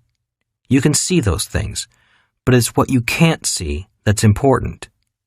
It's the deal, the financial agreement, the market, the management, the risk factors, the cash flow, the corporate structuring, the tax laws, and 1,000 other things that make something a good investment or not." He then proceeded to tear the deal apart with questions. "Why would you pay such a high interest rate? What do you figure your return on investment to be? How does this investment fit into your long-term financial strategy? What vacancy factor are you using? What is your cap rate? Have you checked the association's history of assessments? Have you figured in management costs? What percentage rate did you use to compute repairs? Did you know that the city has just announced it will be tearing up the roads in that area and changing the traffic pattern? A major thoroughfare will run right in front of your building. Residents are moving to avoid the year-long project. Did you know that? I know the market trend is up today, but do you know what is driving that trend? Business economics or greed? How long do you think the trend will continue up? What happens if this place doesn't rent? And if it doesn't, how long can you keep this place and yourself afloat? And again, what goes on in your head to make you think that losing money is a good deal? This really has me worried." "It looked like a good deal," I said, deflated. Rich Dad smiled, stood up, and shook my hand. "I'm glad you took action," he said. "Most people think, but never do. If you do something, you make mistakes, and it's from our mistakes that we learn the most. Remember that anything important can't really be learned in the classroom. It must be learned by taking action, making mistakes, and then correcting them. That's when wisdom sets in." I felt a little better and was ready to learn. Rich Dad went on to explain that people look at a piece of real estate or the name of a stock and often make their decision based on what their eyes see, what a broker tells them, or on a hot tip from a fellow worker. They often buy emotionally instead of rationally. "That's why 9 out of 10 investors don't make money," said Rich Dad. "While they might not lose money, they don't make any either. They just sort of break even, making some and losing some. That's because they invest with their eyes and emotions rather than with their minds. Many people invest because they want to get rich quickly, So instead of becoming investors, they wind up being dreamers, hustlers, gamblers, and crooks. The world is filled with them. So let's sit down, go back over this losing deal you just bought, and I'll teach you how to turn it into a winning deal. I'll begin to teach your mind to see what your eyes can't. From bad to good. The next morning, I went back to the real estate agent, rejected the deal as it stood, and reopened negotiation. It wasn't a pleasant process, but I learned a lot. 3 days later, I returned to see Rich Dad. The price of the condo stayed the same, and the agent got his full commission because he deserved it. But while the price remained the same, the terms of the investment were vastly different. By renegotiating the interest rate, payment terms, and the amortization period, instead of losing money, I was now certain of making a net profit of $80 per month, even after the management fee and an allowance for vacancy was factored in. I could even lower my rent and still make money if the market went bad. I could definitely raise the rent if the market got better. I estimated that you were going to lose at least $150 per month, said Rich Dad, probably more. If you had continued to lose $150 per month based on your salary and expenses, how many of these deals could you afford? Barely one, I replied. Most months I don't have an extra $150. If I had done the original deal, I would have struggled financially every month, even after the tax breaks. I might even have had to take an extra job to pay for this investment. And now, how many of these deals at $80 positive cash flow can you afford? Asked Rich Dad. I smiled and said, as many as I can get my hands on. Rich Dad nodded in approval. Now go out there and get your hands on more of them. A few years later, the real estate prices in Hawaii did skyrocket. But instead of having only one property go up in value, I had 7 double in value. That is the power of a little financial intelligence. You can't do that. When I took my new offer back to the real estate agent, all he said to me was, "You can't do that." What took the longest time was convincing the agent to start thinking about how we could do what I wanted done. In any event, there were many lessons I learned from this one investment, and one of those lessons was to realize that when someone says to you, "You can't do that," they may have one finger pointing forward at you, but 3 fingers are pointing backward at them. Rich Dad taught me that "you can't do that" doesn't necessarily mean you can't.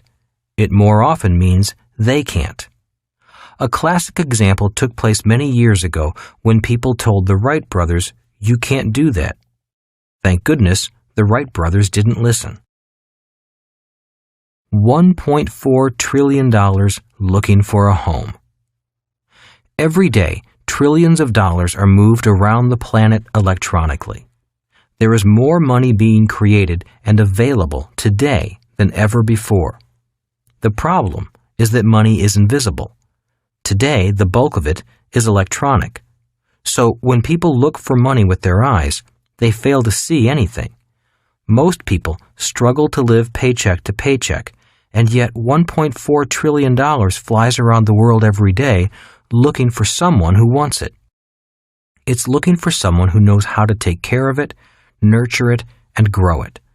If you know how to take care of money, money will flock to you and be thrown at you. People will beg you to take it.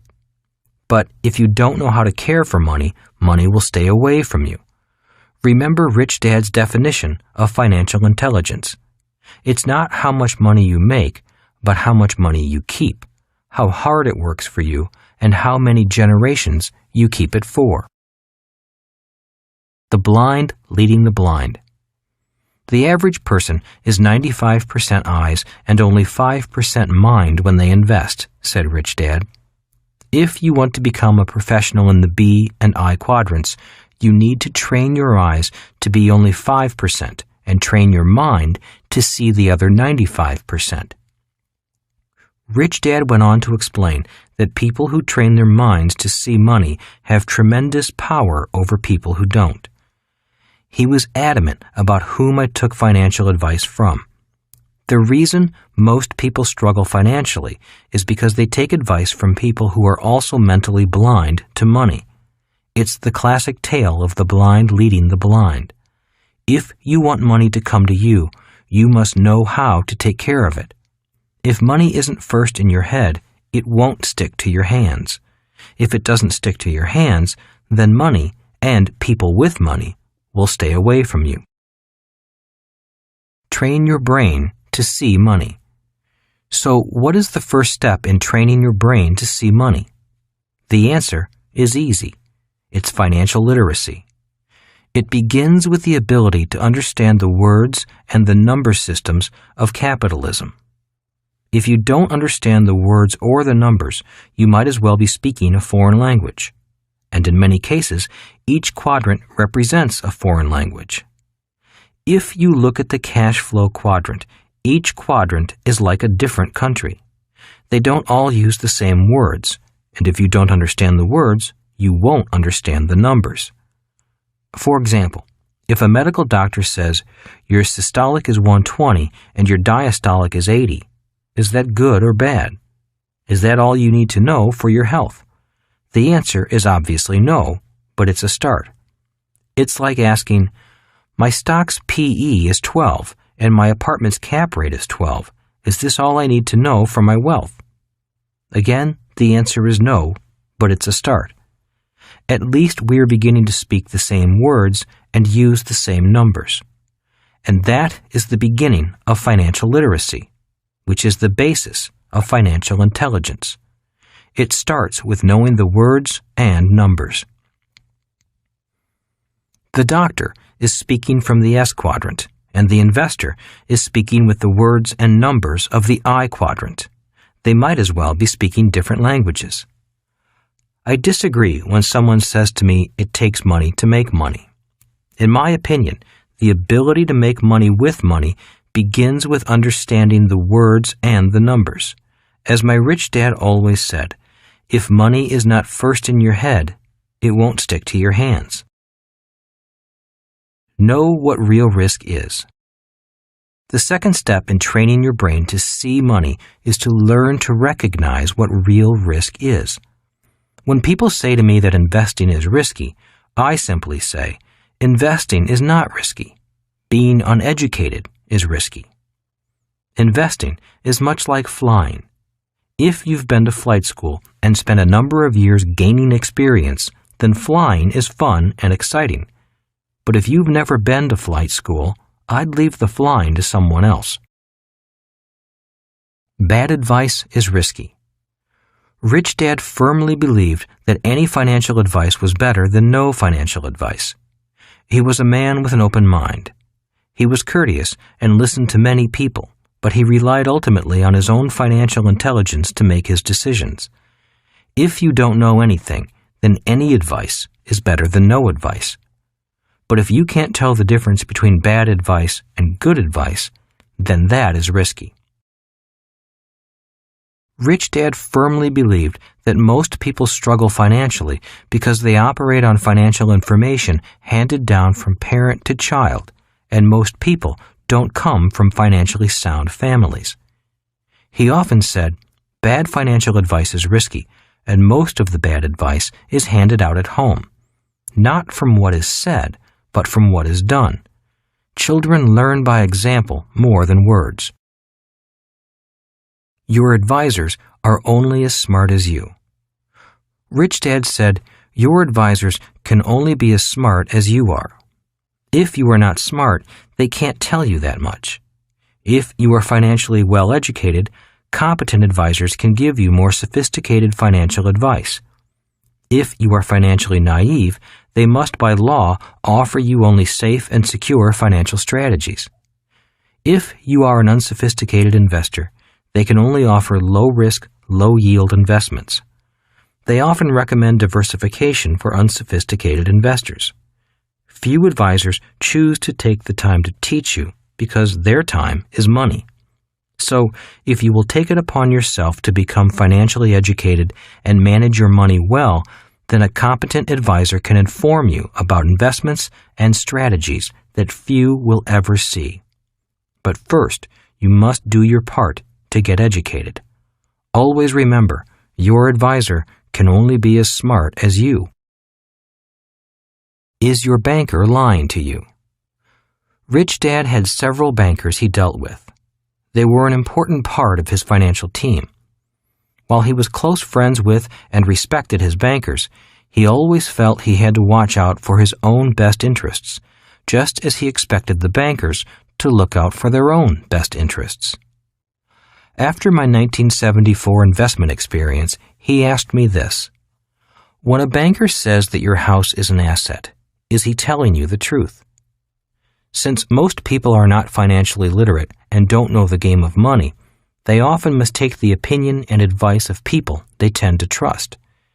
If you are not financially literate, then you need to trust someone you hope is.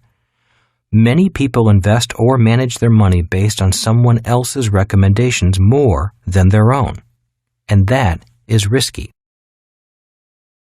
They're not lying, they're just not telling you the whole truth. The fact is that when a banker says your house is an asset, they're not really lying to you. They're just not telling you the whole truth. While your house is an asset, they simply don't say whose asset it is. If you read financial statements, it's easy to see that your house is not your asset. It is the bank's asset. Remember my Rich Dad's definitions of an asset and a liability from Rich Dad, Poor Dad. An asset puts money in my pocket. A liability takes money out of my pocket. People on the left side don't really need to know the difference. Most of them are happy to feel secure in their jobs, have a nice house they think they own, are proud of, and think they're in control of. Nobody will take it away from them as long as they make those payments. But people on the right side need to know the difference. Being financially literate and financially intelligent means being able to understand the big picture of money. Financially astute people know that a mortgage doesn't show up as an asset, but as a liability on your balance sheet. Your mortgage actually shows up as an asset on a balance sheet across town. It shows up as an asset on the bank's balance sheet. Anyone who has taken accounting knows that a balance sheet must balance. But where does it balance? It doesn't really balance on your balance sheet. If you look at the bank's balance sheet, now it balances. Now it makes sense. That is B&I accounting. But this is not the way it's taught in basic accounting. In accounting, you'd show the value of your home as an asset and the mortgage as a liability. Also, an important point to note is that the value of your home is an opinion that fluctuates with the market, while your mortgage is a definite liability not affected by the market. For B&I, the value of your home is not considered an asset because it does not generate cash flow. What happens if you pay off your mortgage? Many people ask me, what happens if I pay off my mortgage? Is my house an asset then? And my reply is, in most cases, the answer is still no. It's still a liability. There are several reasons why this is true. One is maintenance and general upkeep. Property is like a car. Even if you own it free and clear, it still costs money to operate, and once things start to break, everything begins to break. In most cases, people pay for repairs on their house and their car with after-tax dollars. A person in the B and I quadrants only includes property as an asset if it generates income through positive cash flow. But the main reason a house, even without a mortgage, is still a liability is because you still don't own it. The government still taxes you even if you own it. Just stop paying your property taxes and you'll find out who really owns your property. That is where tax lien certificates come from, which I wrote about in Rich Dad, Poor Dad. Tax lien certificates are an excellent way to receive up to 16% interest on your money. If homeowners don't pay their property taxes, the government charges them interest on the taxes owed, at rates from 10% to 50%. Talk about being taken to the cleaners. If you don't pay the property taxes and someone like me pays them for you, then in many states you owe me the taxes plus the interest. If you don't pay me within a certain amount of time, I get to take your house just for the money I put up. In most states, property taxes take priority in repayment, even before the bank's mortgage. I've had the opportunity to buy houses I paid the taxes on for just a few $1,000s. The definition of real estate. Again, to be able to see money, you must see it with your mind, not your eyes. In order to train your mind, you must know the real definitions of words and the system of numbers. By now, you should know the difference between an asset and a liability, and you should know the definition of the word mortgage, which is an agreement until death, and the word finance, which means penalty. You will now learn the origin of the words real estate and a popular financial vehicle called derivatives. Many people think derivatives are new, but in reality, they're ages old. A simple definition of derivative is something that comes from something else. An example of a derivative is orange juice. Orange juice is a derivative of an orange. I used to think that real estate meant real, or something that was tangible. My rich dad explained to me that it really comes from the Spanish word real, which means royal. El Camino Real means the royal road. Real estate means the royal estate. Once the agrarian age came to an end and the industrial age began around 1500, power was no longer based on the land and agriculture. The monarchs realized they had to change in response to the Land Reform Acts that allowed peasants to own the land. So, royalty created derivatives, such as taxes on land ownership and mortgages, as a way of allowing commoners to finance their land. Taxes and mortgages are derivatives because they are derived from the land. Your banker would not call the mortgage a derivative. They would say it is secured by the land. Different words, similar meanings. So once royalty realized that money was no longer in the land, but in the derivatives that came from the land, the monarchs set up banks to handle the increased business. Today, land is still called real estate because no matter how much you pay for it, it never really belongs to you. It still belongs to the royals. What is your interest rate? Really? Rich Dad fought and negotiated tough for every single point of interest he paid. He asked me this question: when a banker tells you your interest rate is 8% per annum, is it really?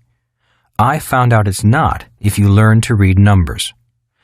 Let's say you buy a $100,000 home, make a down payment of $20,000, and borrow the remaining $80,000 at 8% interest with a 30-year term from your bank.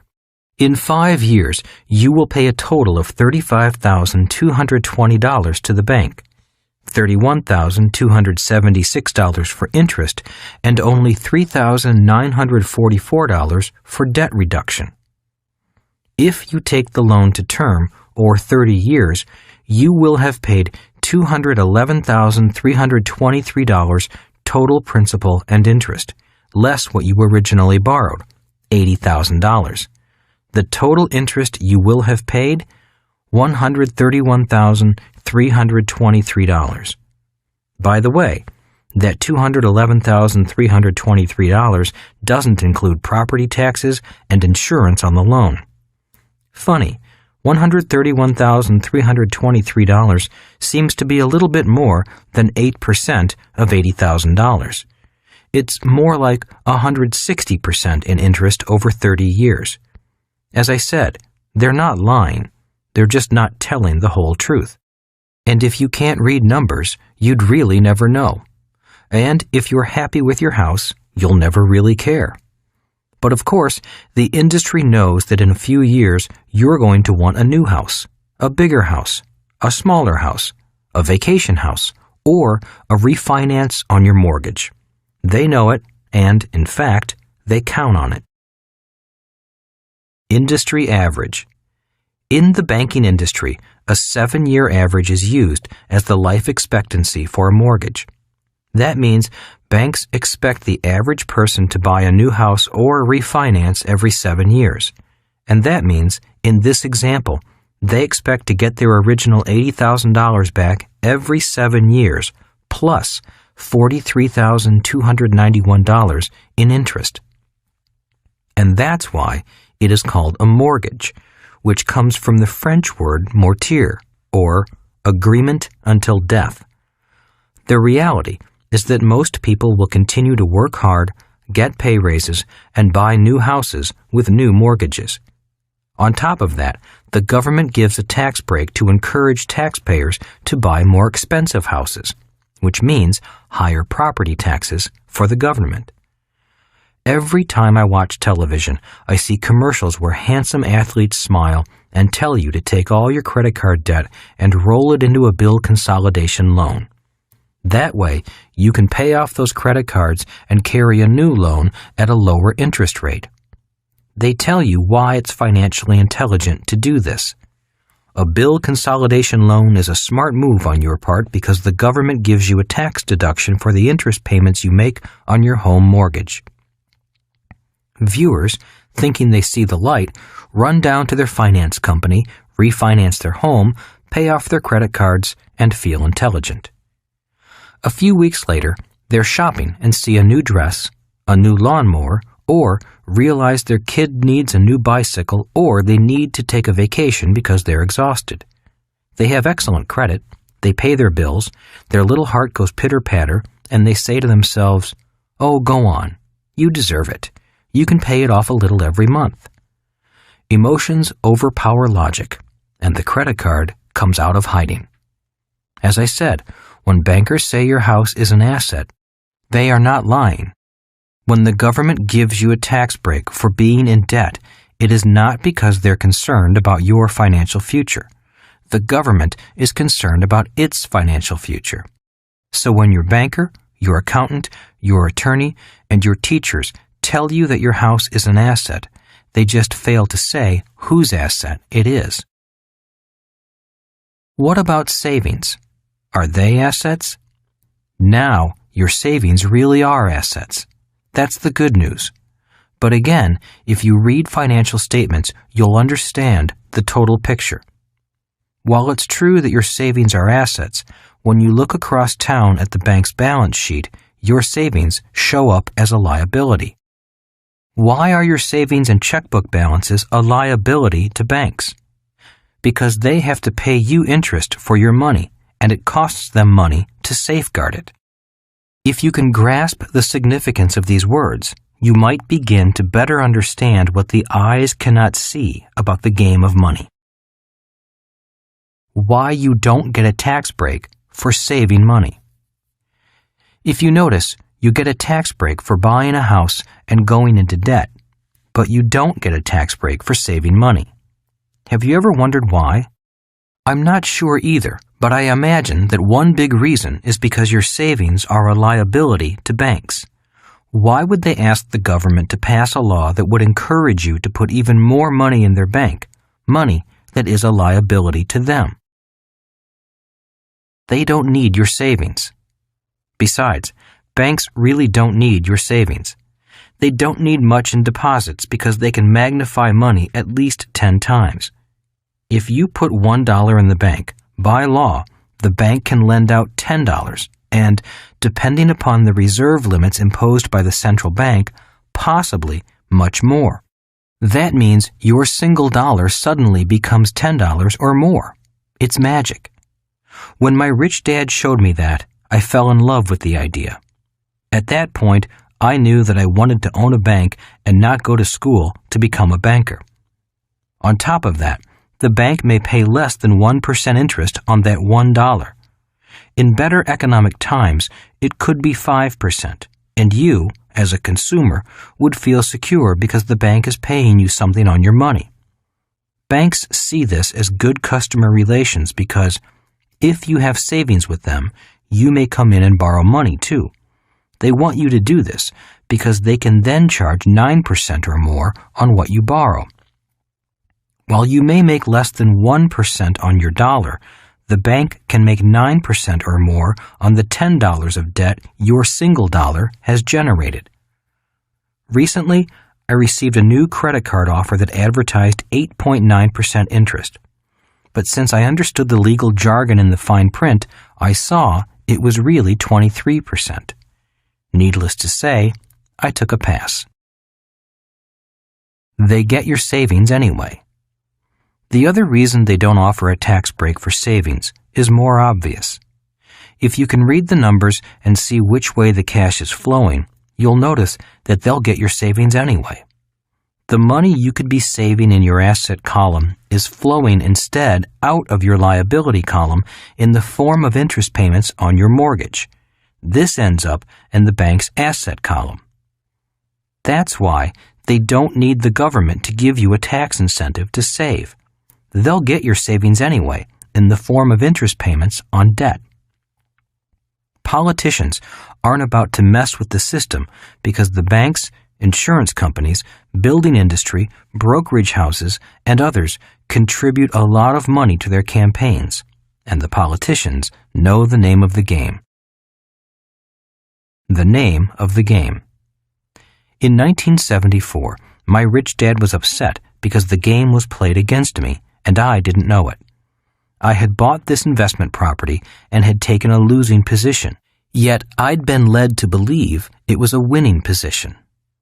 "I'm glad you entered the game," said Rich Dad, "but because no one has ever told you what the game is, you've just been suckered over to the losing team."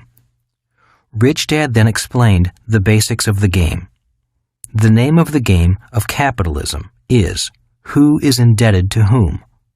Once I knew the game, I could be a better player instead of someone who just had the game run all over them. The more people you are indebted to, the poorer you are.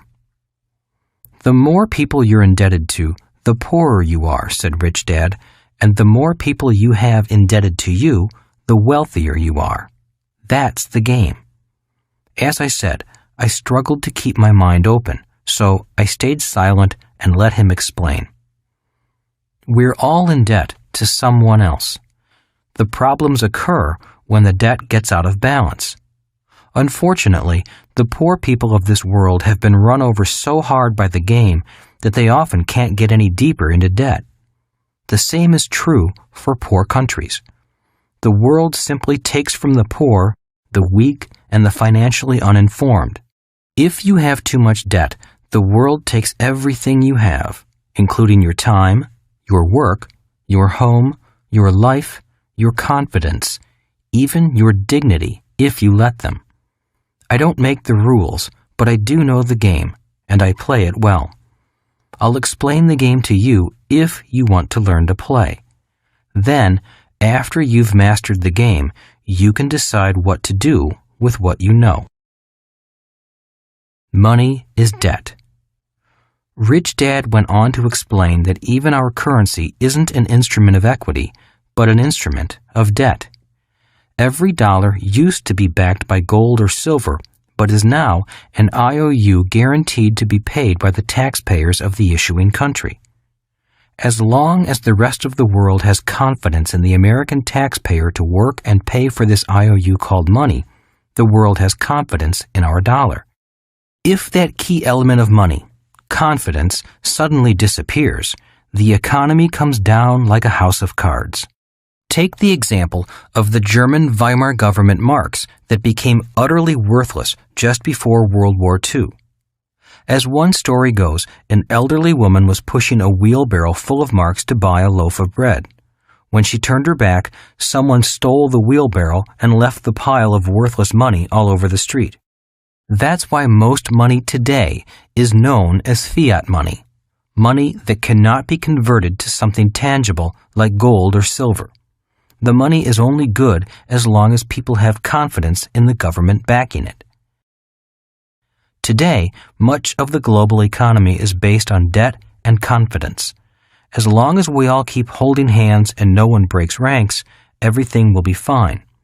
By the way, The word FINE is my acronym for feeling insecure, neurotic, and emotional.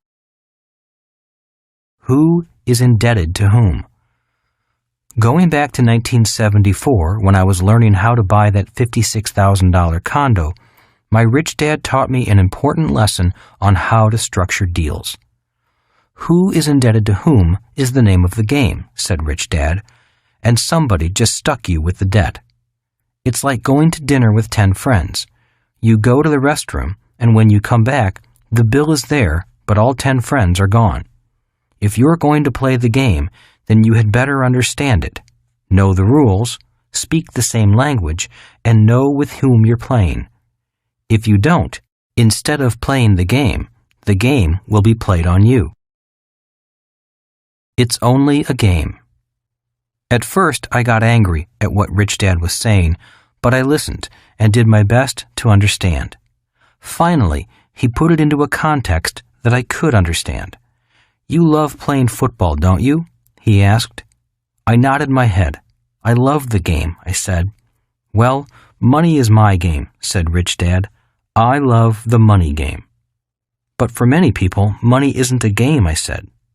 That's correct, said Rich Dad. For most people, it's survival. For most people, money is a game they're forced to play, and they hate it. Unfortunately, the more civilized we get, the more money becomes a part of our lives. Rich Dad drew the cash flow quadrant. Just look at this as a tennis court, football field, or soccer field. If you're going to play the money game, which team do you want to be on? The E's, S's, B's, or I's? Or which side of the court do you want to be on? The right side or the left? I quickly pointed to the right side. If you take on debt and risk, you should be paid. Good, said Rich Dad. That's why you can't go out there to play the game and believe some sales agent when he tells you that to lose $150 a month for 30 years is a good deal because the government will give you a tax break for losing money and he expects the price of real estate to go up. You simply can't play the game with that mindset. While those opinions might come true, that's just not the way the game is played on the right side of the cash flow quadrant. Somebody is telling you to go into debt, take all the risks, and pay for it. People on the left side think that's a good idea, but not the people on the right. I was shaking a little. Look at it my way, said Rich Dad. You're willing to pay $56,000 for this condo in the sky. You're signing for the debt and taking all the risk. The tenant pays less in rent than what it costs to live there. So you're subsidizing that person's housing. Does that make sense to you? I shook my head. This is the way I play the game, said Rich Dad. From now on, if you take on debt and risk, then you should get paid. Got that? I nodded my head. Making money is common sense, said Rich Dad. It's not rocket science. But unfortunately, when it comes to money, common sense is uncommon. A banker tells you to take on debt so the government can give you a tax break. That doesn't make fundamental economic sense. Then a real estate agent tells you to sign the papers because he can find a tenant who will pay you less than you're paying, but, in his opinion, the value of the condo will go up. If that makes sense to you, then you and I don't share the same common sense. I just stood there. I heard everything he said, and I had to admit that I'd gotten so excited by what I thought looked like a good deal that my logic went out the window and I didn't analyze the deal. Because the deal looked good, I had become emotional with greed and excitement, and I was no longer able to hear what the numbers and the words were telling me. It was then that Rich Dad gave me an important rule that he has always used. Your profit is made when you buy, not when you sell. Rich Dad had to be certain that whatever debt or risk he took on, it made sense from the day he bought it. It had to make sense if the economy got worse, and it had to make sense if the economy got better. He never bought on tax tricks or crystal ball forecasts of the future. A deal had to make sound economic sense in good times and in bad. I was beginning to understand the game of money as he saw it. Clearly, the game was to see others become indebted to you, and to be careful to whom you became indebted. Today, I still hear his words. If you take on risk and debt, make sure you get paid for it. Rich Dad had debt, but he was careful when he took it on. If you take on debt personally, make sure it's small. If you take on large debt, make sure someone else is paying for it. He saw the game of money and debt as a game that is played on you, played on me, played on everyone. It's played from business to business, and it's played from country to country. To him, it was only a game. But for most people, money isn't a game. It's survival. And because no one explained the game to them, they still believe bankers who say a house is an asset. The importance of facts versus opinions. Rich Dad continued his lesson. If you want to be successful on the right side, you've got to know the difference between facts and opinions. You can't blindly accept financial advice the way people on the left side do. You must know the numbers. The numbers will tell you the facts. Your financial survival depends upon facts, not some friend or advisor's wordy opinions. I don't understand. What's the big deal about something being a fact or an opinion? Is one better than the other? No, replied Rich Dad. Just know when something is a fact and when something is an opinion. Still puzzled, I stood there with a confused look on my face. What is your family's home worth? Asked Rich Dad. Oh, I know, I replied quickly. My parents are thinking about selling, so they had a real estate agent come in and do an appraisal. They said the house was worth $36,000. That means my dad's net worth increased by $16,000 because he only paid $20,000 for it 5 years ago. So, is the appraisal and your dad's net worth a fact or an opinion? Asked Rich Dad. I thought about it for a while and understood what he was getting at. Both are opinions, aren't they? Rich Dad nodded his head. Very good. Most people struggle financially because they spend their lives using opinions rather than facts when making financial decisions. Opinions such as, your house is an asset. The price of real estate always goes up. Blue chip stocks are your best investment. It takes money to make money. Stocks have always outperformed real estate. You should diversify your portfolio. You have to be dishonest to be rich. Investing is risky. Play it safe. I sat there deep in thought, realizing that most of what I heard about money at home was really people's opinions, not facts. Is gold an asset? Asked Rich Dad, snapping me out of my daydream. Yes, of course, I replied. It's the only real money that has withstood the test of time. See, there you go again, smiled Rich Dad. All you're doing is repeating someone else's opinion about what is an asset rather than checking out the facts. Gold is only an asset, by my definition, if you buy it for less than you sell it for, Rich Dad said slowly. In other words, if you bought it for $100 and sold it for $200, then it was an asset. But if you bought 1 ounce for $200 and you sold it for $100, then gold in this transaction was a liability. It is the actual financial numbers of the transaction that ultimately tell you the facts. In reality, the only thing that is an asset or liability is you, because only you can make decisions that make gold an asset or a liability. That is why financial education is so important. I've seen so many people take a perfectly good business or piece of real estate and turn it into a financial nightmare. Many people do the same in their personal lives. They take hard-earned money and create a lifetime of financial liabilities. I was even more confused, a little hurt inside, and wanted to argue. Rich Dad was toying with my brain. Many a man has been suckered because he didn't know the facts. Every day, I hear horror stories of someone who lost all their money because they thought an opinion was a fact. It's okay to use an opinion when making a financial decision, but you must know the difference. Millions of people have made life decisions based upon opinions handed down from generation to generation, and then they wonder why they struggle financially. "What kind of opinions?" I asked. Rich Dad chuckled to himself before he answered. "Well, let me give you a few common ones we have all heard. You should marry him. He'll make a good husband. Find a secure job and stay there all your life. Doctors make a lot of money. They have a big house. They must be rich. He has big muscles. He must be healthy. This is a nice car. It's only been driven by a little old lady. There is not enough money for everyone to be rich. The earth is flat. Humans will never fly. He's smarter than his sister. Bonds are safer than stocks. People who make mistakes are stupid.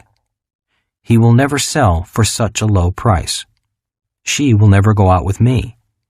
Investing is risky. I'll never be rich. I didn't go to college, so I'll never get ahead. You should diversify your investments. You should not diversify your investments." Rich Dad went on and on until finally he could tell I was tired of hearing his examples of opinions. "Okay, I've heard enough. What's your point?" "Thought you'd never stop me," Rich Dad said, smiling. "The point is that most people's lives are determined by their opinions rather than the facts. For a person's life to change, they first need to change their opinions and then start looking at the facts.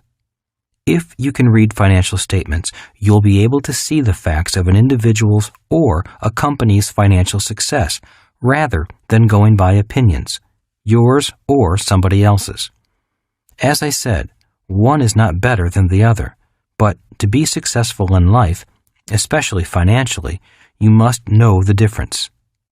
If you can't verify something as a fact, then it's an opinion. Financial blindness occurs when a person can't read a financial statement, leaving them to rely on someone else's opinion. Financial insanity is caused when opinions are used as facts. If you want to be on the right side of the cash flow quadrant, you must know the difference between facts and opinions. Few lessons are more important than this one. I sat there listening quietly, doing my best to understand what he was saying. It was obviously a simple concept, yet it was larger than my brain could accept at that moment. "Do you know what due diligence is?" Rich Dad asked. I shook my head. Due diligence simply means doing your homework and finding out which statements are opinions and which are facts. When it comes to money, most people are either lazy or searching for shortcuts, so they don't do enough due diligence. And there are still others who are so afraid of making mistakes that all they do is due diligence and then do nothing. Too much due diligence is also called analysis paralysis. The point is that you must know how to sift through facts and opinions and then make your decision. As I said, most people are in financial trouble today simply because they've taken too many shortcuts and are making their life's financial decisions based upon opinions, often the opinions of an E or an S, and not the facts. If you want to be a B or an I, you must be keenly aware of this difference. I didn't fully appreciate Rich Dad's lesson that day, yet few lessons have served me better than that one. Years later, in the early 1990s, Rich Dad watched the stock market climb out of sight. His only comment was, "That's what happens when highly paid employees or self-employed people with big paychecks, paying excessive amounts in taxes, greatly in debt, and with only paper assets in their portfolio, begin handing out investment advice. Millions are about to get hurt following the opinions of people who think they know the facts." Warren Buffett, America's greatest investor, once said, "If you're in a poker game and after 20 minutes you don't know who the patsy is, then you're the patsy." Why people struggle financially. Would you believe that most people will be in debt from the day they leave school until the day they die? It's true. Anytime you hear these words, low down payment, easy monthly payments, or don't worry, the government will give you a tax break for those losses, then you know someone is luring you into the game. If you want to be financially free, you've got to be smarter than that. Most people don't have anyone who is indebted to them. They have no real assets, things that put money in their pocket, and they're often indebted to everyone else. That's why they cling to job security and struggle financially. If it weren't for their job, they'd be broke in a flash. In fact, the average American is less than 3 paychecks away from bankruptcy. They seek a better life and get run over by the game because the deck is stacked against them. They still think their house, car, golf clubs, clothes, vacation home, and other doodads are assets. They believe what someone else tells them because they can't read financial numbers to see the truth for themselves. Most people go to school and learn to be players in the game, but no one explains the rules to them. No one tells them that the name of the game is who is indebted to whom. And because no one tells them that, they are the ones who become indebted to everyone else. Money is an idea. I hope you now understand the basics of the cash flow quadrant and know that money really is an idea that is more clearly seen with your mind than with your eyes. Learning the game of money and how it is played is an important part of your journey to financial freedom. Even more important is who you need to become to move to the right side of the cash flow quadrant. Part 2 of this book focuses on bringing out the best in you and on analyzing the formula be, do, have.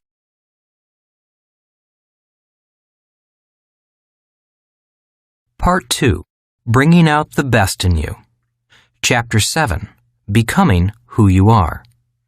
The real issue is the changes you must go through and who you become in the process. It's not being homeless that matters, my rich dad said. It's about who you are. Keep striving and you'll become somebody. Quit and you'll also become somebody, but not the same person. The changes you go through. For those of you contemplating going from job security to financial security, all I can offer you are words of encouragement. For Kim and me, it took being homeless and desperate before I found the courage to move forward. That was our path, but it definitely doesn't have to be your path. As I described earlier, there are ready-made systems that can help you cross the bridge to the right side of the cash flow quadrant. The real issue is the changes you must go through internally and who you become in the process. For some people, the process is easy. For others, the journey is impossible. Money is a drug. Rich Dad always said to Mike and me, money is a drug. The main reason he refused to pay us while we worked for him was because he never wanted us to become addicted to working for money. If you become addicted to money, it's hard to break that addiction. When I called him from California as a grown man to ask him for money, he wasn't about to break a pattern he started with me years before. He didn't give us money as kids, and he wasn't about to start now. Instead, he continued to be tough and guide me away from the addiction of working for money.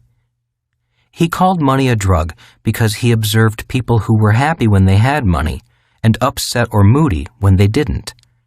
Just as heroin addicts get high when they inject the drug, they also get moody and violent when they don't have it. Be careful of money's addictive power, he often said. Once you get used to receiving it, that addiction keeps you attached to the way you got it. Put another way, if you receive money as an employee, then you get accustomed to that way of acquiring it. If you get used to generating money by being self-employed, it's often difficult to break the attachment to earning money in that way. And if you get used to government handouts, that too is a hard pattern to break. The hardest part about moving from the left side to the right side is the attachment you have to the way you are used to earning money, said Rich Dad. It's more than breaking a habit. It's breaking an addiction. That's why he stressed to Mike and me to never work for money. He insisted we learn to create our own systems as a way of acquiring money. The patterns. For Kim and me, the hardest part in trying to become people who generate income in the B and I quadrants was that all of our past conditioning was holding us back. It was tough when friends said, "Why are you doing this? Why don't you just get a job?" It was even more difficult because there was a part of us that also wanted to go back to the security of a paycheck. Rich Dad explained to Mike and me that the world of money was one large system, and we as individuals learn to operate in certain patterns within that system. An E works for the system. An S is the system. A B creates, owns, and/or controls the system. An I invests money into the system. The pattern Rich Dad was talking about was the pattern we naturally gravitate to when it comes to money. When a person feels the need for money, Rich Dad explained, an E will automatically look for a job, an S often will do something alone, a B will create or buy a system that produces money, and an I will look for an opportunity to invest in an asset that produces more money. Why it's hard to change a pattern. The reason it's hard to change a pattern is because money today is essential for life. In the agrarian age, money wasn't that important because the land could provide food, shelter, warmth, and water without money. Once we moved into cities during the industrial age, money signified life itself. Today, even water costs money, said Rich Dad. He went on to explain that when you begin to move from, let's say, the E quadrant to the B quadrant, the part of you that is addicted to being an E or afraid that life will end begins to kick and fight back. It's like a drowning person beginning to fight for air, or a starving man who will eat anything to survive. It's this internal battle that makes it so hard. The struggle between who you no longer are and who you want to become is the problem, Rich Dad explained to me over the phone. The part of you that still seeks security is in a war with that part of you that wants freedom. Only you can decide which will win. You will either build that business or you'll go back to finding a job. Forever. Find your passion. Do you really want to move forward? Asked Rich Dad. Yes, I said hurriedly. Have you forgotten what you set out to do? Have you forgotten about your passion and what caused you to get into this predicament in the first place? Asked Rich Dad. Oh, I replied, a little startled. I had forgotten. I stood there at the payphone, clearing my head so I could remember what got me into this mess in the first place. I knew it, said Rich Dad, his voice booming over the phone. You're more worried about your own personal survival than keeping your dream alive. Your fear has pushed aside your passion. The best way to keep going is to keep the flame in your heart alive. Always remember what you set out to do, and the trip will be easy. Start worrying more about yourself, and your fear begins to eat away at your soul. Passion builds businesses, not fear. You've come this far. You're close, so don't turn back now. Remember what you set out to do. Keep that memory in your heart and keep the flame going. You can always quit, so why quit now? With that, Rich Dad wished me luck and hung up the phone. He was correct. I had forgotten why I set out on this journey. I had lost my dream and allowed my fears to fill my head as well as my heart. I had forgotten my passion. It was now time to make it happen or go back home and forget about it. I stood there for a while, and again I heard Rich Dad's last words. You can always quit, so why quit now? I decided to delay quitting until I made things happen. Becoming a teacher who owned the system. My fears and lack of success were beating me, and my dream had been pushed aside. My dream was to create a different kind of school system, an educational program for people who want to become entrepreneurs and investors. As I stood there, my mind drifted back to high school. When I was 15, my high school guidance counselor asked me, "What are you going to do when you grow up? Are you going to become a teacher like your dad?" Looking straight at my counselor, my answer was straightforward, strong, and filled with conviction. I'll never be a teacher. Becoming a teacher is the last thing I would ever do. I didn't just dislike school. I hated it. I absolutely hated being forced to sit and listen to someone I didn't particularly like or respect speak for months on a subject I had no interest in. I fidgeted, squirmed, caused problems in the back of the room, or simply skipped class. So when my guidance counselor asked me if I was planning to seek a career as a teacher following in my father's footsteps, I nearly jumped out of my skin. Little did I know at the time that passion is a combination of love and hate. I loved learning, but I hated school. I absolutely detested sitting there and being programmed into becoming something I did not want to be. I was not alone. Notable quotes on education. Winston Churchill once said, "Personally, I am always ready to learn, although I do not always like being taught." John Updike said, "The Founding Fathers, in their wisdom, decided that children were an unnatural strain on their parents, so they provided jails called school, equipped with tortures called education." Norman Douglas said, "Education is the state-controlled manufacture of echoes." H.L. Mencken said, "School days, I believe, are the unhappiest in the whole span of human existence. They are full of dull, unintelligible tasks, new and unpleasant ordinances, and brutal violations of common sense and common decency." Galileo said, "You cannot teach a person anything. You can only help him find it within himself." Mark Twain said, "I never let schooling interfere with my education." Albert Einstein said, "There is too much education altogether, especially in American schools." A gift from my educated dad. The person who shared these quotes with me was my highly educated but poor dad. He also despised the school system, although he thrived in it. He became a teacher because he also dreamed of changing the system, but instead, the system crushed him. He took his passion, tried to change the system, and ran into a brick wall. It was a system that too many people were making money in, and no one wanted it changed, although there was a lot of talk about the need for change. Maybe my guidance counselor was psychic, because years later I did indeed follow in my father's footsteps. I just didn't follow him into the same system. I was taking that same passion and creating my own system. When my educated dad learned that Kim and I were struggling financially, doing our best to set up our own educational system, he sent us those quotes. Scribbled across the top of the page of the quotes were these words: "Keep going. Love, Dad."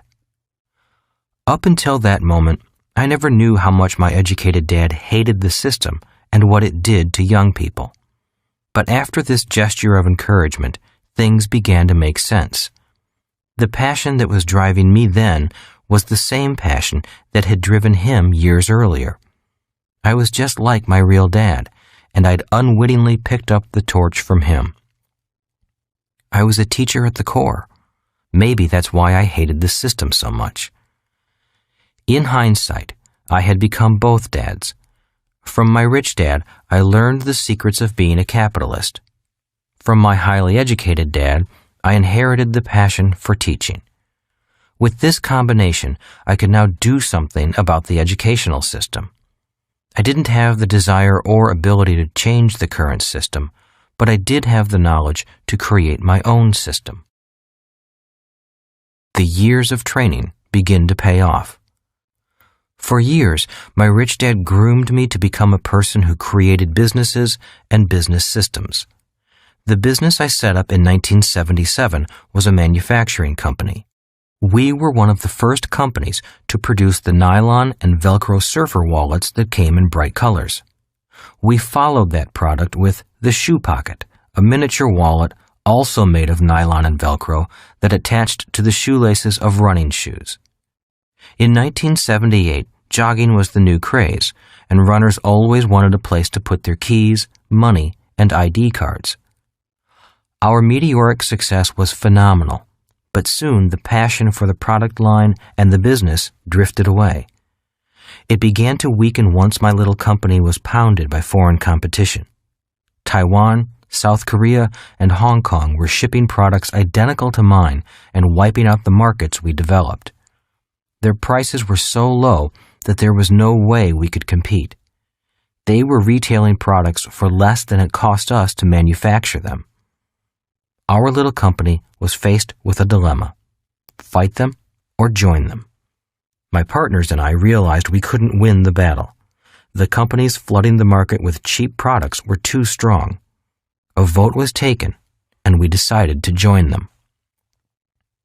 The tragedy was that, in order to stay afloat, we had to let go of most of our faithful and hard-working staff. That broke my heart. When I inspected the new factories we contracted with for our manufacturing in Korea and Taiwan, my soul died a little. The working conditions these young workers were forced into were cruel and inhumane. I saw 5 workers stacked one on top of the other in a space where we would only allow 1 worker. My conscience began to bother me deeply, not only for the workers we let go in America, but also for our new workers overseas. Although we had solved the financial problem of foreign competition and began to make a lot of money, my heart was no longer in the business. Consequently, the business began to suffer. Its spirit was gone because my spirit was gone. I no longer wanted to become rich if it meant exploiting so many low-paid workers. I began to think about educating people to become owners of businesses rather than employees of business. At age 32, I was beginning to become a teacher, but I didn't realize it at the time. The business began to decline, not due to a lack of systems, but because of a lack of heart or passion. By the time Kim and I started out on our new business venture, the wallet company was gone. Downsizing coming. In 1983, I was invited to give a talk to the MBA class at the University of Hawaii. I gave them my views on job security. They didn't like what I had to say. In a few years, many of you will lose your jobs or be forced to work for less and less money with less and less security. Because my work caused me to travel the world, I witnessed firsthand the combined power of cheap labor and innovations from technology. I realized that a worker in Asia, Europe, Russia, or South America was really competing with workers in America. I knew the idea of high pay and a safe, secure job for workers and middle managers was an idea whose time had passed. Big companies would soon have to make cuts, both in their number of employees and in the dollars they paid to workers, simply to be able to compete globally. I was never asked back to the University of Hawaii. A few years later, the word downsizing became commonplace. Every time a big company merged with another company, workers became redundant and downsizing occurred. Every time the owners wanted to make their shareholders happy, a downsizing occurred.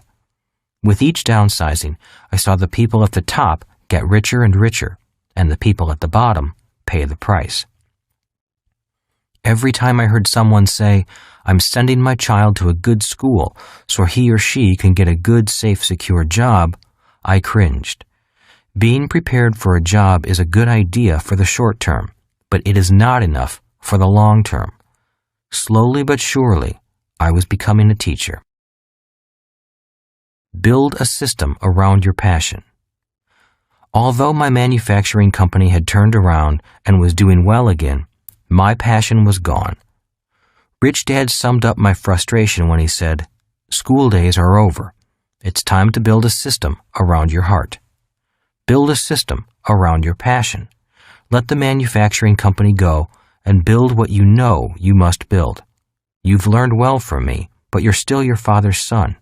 You and your dad are teachers deep in your souls." Kim and I packed up everything and moved to California to learn new teaching methods so we could create a business around those methods. Before we could get the business off the ground, we ran out of money and were out on the street.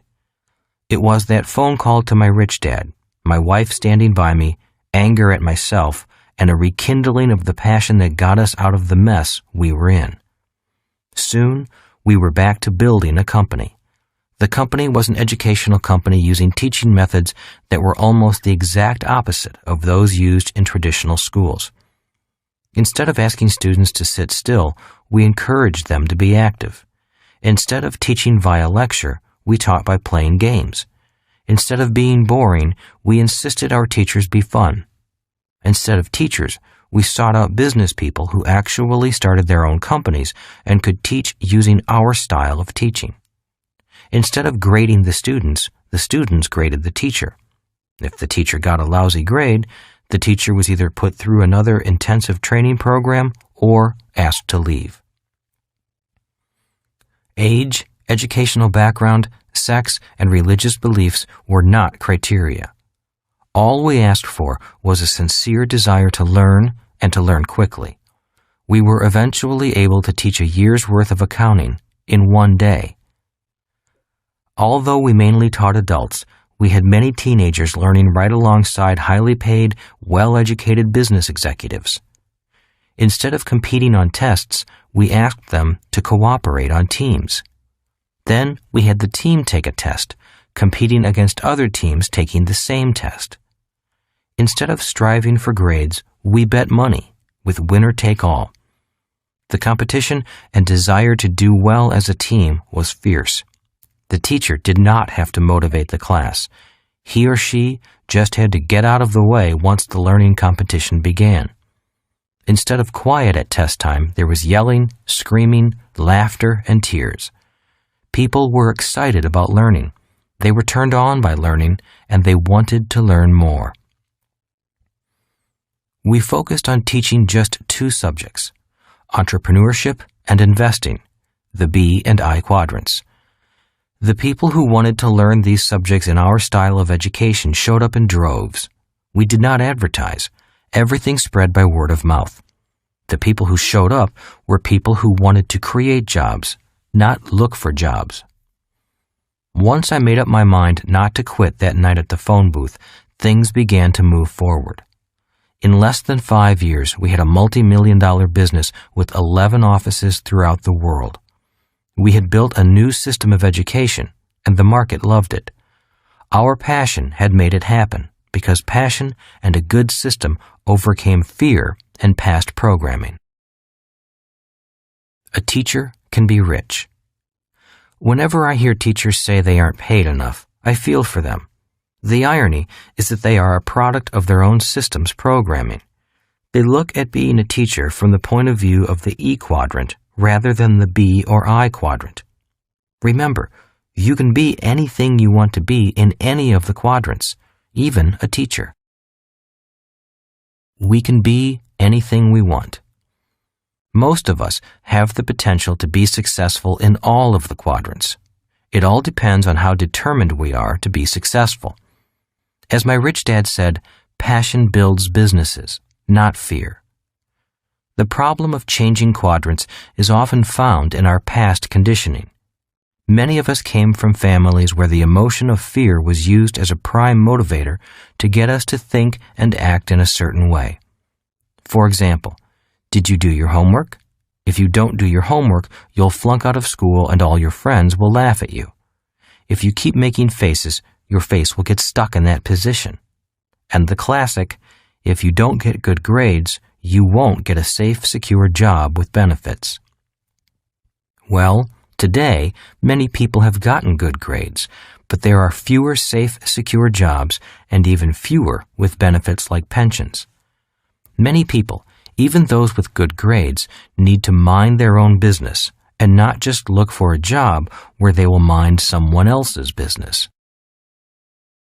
It's risky on the left side. I have many friends who still seek security through a job. Ironically, the march of technology continues at an ever-increasing pace.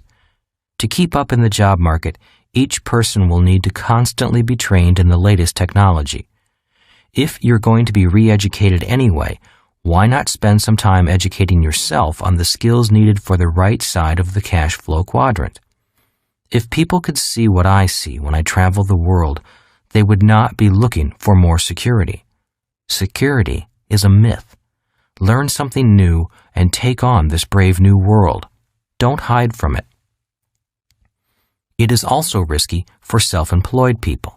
If they get sick or injured, their income is directly impacted. As I get older, I meet more self-employed people my age who are physically, mentally, and emotionally burned out from hard work. The more fatigue a person endures, the less secure they become, and the risk of them having an accident also goes up. It is more secure on the right side. The irony is that life is actually more secure on the right side of the cash flow quadrant. For example, if you have a secure system that produces more and more money with less and less work, then you really don't need a job or need to worry about losing your job. To make more money, simply expand the system and hire more people. I apply the same principle when I teach about expanding your means rather than living below your means. Living below your means crushes the spirit, and I have always looked for ways to expand my means so that I can enjoy all that life has to offer. People who are high-level investors aren't concerned about the market going up or down because their knowledge allows them to make money either way. If there is a market crash and/or a depression in the next 30 years, many baby boomers will panic and lose much of the money they had set aside for retirement. If that happens in their old age, instead of retiring, they'll have to work for as long as they can. Professional investors are people who risk little of their own money and yet still make the highest returns. The people who know little about investing take the risks and earn the least return. From my point of view, all the risk is on the left side of the cash flow quadrant. Why the left side is riskier? If you can't read numbers, then you must take someone else's opinion, said Rich Dad. In the case of buying a house, your dad just blindly accepts your banker's opinion that his house is an asset. Both Mike and I noticed his emphasis on the word blindly. Most people on the left side really do not need to be that good with financial numbers. But if you want to be successful on the right side, then numbers become your eyes. Numbers allow you to see what most people don't see, Rich Dad went on. You mean like Superman's X-ray vision? Asked Mike. Rich Dad chuckled and nodded. Exactly, he said. The ability to read numbers, financial systems, and business systems gives you vision that mere mortals don't have. Even he laughed at that silliness. Having financial vision lowers your risk. Being financially blind increases risk. But you only need that vision if you want to operate on the right side. People on the left side think in words. To be successful on the right side, especially the I quadrant, you must think in numbers. It's very risky trying to be an investor while still thinking predominantly in words. Are you saying that people on the left side don't need to know anything about financial numbers? I asked. For most of them, that's correct, said Rich Dad, as long as they're content to operate strictly within the confines of being an E or an S, then the numbers they learn in school are adequate. But if they want to survive on the right side, understanding financial numbers and systems becomes crucial. If you want to build a small business, you don't need to master numbers. But if you want to build a large worldwide business, numbers become everything, not words. That is why so many large companies are often run by bean counters. Rich Dad continued his lesson. If you want to be successful on the right side, when it comes to money, you must know the difference between facts and opinions. You cannot blindly accept financial advice the way people on the left side do. You must know your numbers.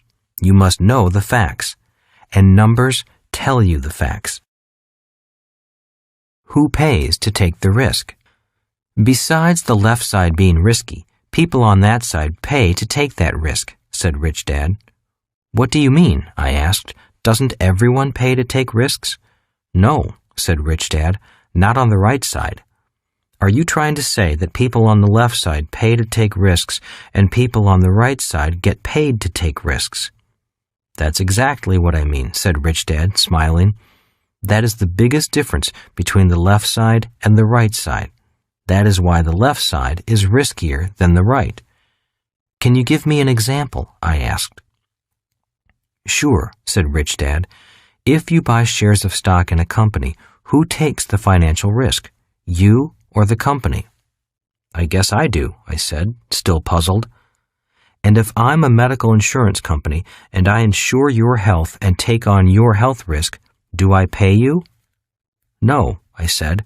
If they insure my health and they take that risk, I pay for it. That's right, said Rich Dad. I have yet to find an insurance company that will insure your health or accident risk and pay you for that privilege. But that's what people on the left side do. It's kind of confusing, said Mike. It still doesn't make sense. Rich Dad smiled. Once you better understand the right side, you'll begin to see the differences more clearly. Most people don't even know there is a difference. They just assume that everything is risky, and they pay for it. But as the years go on and you become more comfortable with your experience and education on the right side, your vision will improve, and you will begin to see what people on the left side cannot see. And you will understand why seeking security to avoid risk is the riskiest thing you can do. You'll develop your own financial vision and not have to accept other people's opinions. You'll be able to see for yourself and know the difference between financial facts and financial opinions. It was a good day. In fact, it was one of the better lessons I could remember. It was great because it began to open my mind to see things my eyes could not see.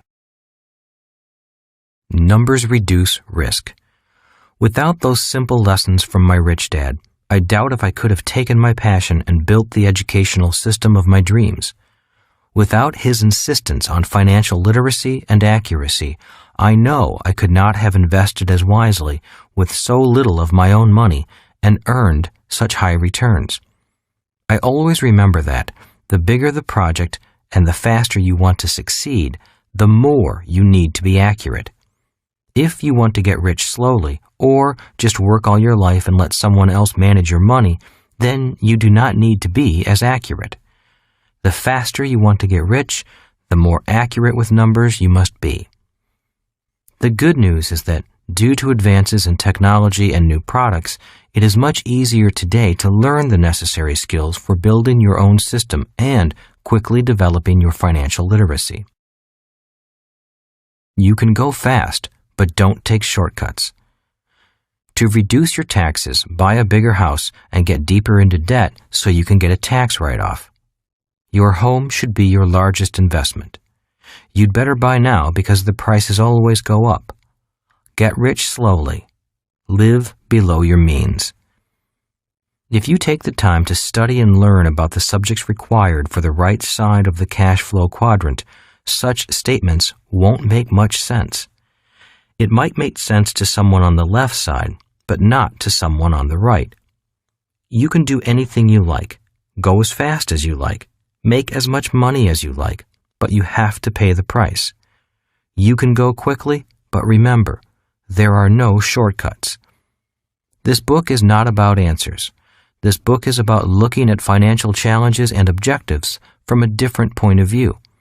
It's not that one point of view is better than another. It's simply smarter to have more than one point of view. In listening to the following chapters, you may begin looking at finances, business, and life from a different point of view. Chapter 8. How do I get rich? If you do what everyone else does, you'll wind up having what everyone else has.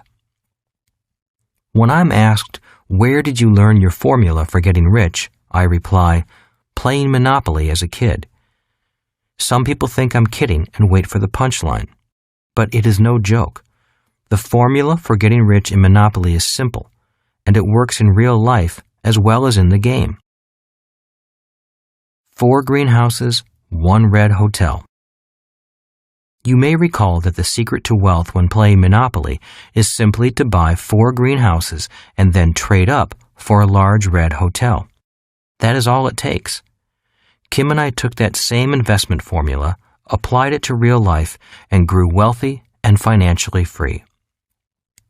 When the real estate market was really bad, we bought as many small houses as we could with the limited money we had.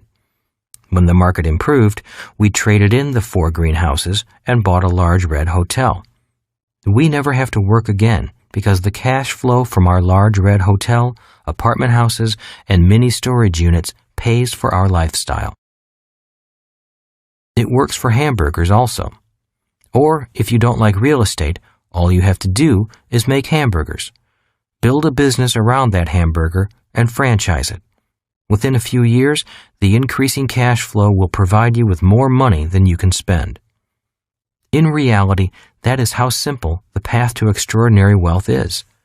In other words, in this high-tech world, the principles of great wealth remain simple and low-tech. I would say that it's merely common sense, but too often, when it comes to the subject of money, common sense is uncommon.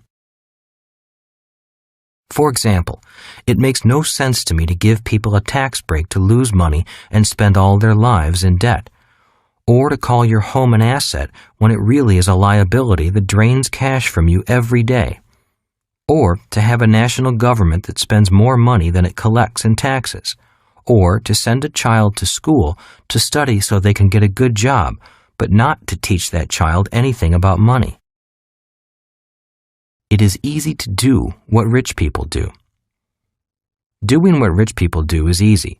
One of the reasons there are so many wealthy people who didn't do well in school is because the to-do part of becoming wealthy is simple. You don't have to go to school to become rich. The to-do part of becoming rich is definitely not rocket science. There is a classic book I recommend that you read, Think and Grow Rich by Napoleon Hill. I read this book as a youngster, and it greatly influenced the direction of my life. There's a good reason why it's titled Think and Grow Rich and not Work Hard and Grow Rich or Get a Job and Grow Rich. The fact is that people who work the hardest do not wind up rich. If you want to be rich, you need to think independently rather than go along with the crowd. In my opinion, one great asset of the rich is that they think differently than everyone else. If you do what everyone else does, you'll wind up having what everyone else has. And for most people, what they have is years of hard work, unfair taxes, and a lifetime of debt. When someone asks me, what do I have to do to move from the left side of the cash flow quadrant to the right side? My response is, it's not what you have to do that needs to change. It's first how you think that needs to change. In other words, it's who you have to be in order to do what needs to be done. Do you want to be the kind of person who thinks buying 4 greenhouses and turning them in for 1 red hotel is easy? Or do you want to be the kind of person who thinks buying 4 greenhouses and turning them in for 1 red hotel is hard? Years ago, I took a class on goal setting. It was the mid-1970s, and I really could not believe I was spending $150 and a beautiful Saturday and Sunday to learn how to set goals. I would rather have gone surfing. Instead, I was paying someone to teach me how to set goals. I nearly backed out several times, but what I learned from that class has helped me achieve what I want in life. the instructor put up on the board these 3 words: be, do, have. She explained goals are the have part of these 3 words. Goals such as to have a nice body, or to have the perfect relationship, or to have millions of dollars.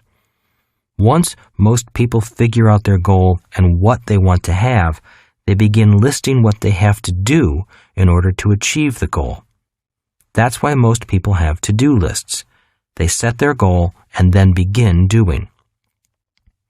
Using the goal of a perfect body, the instructor talked about the approach most people take.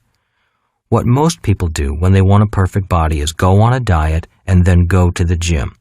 This lasts for a few weeks, and then most are back to their old diet of French fries and pizza. Instead of going to the gym, they watch baseball on TV. This is an example of doing instead of being. It's not the diet that counts. It's who you have to be to follow the diet that counts. Yet, every year, millions of people seek the perfect diet in order to become thin. They focus on what they have to do rather than who they have to be. A diet won't help if your thoughts do not change. She used golf as another example. Many people buy a new set of golf clubs hoping that they can improve their game, instead of first adopting the attitude, mindset, and beliefs of a good golfer. A lousy golfer with a new set of golf clubs is still a lousy golfer. Then she discussed investments. Many people think that buying stocks or mutual funds will make them rich. But simply buying stocks, mutual funds, real estate, and bonds won't make you rich. Just doing what professional investors do does not guarantee financial success. A person who has a loser mentality will always lose no matter what stock, bond, real estate, or mutual fund they buy. A common goal people have is to find the perfect romantic partner, but according to the instructor, most people go about it all wrong. So many people look everywhere for the perfect person, the person of their dreams. They look for the right person instead of working to become the right person. And when they finally find this perfect person, they then try to change them. The instructor suggested that the answer lies within. To improve your marriage, you don't need to change your partner. It is better to change yourself first. Don't work on the other person. Work on your thoughts about that other person. As she talked about relationships, my mind drifted to the many people I've met over the years who were out to change the world, but weren't getting anywhere. They wanted to change everyone else, but not change themselves. I snapped out of my daydream when she started talking about money. When it comes to money, many people try to do what the rich do and to have what the rich have. So they buy a house that looks rich, a car that looks rich, and send their kids to the schools where the rich send their kids. All this does is force these people to work even harder, which is not what the truly rich do. I was nodding my head in agreement in the back of the room. My rich dad did not use those same words, but he often said, "People think that working hard for money and then buying things that make them look rich will make them rich. In most cases, it doesn't. It only makes them more tired. They call it keeping up with the Joneses. And if you notice, the Joneses are exhausted." During that weekend class, much of what my rich dad told me began to make more sense. For years, he lived modestly, and instead of working hard to pay bills, he worked hard to acquire assets. If you saw him on the street, he looked like everyone else. He drove a pickup truck, not an expensive car. Then one day, when he was in his late 30s, he emerged as a financial powerhouse. People took notice when he suddenly bought one of the prime pieces of real estate in Hawaii. It was only after his name hit the paper that people realized that this quiet, unpretentious man owned many other businesses and lots of prime real estate, and that when he spoke, his bankers listened. Few people ever saw the modest house he lived in. After he was flush with cash and cash flow from his assets, he bought a new large house for his family. He didn't take out a loan. He paid cash. After that weekend class on goal setting, I realized that many people tried doing what they thought the rich did and tried having what the rich had. They would buy big houses and invest in the stock market because that's what they thought the rich did. Yet, what my rich dad was trying to tell me was that if they still had the thoughts, beliefs, and ideas of a poor or middle-class person and did what the rich did, they would still wind up having what the poor and the middle class have. Be, do, have began to make sense. The cash flow quadrant is about being, not doing. Moving from the left side of the cash flow quadrant to the right side is not so much about doing, but about being. It is not so much what the be or I does that makes the difference. It is how they think and who they are at their core being. The good news is that it does not cost much money to change your thinking. In fact, it can be done for free. The bad news is that sometimes it's hard to change your deep core beliefs about money that are handed down from generation to generation or learned from friends, work, and school. But it can be done, and that's what this book is primarily about. It's not so much a how-to book on what to do to become financially free, and it's not about which stocks to buy or which mutual fund is safest. This book is about strengthening your thoughts, being, so that you can take the action, doing, that will enable you to become financially free, having. Security is the issue for ease. Generally, people who seek out the E quadrant greatly value security. For them, it is often true that money is not as important as security. They may take great risks in other areas of their lives, but not when it comes to money. Perfectionism is the issue for S's. This is a generalization, but what I have observed among people who are currently in the S quadrant but are trying to switch to the right side is the do-it-yourself mentality. They like to do it themselves because they have a great need to make sure things are done correctly. In their minds, the only way to ensure that things are done right is to do everything themselves. For many S's, the real issue is their need to be in control. They hate making mistakes, but what they hate even more is someone else making mistakes and making them look bad. This makes them excellent S's and is why you hire them to do certain tasks. You want your dentist to be a perfectionist. You want your attorney to be a perfectionist. You want your brain surgeon to be a perfectionist. That is what you pay them for. That is their strength, but it's also their weakness. Emotional intelligence. A big part of being a human being is being human. And being human means having emotions. We all feel fear, sadness, anger, love, hate, disappointment, joy, happiness, and other emotions. What makes us individuals is how we handle those emotions. When it comes to risking money, we all experience fear, even the rich. The difference is how we handle that fear. For many people, that emotion of fear generates the thought, play it safe, don't take risks.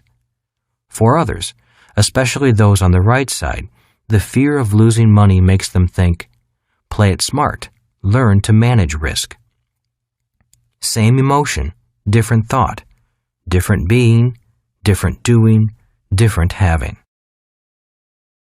The fear of losing money. In my opinion, the greatest cause of human financial struggle is the fear of losing money. Because of this fear, people often operate too safely, or with too much personal control, or they just give their money to someone they think is an expert and hope and pray that the money will be there when they need it. If fear keeps you prisoner in one of the financial quadrants, I recommend reading Emotional Intelligence by Daniel Goleman. In his book, Goleman explains the age-old puzzle of why people who do well in school do not always do well in the real world. His answer is that your emotional IQ is more powerful than your academic IQ. That is why people who take risks, make mistakes, and recover often do better than people who learned not to make mistakes and are afraid of risk. Too many people leave school with passing grades, yet are not emotionally prepared to take risks, especially financial ones. The reason so many teachers are not rich is because they operate in an environment that punishes people who make mistakes. Instead, to be financially free, we need to learn how to make mistakes and manage risk. If people spend their lives terrified of losing money, afraid of doing things differently from what the crowd does, then getting rich is almost impossible, even if it is as simple as buying 4 greenhouses and trading them in for 1 large red hotel. Emotional IQ is stronger. After reading Goleman's book, I came to realize that financial IQ is 90% emotional IQ and only 10% technical information about finance or money. Goleman quotes 16th century humanist Erasmus of Rotterdam, who wrote in a satirical vein of the perennial tension between reason and emotion. In his writing, he uses the ratio of 24:1 in comparing the power of the emotional brain to the rational brain. In other words, when emotions are in high gear, they are 24 times stronger than the rational mind. Now, I don't know if the ratio is scientifically valid, but it does have some usefulness to show the power of emotional thinking over rational thinking. 24:1, emotional brain to rational brain. All of us have experienced events in our lives when our emotions overtook our rational thoughts. I am certain most of us have said something out of anger that we later wished we had not said, been attracted to someone we knew was not good for us, but still went out with them, or worse, married them, have cried or seen someone cry uncontrollably because of the loss of a loved one, done something intentionally to hurt someone we love because we were hurt, had our heart broken and not gotten over it for a long time. There are times when emotions are more than 24:1. This can be seen in addictions, such as compulsive eating, smoking, sex, shopping, drugs. Phobias, such as fear of snakes, heights, tight places, the dark, strangers. These and other behaviors are often 100% emotionally driven.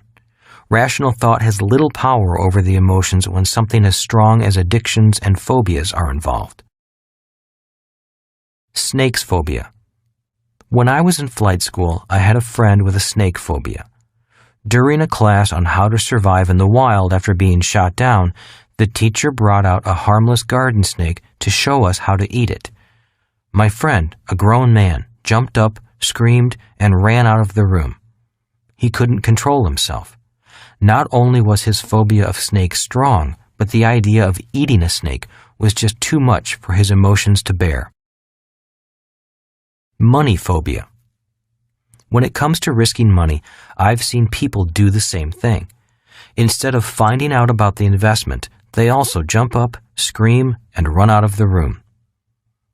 Money manages to provoke many deep emotional phobias. I have them. You have them. We all have them. Why? Because, like it or not, money is an emotional subject. And because it is an emotional subject, most people cannot think logically about money. If you don't think money is emotional, just watch the stock market. In most markets, there is no logic, only the emotions of greed and fear. Watch a person climb into a new car and smell the leather interior.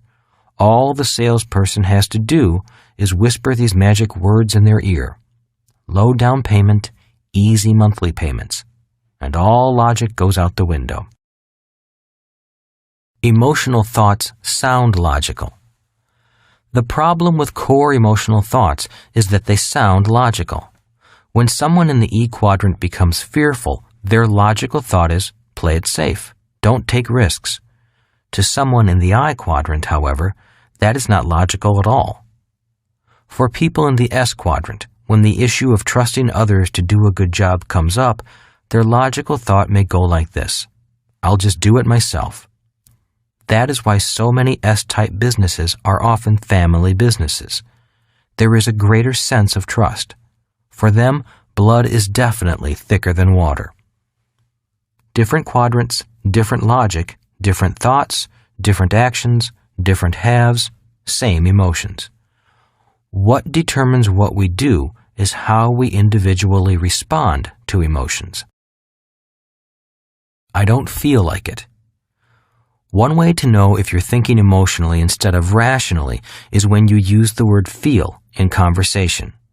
For example, many people who are run by their emotions say things like, "I don't feel like exercising today." Logically, they know they should exercise.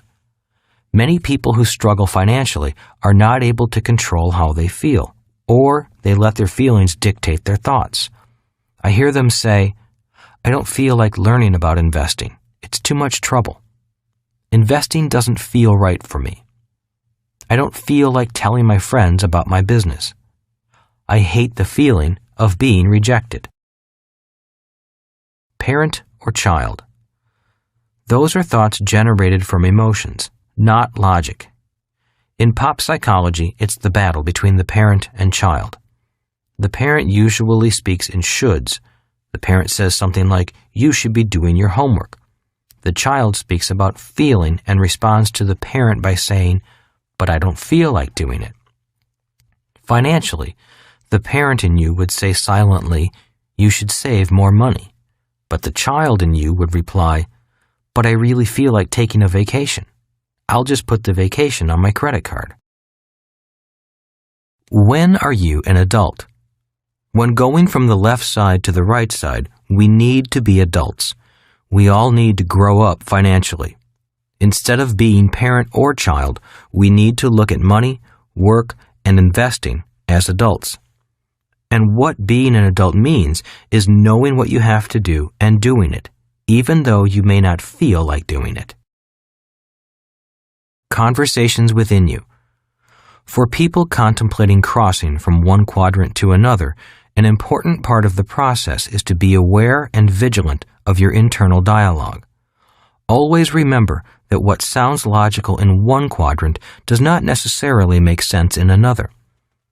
Going from financial security to financial freedom is primarily a process of changing your thinking.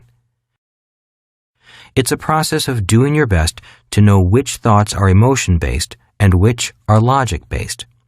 If you can keep your emotions in check and go for what you know to be logical, you have a good chance of making the journey.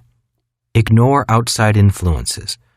The most important conversation is the one you are having with yourself.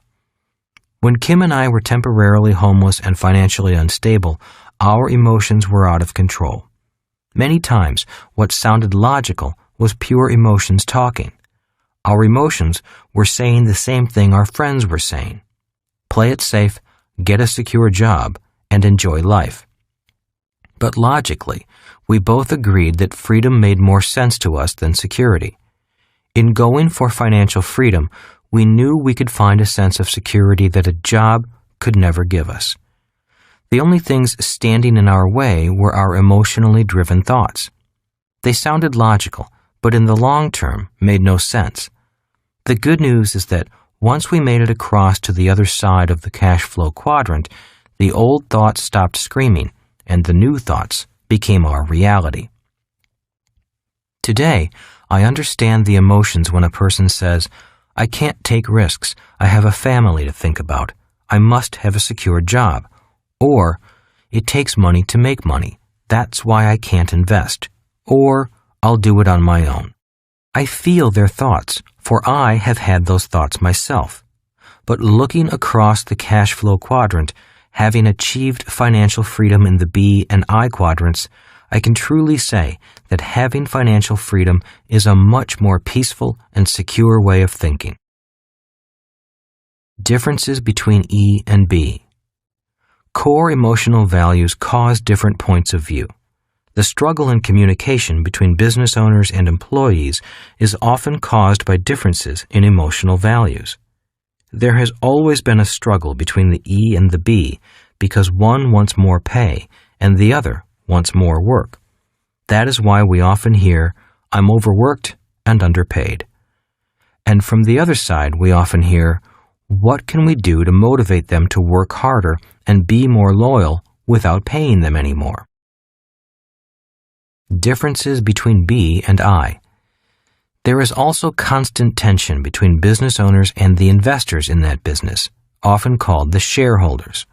One wants more capital and the other wants greater dividends. A conversation at a shareholders meeting may sound like this.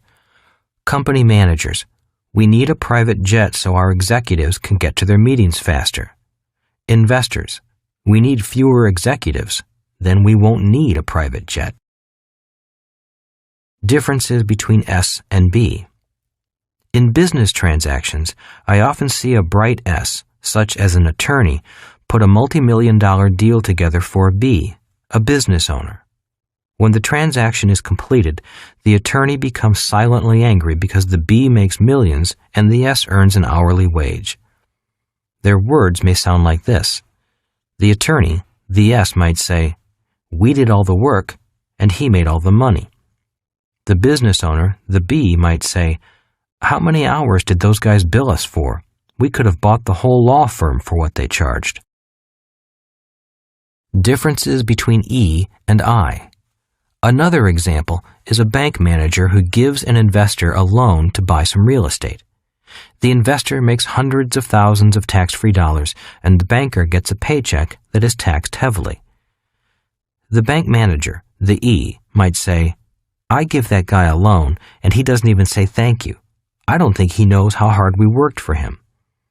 The investor, the I, might say, "Boy, those guys are picky. Look at all this useless paperwork we have to do just to get a lousy loan."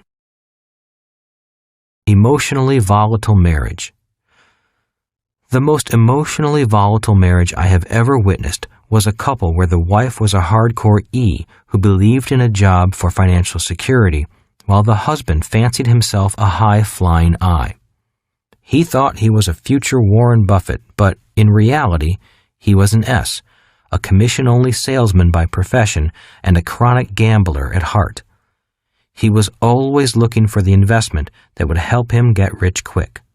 He was all ears for any new stock offering, offshore investment scheme that promised ultra-high returns, or a real estate deal he could take an option on. This couple is still together, but I really don't know why. Each drives the other nuts. One person thrives on risk, the other hates risk. Different quadrants, different core values. If you are married or in a primary relationship. If you are married or in a primary relationship, circle the quadrant you generate the majority of your income from. Then circle the quadrant your spouse or partner generates income from. The reason I ask you to do this is that the discussion between partners is often difficult if one partner doesn't understand where the other is coming from. The battle between the rich and the educated. There is another unspoken battlefield, and that is the difference in points of view between the educated and the rich. In my years of researching the differences between the different quadrants, I often heard bankers, attorneys, accountants, and others like them grumble that they are the educated ones, and it is so often the so-called less educated person who makes the big bucks. This is the root of the battle between the educated and the rich. It's not that people in the B and I quadrants are uneducated, because many are highly educated. It's just that many B's and I's were not academic whiz kids in school. For those of you who read my book, Rich Dad, Poor Dad, you know it's about the struggle between the educated and the rich. My highly educated but poor dad took great pride in the fact that he had years of advanced studies at prestigious schools like Stanford and the University of Chicago. My rich dad was a man who dropped out of school to run his family's business when his father died, so he never even finished high school. Yet he acquired tremendous wealth. As I grew older and seemed to be more influenced by my rich but uneducated dad, my educated dad was occasionally defensive of his station in life. One day, when I was about 16, my educated dad blurted out, "I have advanced degrees from prestigious schools. What does Mike's dad have?" I paused and replied quietly, "Money and free time." More than a mental change.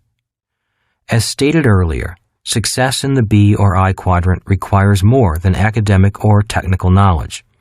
It often requires a change in core emotional thinking, feelings, beliefs, and attitude. Remember, be, do, have. What the rich do is relatively simple. It's the be that is different. The difference is found in their thoughts and, more specifically, their internal dialogue. That's why my rich dad forbade me from saying, "I can't afford it. I can't do that. Play it safe. Don't lose money. What if you fail and never recover?" He banned those statements because he truly believed that words are powerful tools. What a person says and thinks becomes real. Rich Dad firmly believed that what we said to ourselves became our reality. That's why I suspect that, for people who struggle financially, their emotions often do the talking and control their lives. Until a person learns to overcome those emotionally driven thoughts, their words do become reality. Words such as, "I'll never be rich," "That idea will never work," "It's too expensive for me." If they are emotionally based thoughts, they are powerful. The good news is that they can be changed with the support of new friends, new ideas, and a little time. People who are not able to control their fear of losing should never invest on their own. They really are best served by turning that job over to a professional and not interfering with them. I've met many professional people who are fearless when investing other people's money and able to make lots of money. But when it comes to investing or risking their own money, their fear of losing becomes too strong and they ultimately lose. Their emotions do the thinking rather than their logic. I've also met people who can invest their money and win constantly, but lose their calm when someone asks them to invest money for them. The making and losing of money is an emotional subject, so my rich dad gave me the secret to handling these emotions. Rich Dad always said, to be successful as an investor or a business owner, you have to be emotionally neutral to winning and losing. Winning and losing are just part of the game. Quitting my secure job. My friend Mike had a system that belonged to him. His father built it. I did not have that good fortune. I knew that someday I was going to have to leave the comfort and security of the nest and begin to build my own system. In 1978, I resigned from my full-time secure job with Xerox and took the hard step forward with no safety net. The noise in my head from my fear and doubt was loud. I was nearly paralyzed with fear as I signed my letter of resignation, collected my last paycheck, and walked out the door. I had an orchestra of self-damaging thoughts and feelings playing inside me. I was bad-mouthing myself so loudly and with such conviction that I couldn't hear anything else. It's a good thing, because so many of the people I worked with were saying, "He'll be back. He'll never make it." The problem was that I was saying the same thing to myself. Those emotional thoughts of self-doubt haunted me for years, until Kim and I were successful in both the B and I quadrants. Today, I still hear those words. They just have less authority. In the process of putting up with my own self-doubt, I learned to create other thoughts and statements of personal encouragement. Statements such as, keep calm, think clearly, keep an open mind, keep going, ask someone who has gone before you for some guidance, trust and keep the faith in a higher power wanting the best for you. I learned to create these thoughts of encouragement internally, even though there was a part of me that was frightened and afraid. I knew that I had little chance of success my first time out, but the positive emotions of trust, faith, and courage, along with good friends, moved me forward. I knew that I had to take risks. I knew that risk led to mistakes, and mistakes led to wisdom and knowledge, both of which I lacked. For me, failure would have been to let my fear win, so I was willing to move forward with few guarantees. My rich dad had instilled in me the idea that failure is part of the process of success. Internal journey. The path from one quadrant to the next is an internal journey. It is a journey from one set of core beliefs and technical skills to a new set of core beliefs and skills. The process is much like learning to ride a bicycle. At first, you fall down a lot. Oftentimes, it is frustrating and embarrassing, especially if your friends are watching. But after a while, the falling stops and riding becomes automatic. If you fall down again, it's not that big of a deal because you now know that you can get up and ride again.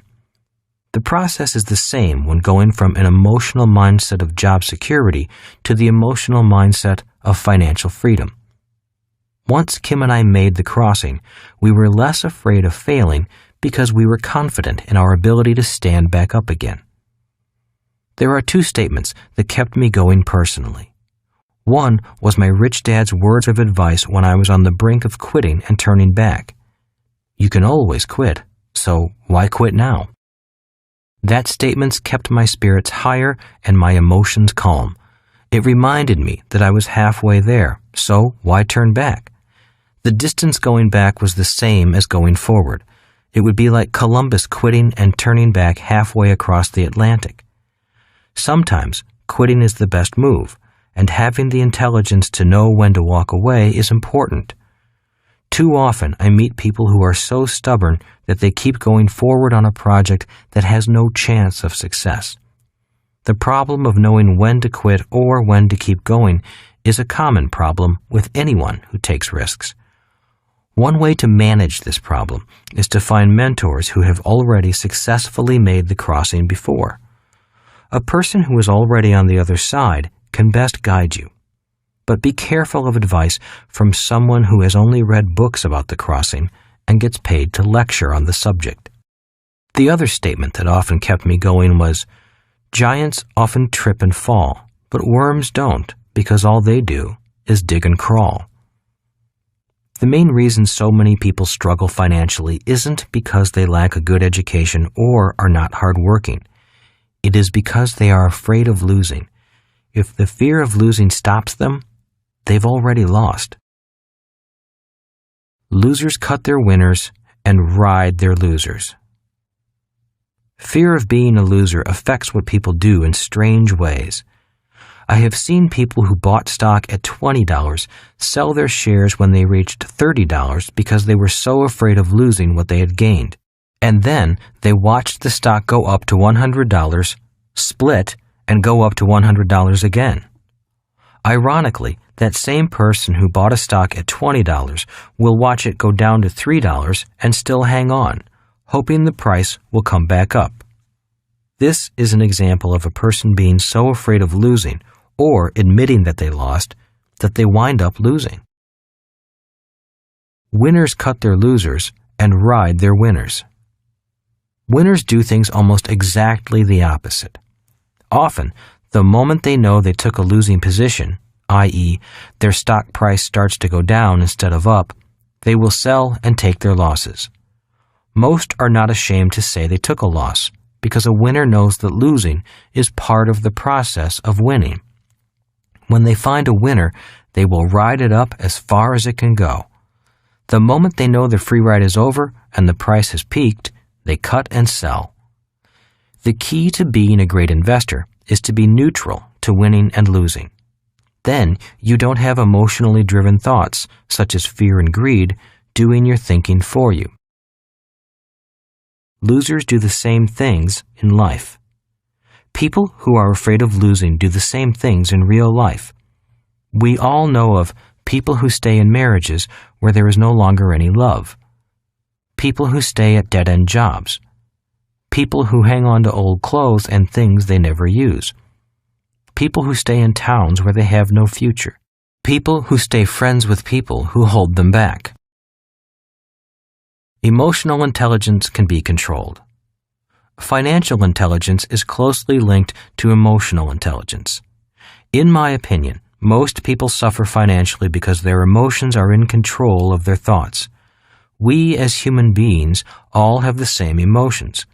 What determines the differences between what we do and what we have in life is primarily how we handle those emotions. For example, the emotion of fear can cause some of us to be cowards, but it can also spur others to become courageous. Unfortunately, when it comes to the subject of money, most people in our society are conditioned to be financial cowards.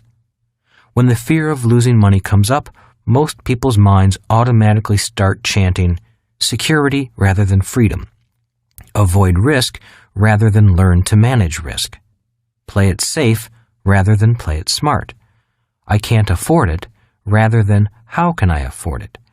It's too expensive rather than what is it worth long term? Diversify rather than focus. What will my friends think rather than what do I think? The wisdom of risk. There is a science to taking risks, especially financial risks. One of the best books I have read on the subject of money and risk management is Trading for a Living by Dr. Alexander Elder. Although it was written for people who professionally trade stocks and options, the wisdom of risk and risk management applies to all areas of money, money management, personal psychology, and investing. One of the reasons many successful Bs are not always as successful as Is is because they do not fully understand the psychology behind purely risking money. While Bs understand risk when it involves business systems and people, that knowledge does not always translate into the systems of money making money. It's emotional more than technical. In summary, moving from quadrants on the left to quadrants on the right is more emotional than technical. If people are not able to control their emotional thoughts, I don't recommend the journey. The reasons things look so risky on the right side to people on the left side is because the emotion of fear is often affecting their thinking. People on the left side think, play it safe is a logical thought. It isn't. It's an emotional thought. And it's the emotional thoughts that keep people stuck in one quadrant or the other. What people do on the right side of the equation isn't that hard. I'm sincere when I say that it's as easy as buying 4 greenhouses for low prices, waiting until the market improves, selling them, and then buying a big red hotel. Life really is a game of Monopoly for people on the right side of the cash flow quadrant. Sure, there is winning and losing, but that's just part of the game. Winning and losing are a part of life. To be successful on the right side is to be a person who loves the game. Star athletes often lose more than they win, yet they love the game. Donald Trump went broke and battled back. He didn't quit because he lost. Losing only made him smarter and more determined. Many wealthy people went broke before they became rich. It's a part of the game. If a person's emotions think for them, those emotional thoughts often blind them from seeing anything else. It's because of those knee-jerk emotional thoughts that people react rather than think. And it's emotional thinking that causes people from different quadrants to argue. The arguments are caused by people not having the same emotional points of view. It's that emotional reaction that blinds a person from seeing how easy, and often risk-free, things are on the right side of the cash flow quadrant. I encourage all of you who want to make the crossing to make sure you have a long-term positive support group and a mentor guiding you. The struggle Kim and I went through was worth it. For us, the most important thing about crossing from the left side to the right side was not what we had to do, but who we became in the process. To me, that is priceless. Chapter 9. Be the bank, not the banker. The rich create money. I have focused on the B portion of the formula be, do, have, because without the proper mindset and attitude, you could not be prepared for the great economic changes that are facing us today. By being someone with the skills and mindset of the right side of the cash flow quadrant, you will recognize opportunities that arise from these changes and be prepared to do. This will lead you to have financial success. I remember a phone call I received from my rich dad in late 1986. "Are you in the real estate market or the stock market?" he asked. "Neither," I replied. "Everything I've invested is in building my business." "Good," he said. "Stay out of all markets. Keep building your business.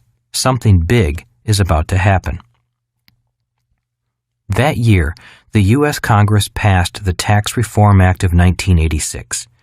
In just 43 days, Congress took away many of the tax loopholes that people counted on to shelter their income. For people who were using those passive losses from their income property as tax deductions, they suddenly still had their losses, but the government had taken away the tax deduction. All across America, real estate prices began to plunge, in some cases as much as 70%. Suddenly, property was worth far less than the amount of their mortgages. Panic swept the real estate market. Banks and savings and loans began to shake, and many failed. People could not get their money out of the banks, and then Wall Street crashed in October 1987. The world went into financial crisis. Fundamentally, the Tax Reform Act of 1986 eliminated many of the tax loopholes that the high-income E's and S's depended upon. Many of them had invested in real estate properties or limited partnerships in order to utilize any losses to offset their earnings from the E or S quadrants. And while the crash and recession did affect people in the B and I quadrants, many of their tax avoidance mechanisms were left intact. During this period, E's learned a new word: downsizing. They soon realized that when a major layoff was announced, the share price of the stock of the company announcing the layoff went up. Sadly, most did not understand why. There were many S's also struggling to cope with the recession that was caused by decreased business, higher insurance rates, and losses from the real estate and stock markets. As a result, I believe that individuals on the left side of the cash flow quadrant were financially hurt and suffered the most as a direct result of the Tax Reform Act of 1986. Transfer of wealth. While people on the left side were suffering, many people on the B and I side were getting rich, thanks to the government taking away from some people and giving to others. By changing the tax code, all the tax trick reasons for investing were taken away from people who were simply buying real estate to lose money. Many were high-income employees or professionals such as doctors, attorneys, accountants, and small business owners.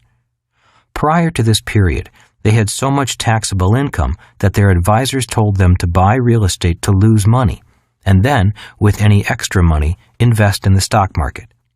When the government took that loophole away with the Tax Reform Act, one of the most massive transfers of wealth began.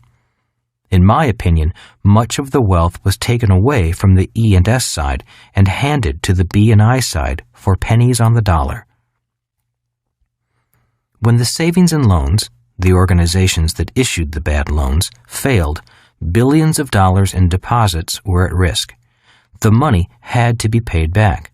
So, who was left to pay back the billions of dollars lost in savings and real estate foreclosures? Well, the taxpayers, of course, the very people who were already hurting enough as it was. Some of you may remember a governmental agency called the Resolution Trust Corporation, or the RTC as it was commonly known. The RTC was the agency responsible for taking the foreclosures from the real estate crash and transferring them to people who knew how to handle them. For me and many of my friends, it was like a blessing from financial heaven. Remember that money is seen with the mind, not with the eyes. During this period of time, emotions ran high and vision was blurred. People saw what they were trained to see. 3 things happened to people on the left side of the cash flow quadrant. 1. Panic was everywhere. When emotions are high, financial intelligence often disappears. People were so concerned about their jobs, the falling value of their property, the crash of the stock market, and the general slowdown of business that they failed to see the massive opportunities right in front of them. Their emotional thoughts blinded them. Instead of moving forward and beating the bushes, most people went into their caves and hid. 2. They lacked the technical skills required on the B and I side. Just as a doctor must have technical skills developed from years of schooling and then from on-the-job training, people in the B and I quadrants must also possess highly specialized technical skills. These include financial literacy, how to restructure debt, how to structure an offering, how to raise capital, understanding your market, and other learnable skills. When the RTC said, "We have a banker's box for sale, and in it is property that used to be worth $20 million, but you can have it today for $4 million, most E's and S's didn't have a clue about how to raise the $4 million to buy the gift from financial heaven, or know how to recognize the good deals from the bad. 3. They lacked a cash machine. Most people during this period had to work harder just to survive. By operating as a B, my business could expand with little physical effort on my part. By 1990, my business was up and running and growing. During this period, the business grew from a startup to 11 offices worldwide. The more it expanded, the less physical work I had to do, and the more money came in. The system and the people in the system were working hard. With the extra money and free time, Kim and I were able to spend a lot of time looking at deals, and there were many of them. It was the best of times, it was the worst of times. There's a saying that goes, "It's not what happens in one's life that matters, but it's the meaning one puts on what happens that matters."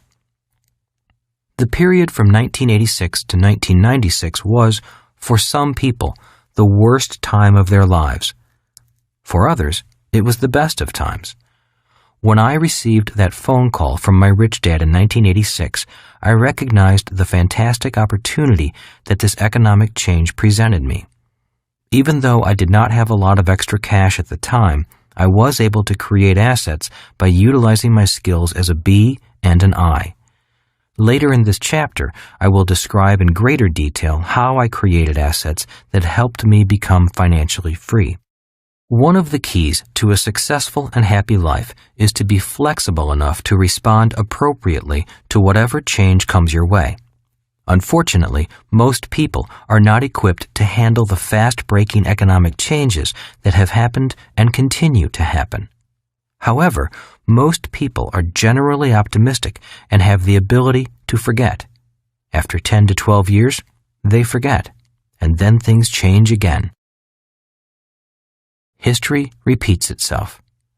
Today, people have more or less forgotten about the Tax Reform Act of 1986. The E's and S's are working harder than ever. Why? Because their tax loopholes have been taken away. As they have worked harder to get back what they lost, their incomes have gone up and their tax accountant has again started whispering the same old words of wisdom. Go buy a bigger house. Interest on your debt is your best tax deduction. And besides, your home is an asset, and it should be your largest investment. So they look at the easy monthly payments and they get sucked into a higher debt position. In my opinion, a great transfer of wealth is happening, and it may be happening in a very different way than we might expect.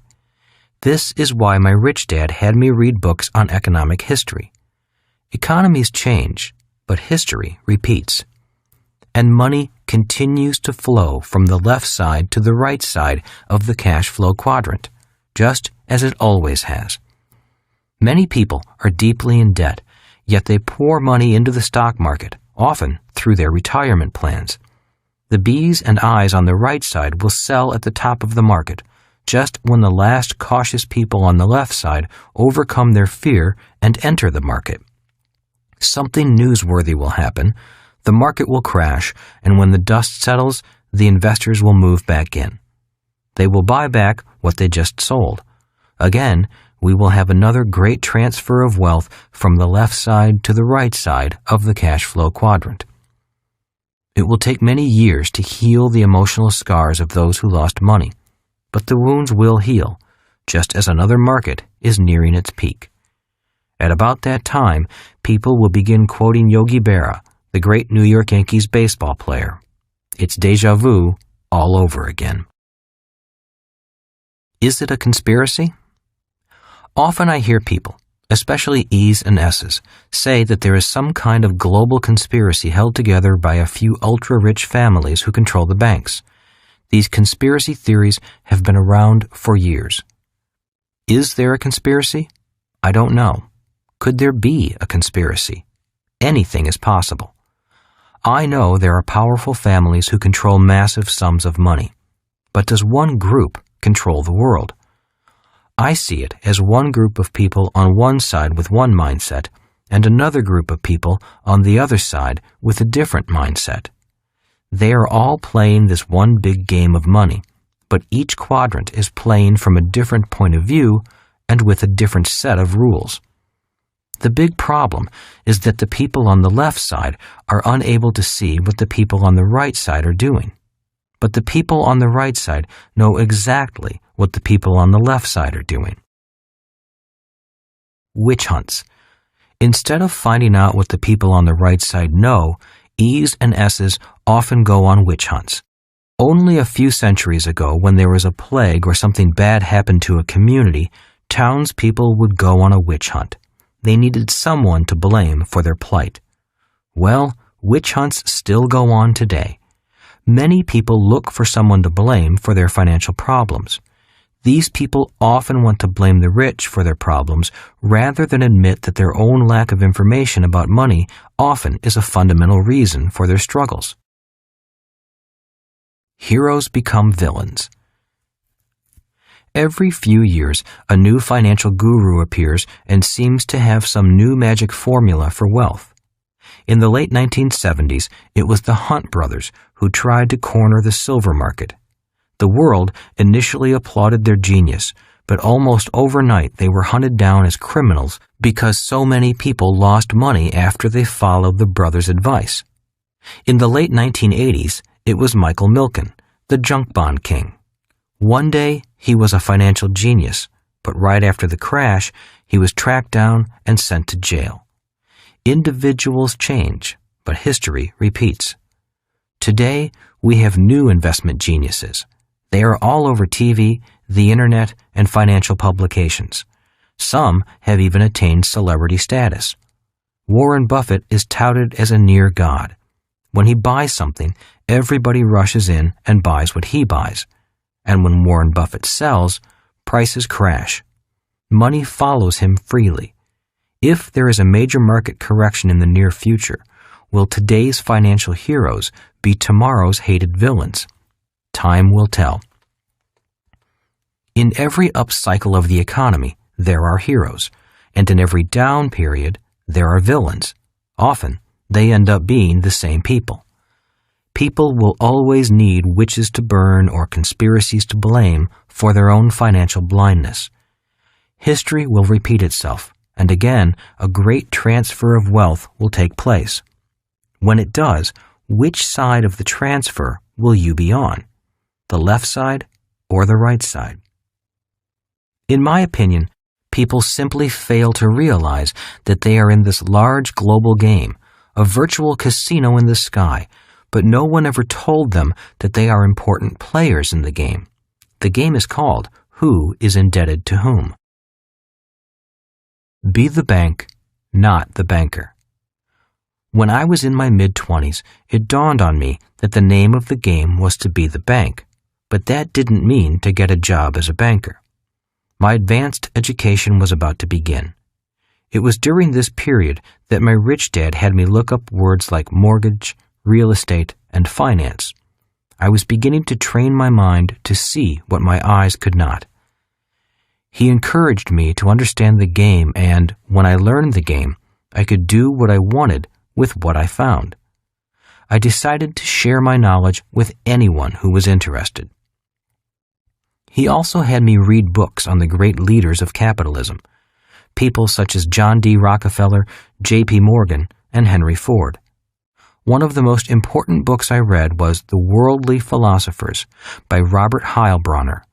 For people who want to operate on the B and I side, his book is a must-read, for it traces the greatest economists of all time, starting with Adam Smith, who wrote The Wealth of Nations. It is fascinating to look into the minds of some of our most important philosophers, the economists. These people interpreted the evolution of modern capitalism over its brief history. In my opinion, if you want to be a leader on the B and I side, a historical view of economic history is important to understanding both our history and our future. After the worldly philosophers, I recommend reading The Creature from Jekyll Island by G. Edward Griffin, Paul Zane Pilzer's Unlimited Wealth, James Dale Davidson's The Sovereign Individual, Robert Preacher's The Crest of the Wave, and Harry Dent's The Great Depression Ahead. While Heilbronner's book gives you insight into where we have come from economically, the other authors give their views on where we are headed. Their contrasting viewpoints have been important. They allowed me to see what my eyes could not. By reading books like these, I have been able to gain insights into the ups and downs, the cycles and trends of the economy. A common theme in all of these books is that one of the biggest changes of all is right around the corner. How to play the bank. After the 1986 Tax Reform Act became law, there were opportunities everywhere. Real estate, stocks, and businesses were available for low prices. While it was devastating for many people on the left side, it was wonderful for me because I could utilize my skills as a B and I to take advantage of the opportunities around me. Instead of being greedy and chasing everything that looked like a good deal, I decided to focus on real estate. Why real estate? For these 5 simple reasons. 1. Pricing. Real estate prices were so low that mortgage payments were far lower than the fair market rent for most properties. These properties made great economic sense, which meant there was little risk. It was like going to a sale at a retail store when everything was 50% off. 2. Financing. The banks would give me a loan on real estate, but not on stocks. Since I wanted to buy as much as I could while the market was depressed, I bought real estate so that what cash I had could be combined with financing through banks. For example, let's say I had $10,000 in savings to invest. If I bought stocks, I could only buy $10,000 worth of stocks. I could have bought on margin and put up only part of the total cost, and the broker company would have loaned me the remainder, but I wasn't financially strong enough to risk a downturn in the market. With $10,000 in real estate and a 90% loan, I could buy a $100,000 property. If both markets went up 10%, I would have made $1,000 in stocks, but $10,000 in real estate. 3. Taxes. If I made $1 million in profit from stocks, I'd have to pay nearly 30% in capital gains tax on my profit. But in real estate, the $1 million profit could be rolled tax-free into the next real estate transaction. On top of that, I could depreciate the property for even greater tax advantages. Important note, an investment must make economic sense outside of the tax benefit for me to invest in it. Any tax benefit only makes the investment more attractive. 4. Cash flow. Rents had not declined even though real estate prices had declined. This put a lot of money in my pocket, paid for the mortgages, and, most importantly, bought me time to wait until real estate prices went up again. When they did, I was able to sell. Although I carried large debt, it never hurt me because the rents were far greater than the cost of carrying the loan. 5. An opportunity to become a bank. Real estate allowed me to become a bank, something I had wanted to do since 1974. The rich create money. In Rich Dad, Poor Dad, I wrote about how the rich create money and often play the role of banker. The following is a simple example that almost anyone can follow. Let's say I find a house worth $100,000 and I get a heck of a deal and only pay $80,000 for it. I pay $10,000 down payment and get a $70,000 mortgage I'm responsible for. I then advertise that the house is available for sale for its appraised price of $100,000. I use these magic words in the ad: house for sale, owner desperate, no bank qualifying, low down payment, easy monthly payments. The phone rings like crazy. The house is sold on what is called a wrap, or a lease purchase contract. In simple terms, I sell the house for a $100,000 IOU. This transaction is then registered with a title and escrow office, which often handles the payments. If the person defaults on the $100,000, I simply foreclose and sell the property to the next person who wants a low down payment, easy monthly payment home to live in. People line up for the opportunity to buy a home on these terms. The net effect is that I have created $30,000 in my asset column for which I am paid interest, just like a bank gets paid interest for the loans it makes. I was beginning to be a bank, and I loved it. Remember that Rich Dad said, "Be careful when you take on debt. If you take on debt personally, make sure it's small.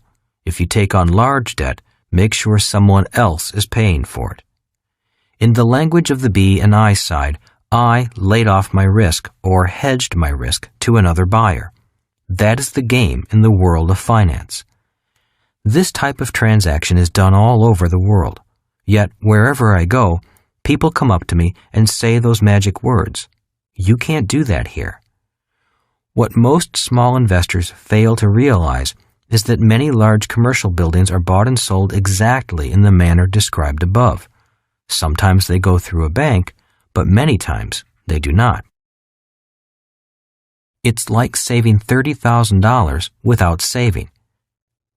I previously talked about why the government does not give people a tax advantage for saving money. Well, I doubt if the banks will ever ask the government to do so because your savings are their liability. The United States has a low savings rate simply because banks do not want your money or need your savings to do well. So this example is a way of playing bank and increasing your savings without a great deal of effort. 1. I determine the interest rate for my $30,000. Often, it's 10% interest. Most banks pay you less than 5% on your savings today. So, even if I did use my own $10,000 as a down payment, which I try not to do, the interest on it is often better than the bank would pay me. 2. It's like creating $20,000, $30,000 less the $10,000 down payment, that didn't exist before, just like the bank creates an asset and then charges interest on it. 3. This $20,000 was created tax-free. For the average person in the E quadrant, it would take nearly $40,000 of wages to be able to set aside $20,000. Income earned as an employee is a 50-50 proposition, with the government taking its 50% through withholding tax before you ever see it. 4. All property taxes, maintenance, and management fees are now the responsibility of the buyer because I sold the property. And there is more. Many creative things can be done on the B and I side to create money from nothing, just by playing the role of the bank. A transaction like this may take a week to a month to put together. The question is, how long would it take for most people to earn an additional $40,000 so they can save $20,000 after taxes and other expenses? The income stream is sheltered. In Rich Dad, Poor Dad, I briefly covered why the rich use corporations. 1. Asset protection. If you are rich, people tend to want to take what you have through litigation. But the rich often don't own anything in their own names. Their assets are held in trusts and corporations to protect them. 2. Income protection. By passing the income stream from assets through your own corporation, much of the income that is normally taken from you by the government through taxes can be sheltered. The harsh reality is that, for employees, the sequence goes like this: earn, taxed, spend. As an employee, your earnings are taxed and taken through withholding taxes even before you get your paycheck. So if an employee is paid $30,000 per year, by the time the government gets through with it, it's down to $15,000. With this $15,000, you must then pay your mortgage and all your other daily expenses. If you pass your income stream through a corporate entity first, this is what the pattern would look like: earn, spend, taxed. By passing the income stream from the $30,000 through a corporation, you can expense much of the earnings before the government gets their hands on it. If you own the corporation, you make the rules, as long as it conforms to the tax code. For example, if you make the rules, you can write into the bylaws of your company that child care is part of your employment package. The company may pay $400 per month for child care out of pre-tax dollars. If you pay for it with after-tax dollars, you have to effectively earn almost $800 to pay for that same child care. The list is long, and the requirements are specific as to what an owner of a corporation can write off that an employee cannot. Certain travel expenses can be written off with pre-tax dollars as long as you can document that you conducted business, such as a board meeting, on the trip. Just make sure you follow the rules. Even retirement plans are different for owners and employees in many instances. Having said all of this, I want to stress that you must follow the required regulations to make these expenses deductible. I believe in taking advantage of the legal deductions allowed by the tax code, but I do not recommend breaking the law. Again, the key to taking advantage of some of these provisions is which quadrant you earn your income from. If all of your income is generated as an employee from a company that you don't own or control, there's little income or asset protection available to you. That is why I recommend that if you're an employee, keep your job, but begin to spend time in the B or I quadrants. Your road to faster freedom is through those two quadrants. To feel more financially secure, the secret is to operate in more than one quadrant. Free land. A while back, Kim and I wanted some property away from the hustle and bustle of the crowded city. We got the urge to own some acreage with tall oak trees and a stream running through it. We also wanted privacy. We found a 20-acre parcel priced at $75,000. The seller was willing to take 10% down and carry the balance at 10% interest. It was a fair transaction. The problem was that it violated the rule on debt that Rich Dad taught me, which was, be careful when you take on debt. If you take on debt personally, make sure it's small. If you take on large debt, make sure someone else pays for it. We passed on the $75,000 piece of land and went looking for property that made more sense. And remember Rich Dad's rule. If you take on debt and risk, then you should be paid. Well, in this transaction, I would have taken on both the debt and the risk, and I was the one paying for it. About a month later, we found a piece of land for $115,000 that was even more beautiful. It was 87 acres of tall oak trees with a stream, and it had a house. I offered the seller full price if he would give me my terms, which he did. To make a long story short, we spent a few dollars fixing the house and sold the house and 30 acres for $215,000, using the same idea of low down payment, easy monthly payments. We kept 57 acres for ourselves. The new owner was thrilled because it was a beautiful home and he was able to buy it for almost nothing down. As an aside, he also bought it through his company for use as a corporate retreat for his employees, which allowed him to depreciate the purchase price as a company asset, deduct the maintenance costs, and deduct the interest payments. His interest payments more than paid for my interest payments. A few years later, he sold some of his company stock and paid off the loan to me, and I, in turn, paid off my loan. The debt was gone. With the extra $100,000 profit I made, I was able to pay the taxes from the gain of the land and the house. The net result was zero debt, $15,000 profit after taxes, and 57 acres of gorgeous land. It was like being paid for getting what you want. The IPO. An initial public offering, IPO, or taking a private company public through a stock offering, is based on the same principles as the transaction described in the previous section. While the words, the market, and the players are different, the basic underlying principles remain the same.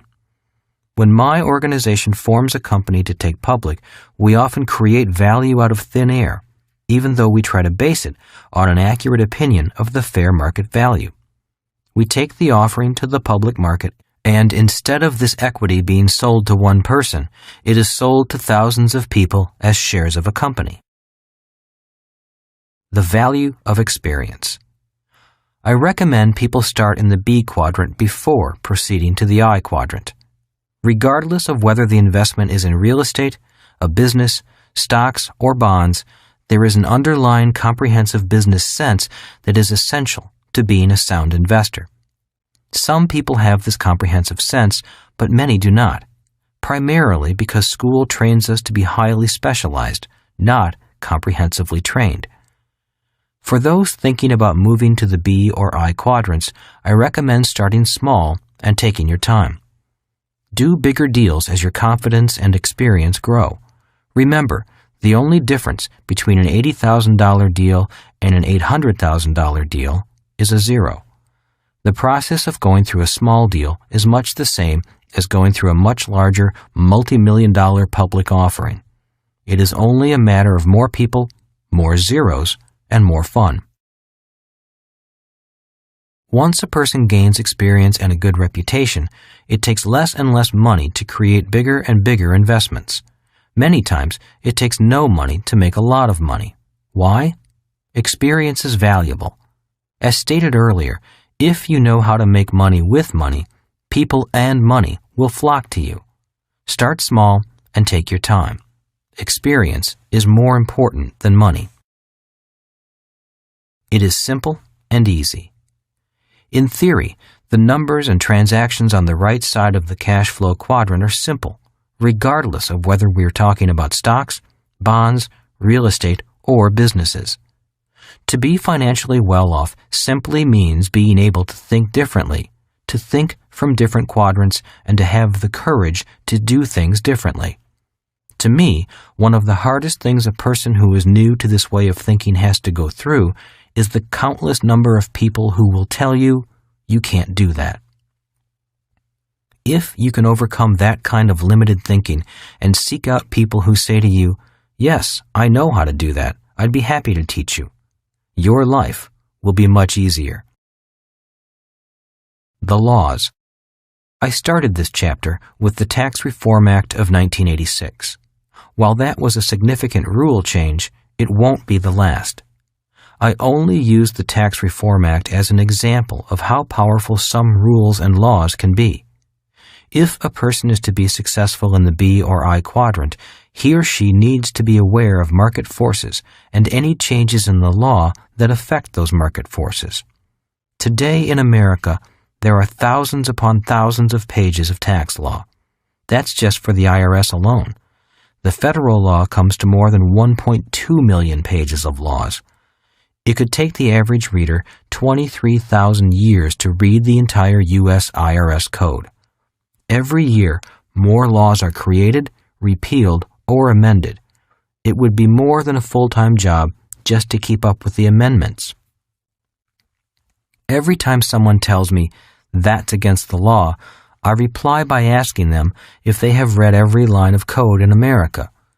If they say yes, I leave slowly, backing up toward the door. Never turn your back on someone who thinks they know every law. To be successful on the right side requires seeing 5% with your eyes and 95% with your mind. Understanding the laws and market forces is vital for financial success. Great transfers of wealth often occur when laws and markets change. So it is important to pay attention if you want to have those changes work in your favor and not against you. The government needs your money. I believe in paying taxes.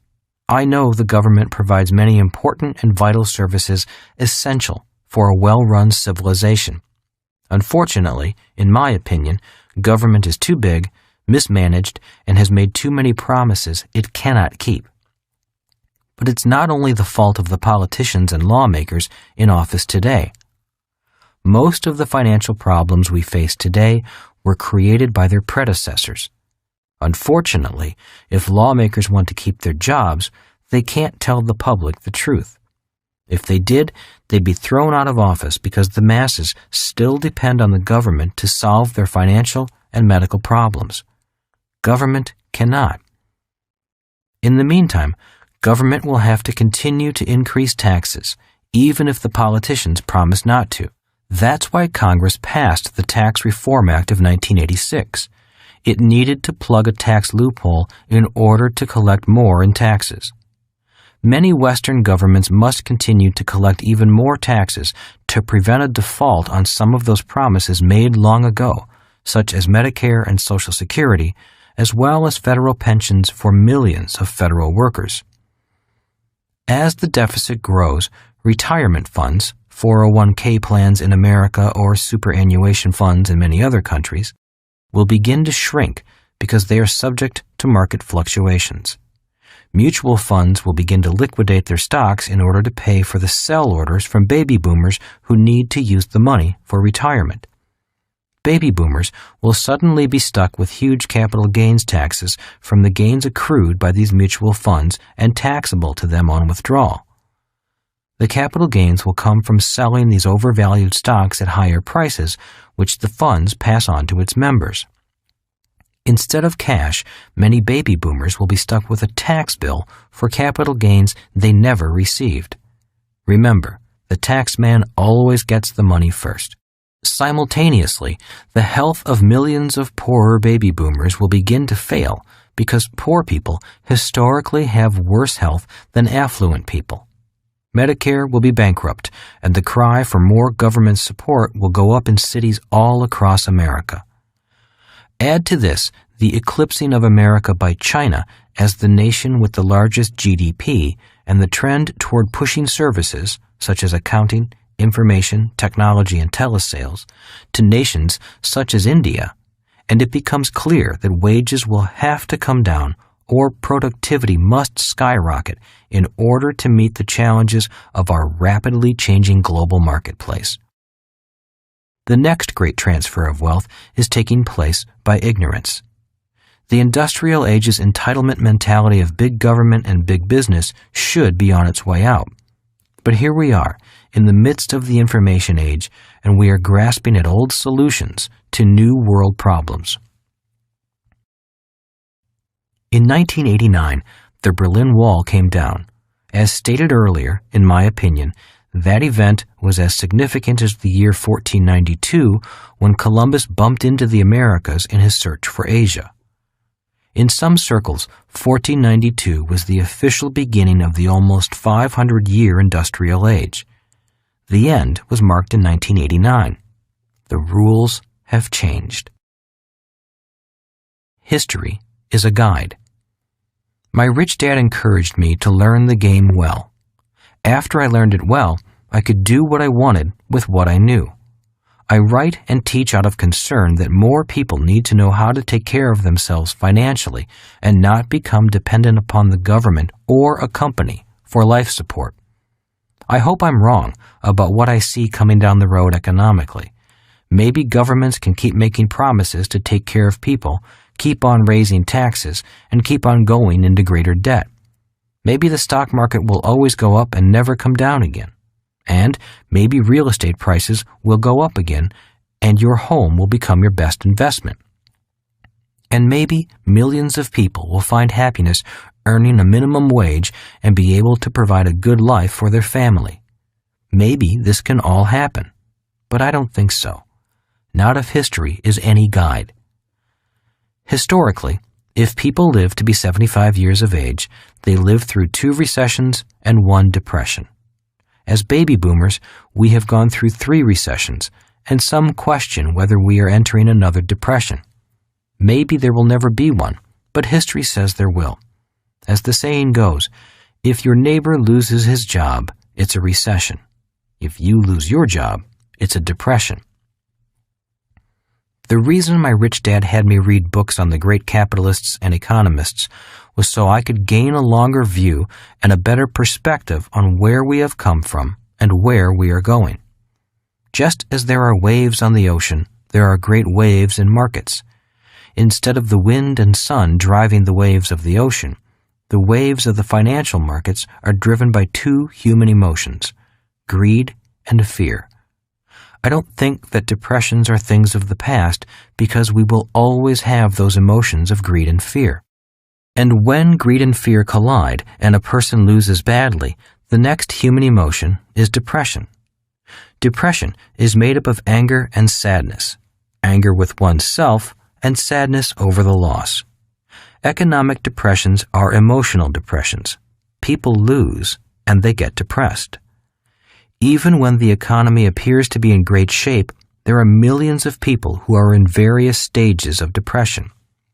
They may have a job, but deep down they know they are not getting ahead financially. They are angry at themselves and sad over their loss of time. Little do they know that they have been trapped by the industrial age idea of find a safe, secure job and don't worry about the future. A great change means opportunity. We are entering an era of tremendous change and opportunity. For some people, it will be the best of times. For others, it will be the worst of times. As President John Kennedy once said, a great change is at hand. Kennedy came from the right side of the cash flow quadrant. Back in the 1960s, he tried desperately to elevate the lives of those stuck in a time warp. Unfortunately, decades later, millions of people are still trapped in those time warps, following ideas that were handed down from past generations. Ideas such as, go to school so you can find a secure job. While education is more important than ever before, we need to be teaching people to think a little further than just looking for a secure job and expecting the company or the government to look after them once their working days are through. That is an industrial age idea, and we are not there anymore. Nobody said it was fair, for this is not a fair country. We are a free country. There are people who work harder, are smarter, are more driven for success, are more talented, or are more desirous of the good life than others. In America, we are, thankfully, free to pursue those ambitions if we have the determination. Yet, every time somebody does better than we do, some people say it's unfair. The same people who think it would be more fair if the rich shared with the poor.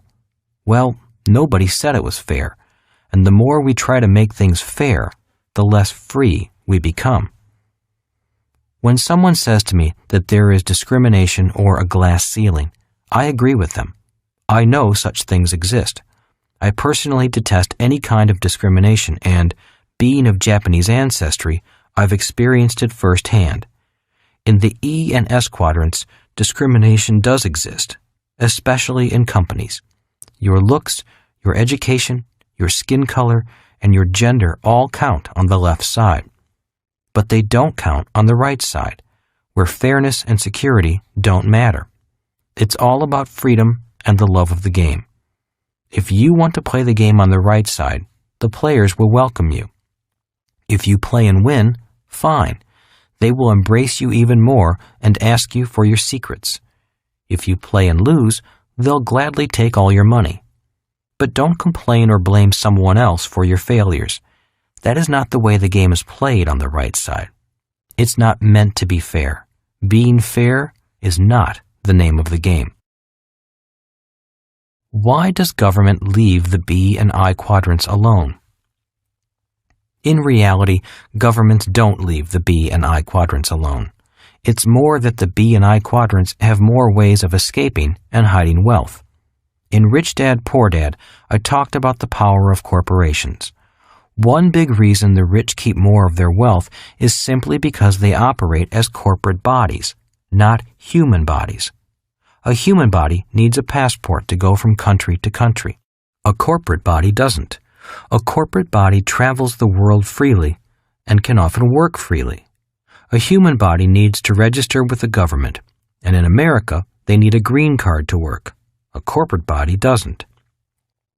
While governments would like to take more money from corporate bodies, they realize that if they pass abusive tax laws, the corporate bodies will take both their money and their jobs to some other country. In the industrial age, people talked about offshore as a country. The rich have always sought tax havens where their money would be treated kindly. Today, offshore is not a country. It's cyberspace. Money, being an idea and invisible, can now hide in the invisible electronic realm.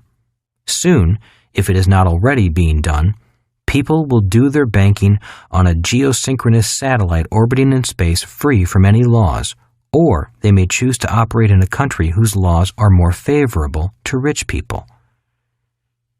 In Rich Dad, Poor Dad, I wrote that corporations became popular at the start of the industrial age just after Columbus discovered a new world filled with riches. Each time the rich sent a vessel out to sea, they were at risk because, if the ship didn't come back, the rich didn't want to be indebted to the families of sailors who died. So corporations were formed for legal protection and to limit the risk to the amount of money ventured. Wherever I travel in the world, the people I deal with primarily are employees of their own corporations. In theory, they own nothing and really don't exist as private citizens. They exist as officers of their rich corporations, but as private citizens they own nothing. And wherever I go in the world, I meet people who tell me, "You can't do that in this country. It's against the law." Little do most people realize that most countries' laws in the Western world are similar. They may use different words, but in principle, their laws are pretty much the same. If possible, I recommend that you at least consider being an employee of your own corporation. It is especially advisable for high-income S's and B's, even if they own franchises or earn their income from network marketing. Seek advice from competent financial advisors to help you choose and implement the best structure for your particular situation. There are two kinds of laws. On the surface, it seems as if there are laws for the rich and laws for everyone else. But in reality, the laws are the same. The only difference is that the rich use the laws to their advantage, while the poor and middle classes do not. That is the fundamental difference. I strongly suggest hiring smart advisors, obeying the law, and making lots of money legally. Your legal advisors will serve as your early warning system for upcoming changes in the law. And when laws change, wealth changes hands. Two choices. One advantage of living in a free society is the freedom to make choices. In my opinion, there are two big choices: the choice of security and the choice of freedom. If you choose security, you will pay a huge price for that security in the form of excessive taxes and punishing interest payments. If you choose freedom, then you need to learn the whole game and play it wisely. It's your choice which quadrant you want to play the game from. Part 1 of this book defined the specifics of the cash flow quadrant, while Part 2 focused on developing the mindset and attitude of someone who chooses the right side of the B and I quadrants. By now, you should know which quadrant you are currently in and have an idea where you want to be. You also should have a better understanding of the mental process and mindset of operating from the right side of the cash flow quadrant. While I have shown you ways to cross from the left side to the right side, it is now time to get specific. In the final section, I will identify 7 steps to find the financial fast track that I consider essential in moving to the B and I quadrants. Build businesses and buy real estate.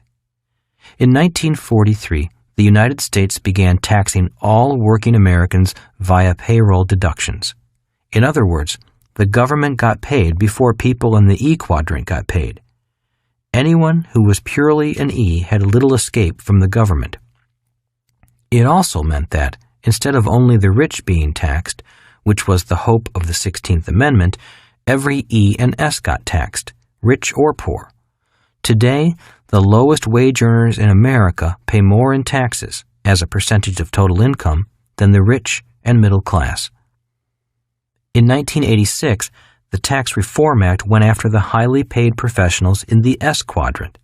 This act specifically targeted doctors, lawyers, architects, dentists, engineers, and other professionals, and made it difficult, if not impossible, for them to shelter their income the way that the rich can do in the B and I quadrants. These professionals were forced to operate their businesses through S corporations instead of C corporations, or else pay a tax penalty. The rich do not pay this penalty. Income for these highly compensated professionals is then passed through the S corporation and taxed at the highest individual tax rate possible. They do not have the opportunity to shelter their income through deductions allowed to C corporations. At the same time, the law was changed to force all S corporations to have a calendar year end. This again forced all income to be taxed at the highest rate. When I discussed these changes with my CPA, he reminded me that the biggest shock to newly self-employed people generally comes at the end of their first business year when they realize that the biggest tax they are paying is a self-employment tax. This tax is double for S's or self-employed over what they paid as E's or employees. And it is calculated based on income before the individual can deduct any itemized deductions or personal exemptions. It is possible for a self-employed person to have no taxable income, yet still owe self-employment tax. Corporations, on the other hand, do not pay self-employment tax. The 1986 Tax Reform Act also effectively pushed the E's and S's of America out of real estate as an investment and into paper assets such as stocks and mutual funds. Once the downsizing began, millions not only felt less secure about their jobs, they also felt less secure about their retirement, simply because their future financial well-being was based upon paper assets subject to the ups and downs of the market. The 1986 Tax Reform Act also appears to have had the intention of shutting down the smaller community banks in America and shifting all banking to large national banks. I suspect that this was done so America could compete with the large banks of Germany and Japan. If that was the intent, it was successful. Today in America, banking is less personal and purely by the numbers.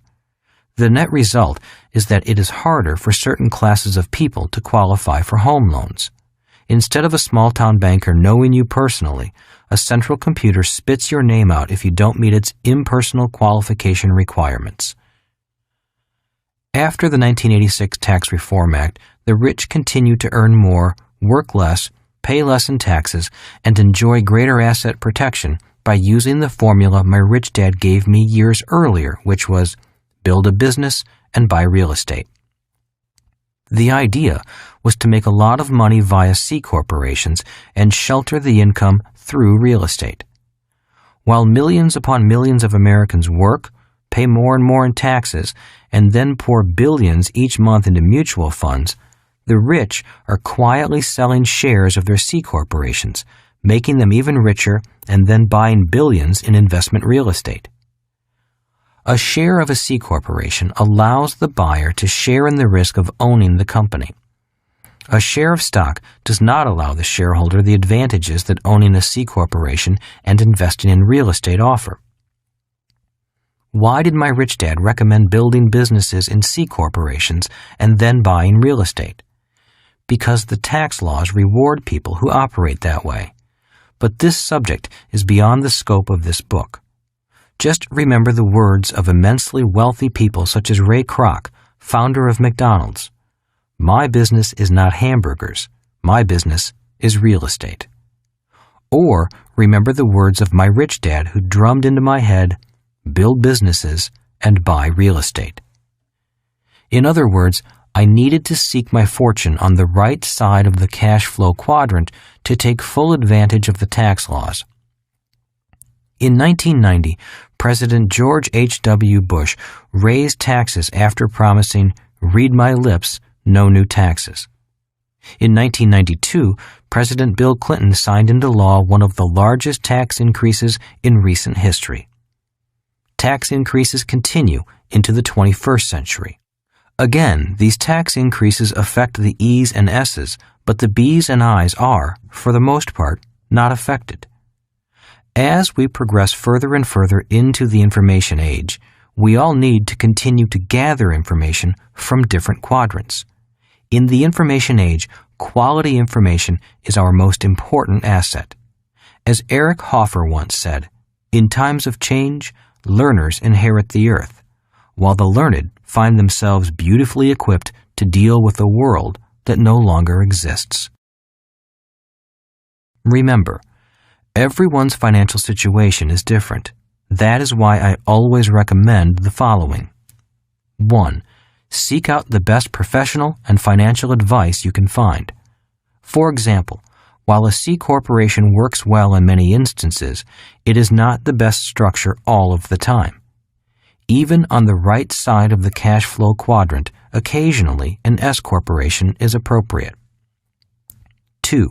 Remember that there are different advisors for the rich, the poor, and the middle class, just as there are different advisors for people who earn their money on the right side and on the left. Also, consider seeking advice from people who are already where you want to go. 3. Never do business or investing for tax reasons.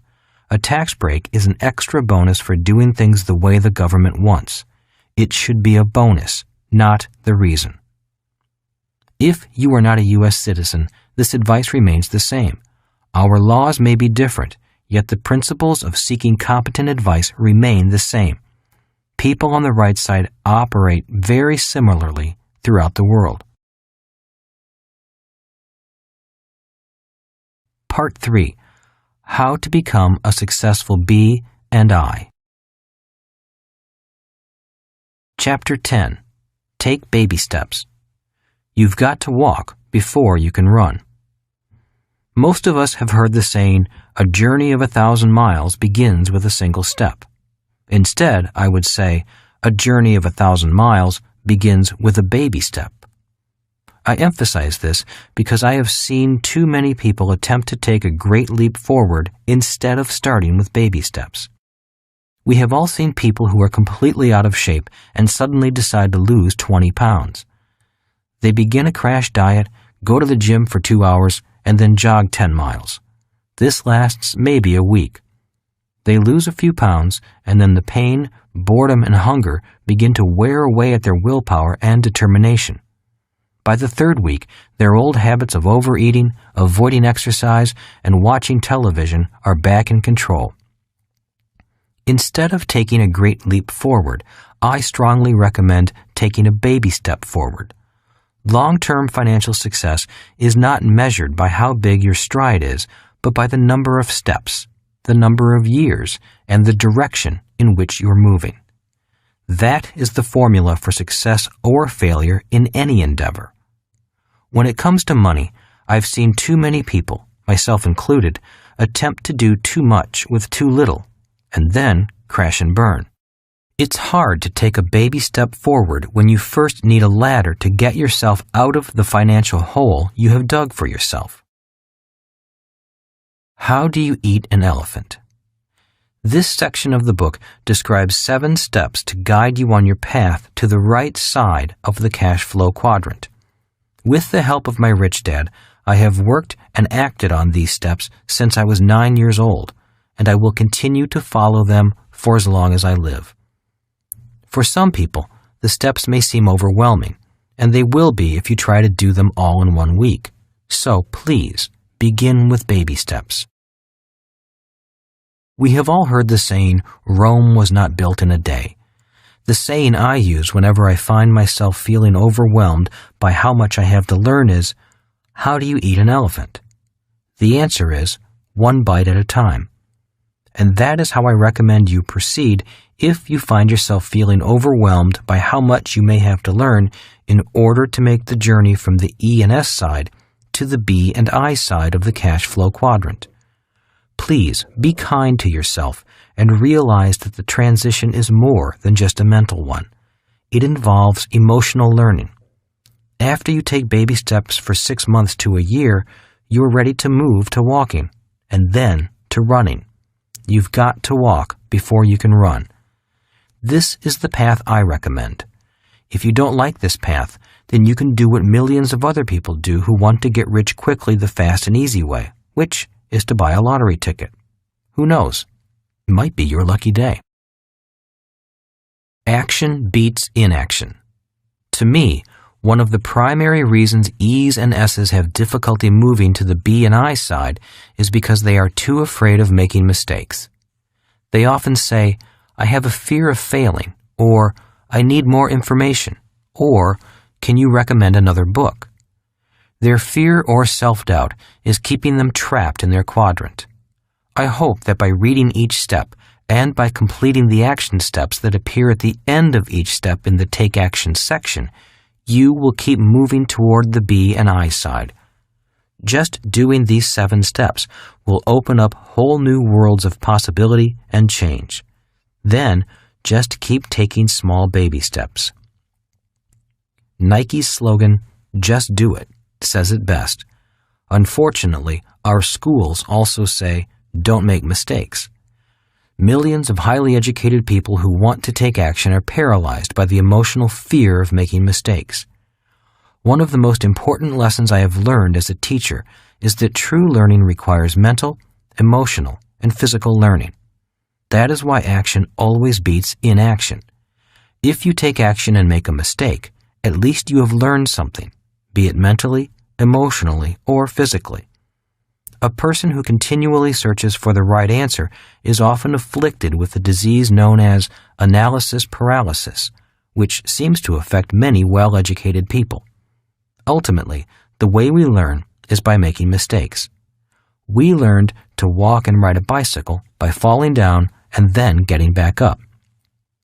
People who are afraid of taking action out of fear of making mistakes may be mentally smart, but they are also emotionally and physically handicapped.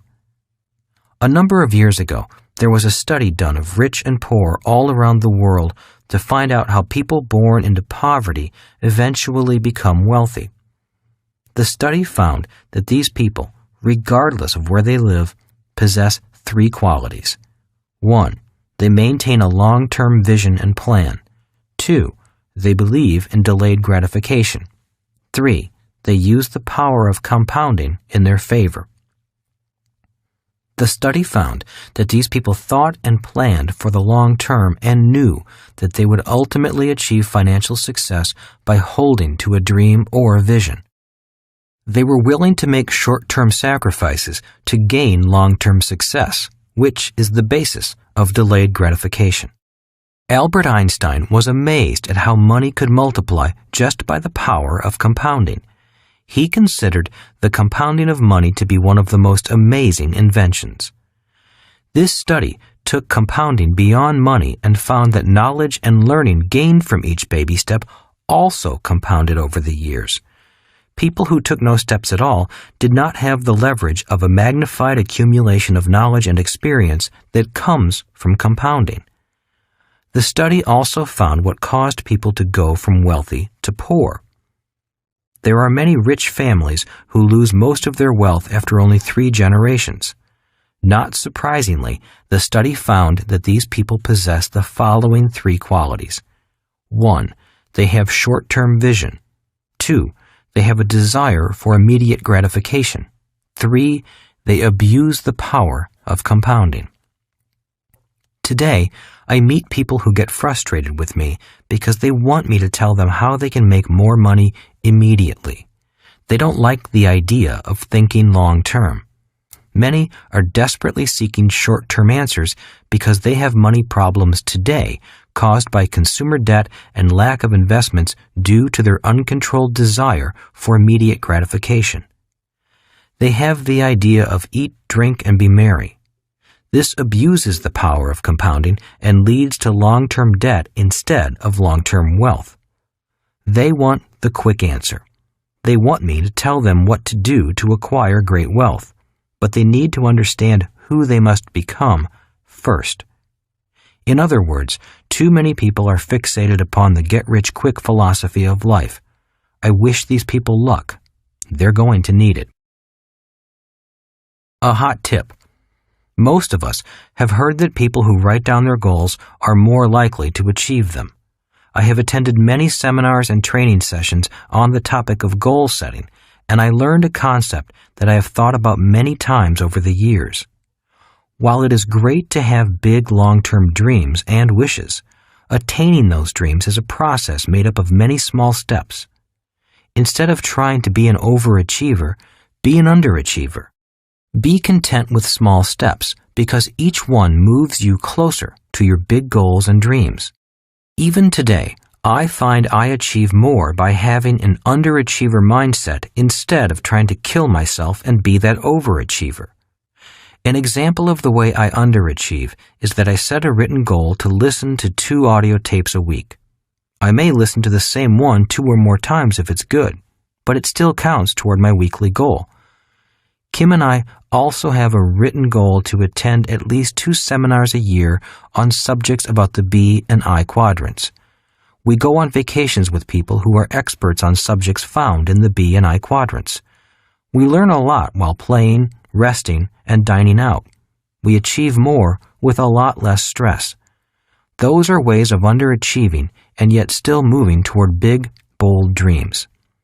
The key to making any investment is setting a big goal and approaching it systematically, taking baby steps first and then gradually increasing the size of your investments as your learning and experience increase.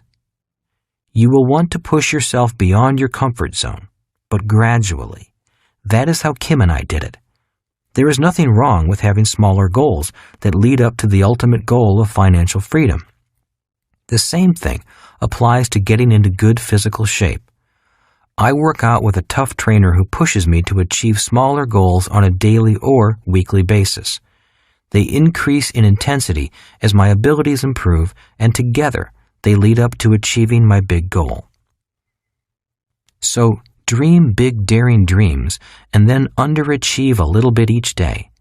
I recommend setting attainable daily goals that, when achieved, provide positive reinforcement to help you stay on the path to the big goal of moving from the left side of the cash flow quadrant to the right side. If you want to be rich, you've got to change your rules. I have often been quoted as saying, "The rules have changed." When people hear these words, they nod their head in agreement and say, "Yes, the rules have changed. Nothing is the same anymore." But then they go on and do the same old thing. Industrial Age Financial Statements. When I teach how to get your financial life in order, I start by asking students to fill out a personal financial statement. It often becomes a life-changing experience. Financial statements are much like X-rays. Both let you see what your unassisted eye cannot see. After filling out their statements, it is easy to see who has financial cancer and who is financially healthy. Almost always, the ones with financial cancer are those with industrial age ideas. Why do I say that? Because in the industrial age, people did not have to think about tomorrow. If you worked hard, your employer or the government would take care of all your tomorrows. That is why so many of my friends and family always told me to get a job with the government or to make sure I got a job with an excellent retirement plan. Those are words of advice based on industrial age rules and an entitlement mentality. Although the rules have changed, many people have not changed their financial rules. They are still spending like there's no need to plan for tomorrow. When I read a person's financial statement, it is easy to see what tomorrow might look like for them. What does your tomorrow look like? People with no assets that generate cash flow are likely to have tomorrows that are filled with struggles and stress. When I find people who have no assets, they are usually working hard for a paycheck to pay their bills. If you look at most people's expense column, the two biggest monthly expenses are taxes and debt service for long-term liabilities. In other words, the government and the bank get paid before they do. People who cannot get control of their cash flow generally have no financial future and will find themselves in serious trouble in the next few years. Why? A person who only operates in the E quadrant has little protection from taxes and debt. Even an S can do something about these two financial cancers. If this doesn't make sense to you, I would suggest reading or rereading Rich Dad, Poor Dad, which should make this and the next few chapters easier to understand. 3 cash flow patterns. As stated in Rich Dad, Poor Dad, there are 3 basic cash flow patterns, one for the rich, one for the poor, and one for the middle class. The middle class cash flow pattern is considered typical and smart by our society. After all, the people who have this pattern probably have high-paying jobs, nice homes, cars, and credit cards. This is what my rich dad called the working class dream. When adults play my cash flow board game, they usually struggle mentally. Why? Because they are being introduced to financial literacy, which means understanding the numbers and words of money. The game takes several hours to play, not because it is long, but because the players are learning a completely new subject. It is almost like learning a foreign language. But the good news is that this new literacy can be learned quickly, and then the game picks up speed. The more frequently people play the game, the smarter and faster they get, and they have fun in the process. Something else also happens. Because they are becoming financially literate, many begin to realize that they are in financial trouble, even though the rest of society thinks they are well off. A middle-class cash flow pattern used to work in the industrial age, but it could be disastrous in the information age. Many people, once they successfully learn and understand the cash flow game, begin to seek new answers. Playing the game becomes a financial wake-up call about their personal financial health, just as a mild heart attack is an alert about a person's physical health. After playing cash flow several times, some people begin to change their thinking pattern to that of the rich. This is the thought pattern Rich Dad wanted his son and me to have as young children, which is why he took away our paychecks and refused to give us raises. He never wanted us to become addicted to the idea of a high-paying job. He wanted us to develop the thought pattern of thinking only in assets and income in the form of capital gains, dividends, rental income, and residual income from businesses and royalties. For people who want to be successful in the information age, the faster they develop their financial and emotional intelligence, the faster they will feel more financially secure and find financial freedom. In a world of less and less job security, this cash flow pattern makes much more sense to me. And to achieve this pattern, a person needs to see the world from the B and I quadrants, not from the E and S quadrants. I also call this an information age financial statement because the income is generated strictly from information, not hard work. In the information age, the idea of hard work is not the same as it was in the agrarian and industrial ages. In the information age, the people who work the hardest physically will be paid the least. It is already true today and has been true throughout history. However, today when people say, "Don't work hard, work smart," they do not mean to work smart in the E or S quadrants. They actually mean to work smart in the B or I quadrants. That is information age thinking, which is why financial and emotional intelligence are vital today and will be even more so in the future.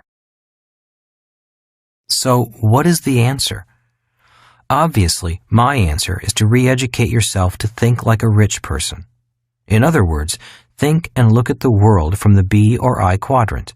However, the solution is not as simple as going back to school and taking a few courses. To be successful in the B or I quadrant requires financial intelligence, systems intelligence, and emotional intelligence. These things cannot be learned in school. The reason these intelligences are hard to learn is because most adults are wired to the hard work and spend mode of life. When they feel financial anxiety, they hurry off to work and work hard. They come home and hear about the stock market going up and down. Their anxiety grows, so they go shopping for a new house or car, or they play golf to avoid the anxiety. The problem is that the anxiety returns on Monday morning.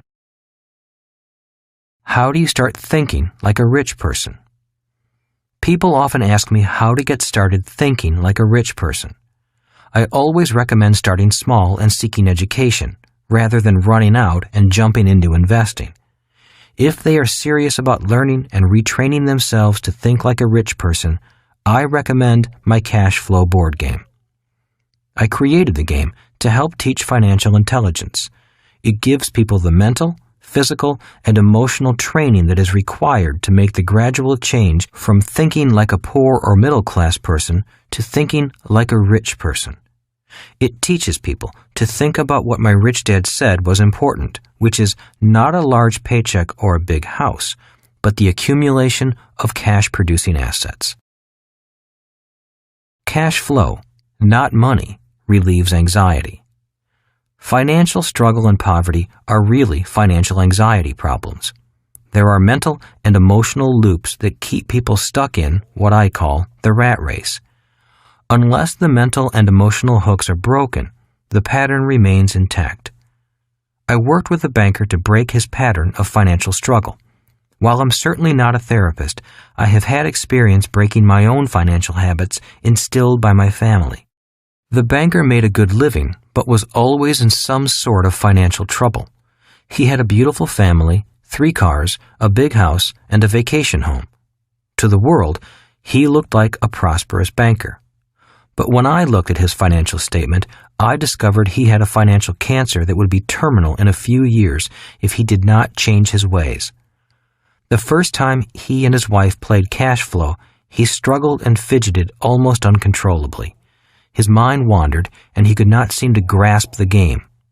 After 4 hours of play, he was still stuck. Everyone else had completed the game, but he was still in the rat race. As we put the game away, I asked him what was going on. His only answer was that the game was too hard, too slow, and too boring. I reminded him about what I had told him before the game started.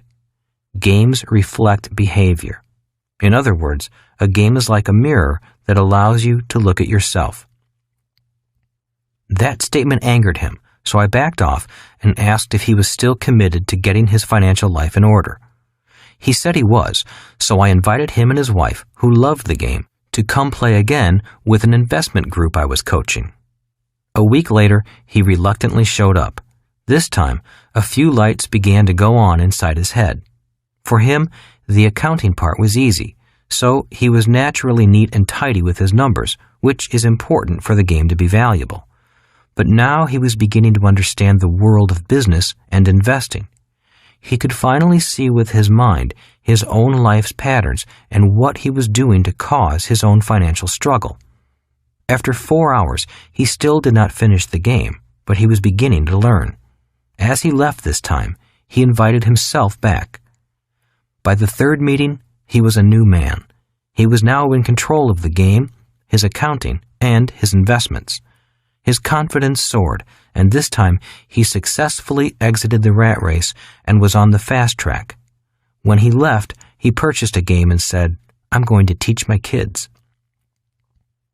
By the 4th meeting, he told me his personal expenses were down. He had changed his spending habits and was being more careful with his credit cards, and he was taking an active interest in learning to invest and build his asset column. His thinking was now on track to make him an information-age thinker. At the 5th meeting, he played CASHFLOW 202, the advanced game for people who have mastered CASHFLOW 101. He was now ready and eager to play the fast and risky game that true B's and I's play. The best news was that he took control of his financial future. This man was completely different from the one who had asked me to make cash flow easier the first time he played. A few weeks later, instead of wanting things to be easier, he was actively seeking bigger challenges and was optimistic about his financial future. He had re-educated himself, not only mentally, but also emotionally, through the power of the repetitive learning process that comes from a game. In my opinion, games are a superior teaching tool because they require the player to become fully engaged in the learning process while having fun. Playing a game involves a person mentally, emotionally, and physically. The 7 steps to finding your financial fast track. Chapter 11. Step 1. It's time to mind your own business. We are programmed to mind everyone else's business and ignore our own. Have you been working hard and making everyone else rich? Starting early in life, most people are programmed to mind other people's businesses and make other people rich. It begins innocently enough with words of advice like these. Go to school and get good grades so you can find a safe, secure job with good pay and excellent benefits. Work hard so you can buy the home of your dreams. After all, your home is an asset and your most important investment. Having a large mortgage is good because the government gives you a tax deduction for your interest payments. Buy now, pay later, or low down payment, easy monthly payments, or come in and save money. People who blindly follow these words of advice often become 1. Employees, making their bosses and owners rich. 2. Debtors, making banks and money lenders rich. 3. Taxpayers, making the government rich. 4. Consumers, making many other businesses rich. Instead of finding their own financial fast track, they help everyone else find theirs. Instead of minding their own business, they work all their lives minding everyone else's. Take action. For many people, their financial statements are not a pretty picture, simply because they've been misled into minding everyone else's business instead of minding their own business. To change all that, I suggest following these action steps. 1. Fill out your own personal financial statement. In order to get where you want to go, you need to know where you are. This is your first step to take control of your life and spend more time minding your own business. 2. Set financial goals. Set a long-term financial goal for where you want to be in 5 years and a smaller, short-term financial goal for where you want to be in 1 year. Set goals that are realistic and attainable. A. My 5-year financial goals are 1. I want to increase cash flow, i.e. passive income you earn without you having to work for it, from my assets to blank dollars per month. 2. I want to have the following investment vehicles in my asset column. For example, real estate, stocks, businesses, commodities. B. My 1-year financial goals are 1. I want to decrease my debt by blank dollars. 2. I want to increase cash flow from my assets to blank dollars per month. C. Using my 5-year goals, I will complete my financial statement again to show how it will look 5 years from today. Now that you know where you are financially today and have set your goals, you need to get control of your cash flow so that you can achieve your goals. Chapter 12. Step 2. Take control of your cash flow. People who cannot control their cash flow work for those who can. Many people believe that simply making more money will solve their money problems, but in most cases, it only causes bigger ones. The primary reason most people have money problems is that they were never schooled in the science of cash flow management. They were taught how to read, write, drive cars, and swim, but not how to manage their cash flow. Without this training, they wind up having money problems and then work harder with the belief that more money will solve the problem. As my rich dad often said, more money will not solve the problem if cash flow management is the problem. The most important skill. After your commitment to mind your own business, the next step as the CEO of the business of your life is to take control of your cash flow. If you do not, making more money will not make you richer. In fact, more money makes most people poorer because they often increase their spending and get deeper into debt every time they get a pay raise. Who is smarter, you or your banker? The majority of people do not prepare personal financial statements. At most, they try to balance their checkbooks each month.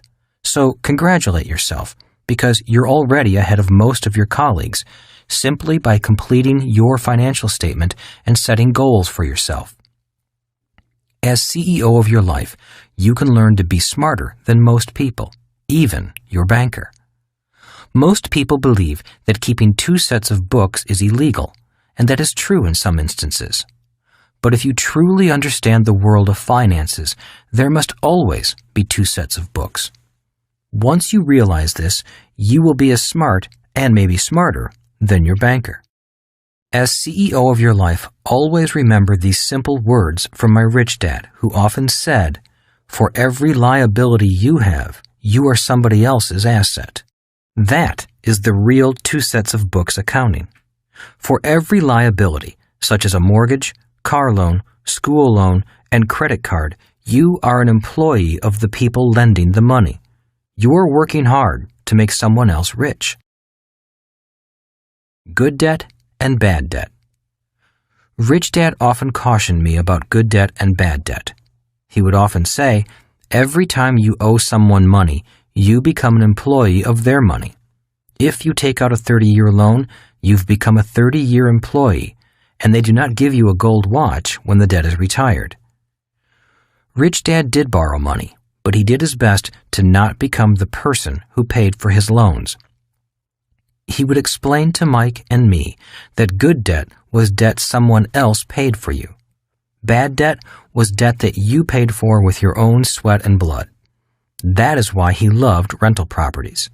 He encouraged me to buy rental real estate because the bank gives you the loan, but your tenant pays for it. Income and expense. Not only do the 2 sets of books apply to assets and liabilities, but they also apply to income and expenses. The more complete verbal lesson from my rich dad was this. For most every liability, there must be an asset, but they don't appear on the same set of financial statements. For every expense, there must also be income, and again, they do not appear on the same set of financial statements. The financial fast track and the rat race. The concept of 2 sets of books can be used to show you the financial fast track and the rat race. There are many different types of financial fast tracks. One of the most common is the track between a creditor and a debtor. The creditor will often say, "Because of your good credit, we'd like to offer you a bill consolidation loan," or "Would you like to open a line of credit just in case you need some extra money in the future?"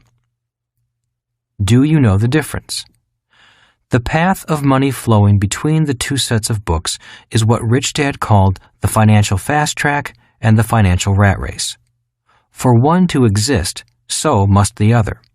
Hence, there must be at minimum 2 financial statements. The questions are, which statement is yours? Which statement do you want to have? This is why Rich Dad constantly told me, making more money will not solve your problems if cash flow management is the problem. The people who understand the power of financial numbers have power over those who do not.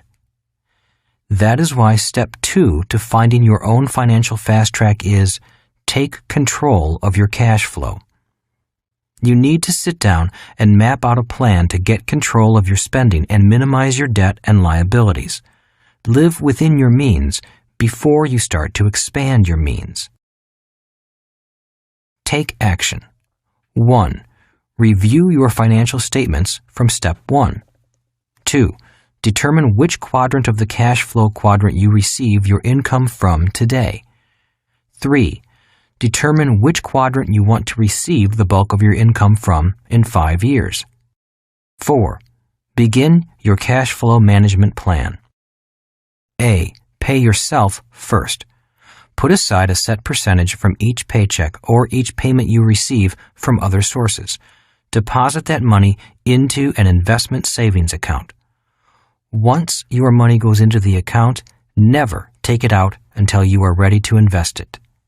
Congratulations, you have just started managing your cash flow. B.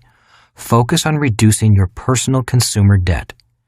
The following are simple tips for reducing and eliminating personal debt. Tip number 1. If you have credit cards with outstanding balances, discipline yourself to use only 1 or 2 credit cards. Any new charges must be paid off in full every month. Do not incur any more long-term debt. Tip number 2. Come up with $150 to $200 extra per month. Now that you are becoming more and more financially literate, this should be relatively easy to do. If you cannot generate an additional $150 to $200 per month, then your chances for financial freedom may only be a pipe dream. Tip number 3. Apply the additional $150 to $200 to your monthly payment of only one of your credit cards. You will now pay the minimum plus the $150 to $200 on that one credit card. Pay only the minimum amount due on all other credit cards. Often, people try to pay a little extra each month on all their cards, but those cards surprisingly never get paid off. Tip number 4. Once the first card is paid off, apply the total amount you were paying each month on that card to your next credit card. You are now paying the minimum amount due on the second card plus the total monthly payment you were paying on your first credit card. Continue this process with all your credit cards and other consumer credit debt. With each debt you pay off, apply the full amount you were paying on that debt to the minimum payment of your next debt. As you pay off each debt, the monthly amount you were paying on the next debt will escalate. Tip number 5. Once all your credit cards and other consumer debt is paid off, continue the procedure with your car and house payments. If you follow this procedure, you will be amazed at the shortened amount of time it takes for you to be completely debt-free. Most people can be debt-free within 5 to 7 years. Tip number 6. Now that you are completely debt-free, take the monthly amount you were paying on your last debt and put that money toward investments. Build your asset column. That's how simple it is. Chapter 13. Step 3. Know the difference between risk and risky. Business and investing are not risky, but being undereducated is. What is proper cash flow management? Proper cash flow management begins with really knowing the difference between an asset and a liability. Let's look at an individual who is 45 years old. I use the age 45 because it is halfway between 25, the age when most people begin to work, and 65, the age when most people plan on retiring. By age 45, if a person has managed their cash flow properly, their asset column should be longer than their liability column. This is a person who takes risks, but not excessive risk, and is in the upper 10% of the population.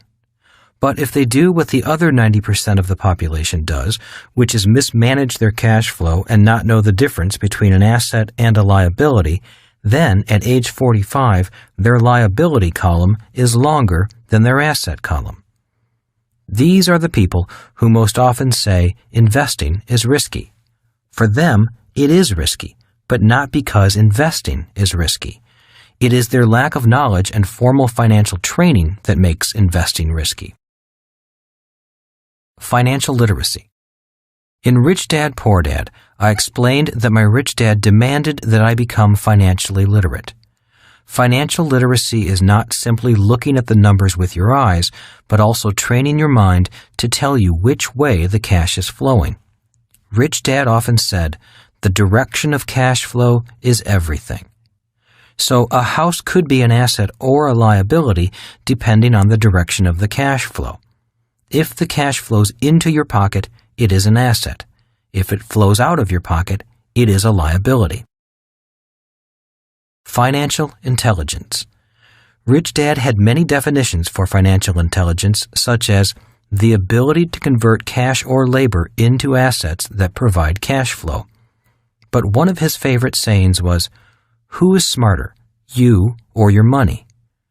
For Rich Dad, spending your life working hard for money only to have it go out as fast as it comes in is not a sign of high intelligence. You may want to review the cash flow patterns of a poor person, a middle-class person, and a rich person presented in Chapter 10. Remember that a rich person focuses his or her efforts on acquiring assets, not working harder. Due to their lack of financial intelligence, many educated people put themselves into positions of high financial risk. My rich dad called it the financial red line, meaning income and expenses are nearly the same every month. These are the people who cling desperately to job security, are unable to change when the economy changes, and often destroy their health with stress and worry. And these are often the same people who say, business and investing are risky. In my opinion, business and investing are not risky, but being undereducated is. Similarly, being misinformed is risky, and relying on a safe, secure job is the highest risk anyone can take. Buying an asset is not risky. Buying liabilities you have been told are assets is risky. Minding your own business is not risky. Minding everyone else's business and paying them first is risky. So, step 3 is to know the difference between risk and risky. Take action. 1. Define risk in your own words. A. Is relying on a paycheck risky to you? B. Is having debt to pay each month risky to you? C. Is owning an asset that generates cash flow each month risky to you? D. Is spending time to obtain financial education risky to you? E. Is spending time learning about different types of investments risky to you? 2. Commit 5 hours of your time each week to do one or more of the following. A. Read the business section of your newspaper and the Wall Street Journal. B. Listen to the financial news on television or radio. C. Read financial websites, magazines, and newsletters. D. Play the cash flow game and visit a local cash flow club. E. Attend educational seminars on investing and financial education. F. Consider hiring a coach to help you work through the process of becoming financially free. Chapter 14. Step 4. Decide what kind of investor you want to be. Start small and learn to solve problems. Have you ever wondered why some investors make more money with a lot less risk than others? Most people struggle financially because they avoid financial problems. One of the biggest secrets my rich dad taught me was this: if you want to acquire great wealth quickly, take on great financial problems. In part 1 of this book, I discussed the 5 levels of investors. I would like to add one more distinction that defines 3 different types of investors. Type A, investors who seek problems. Type B, investors who seek answers. Type C, investors who seek an expert to tell them what to do. Type C investors.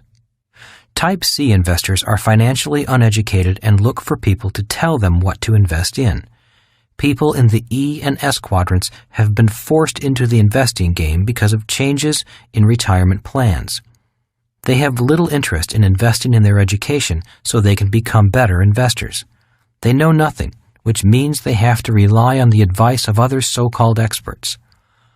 What's the chance of the Type C investor getting rich? About as much chance as winning the lottery. Type B investors.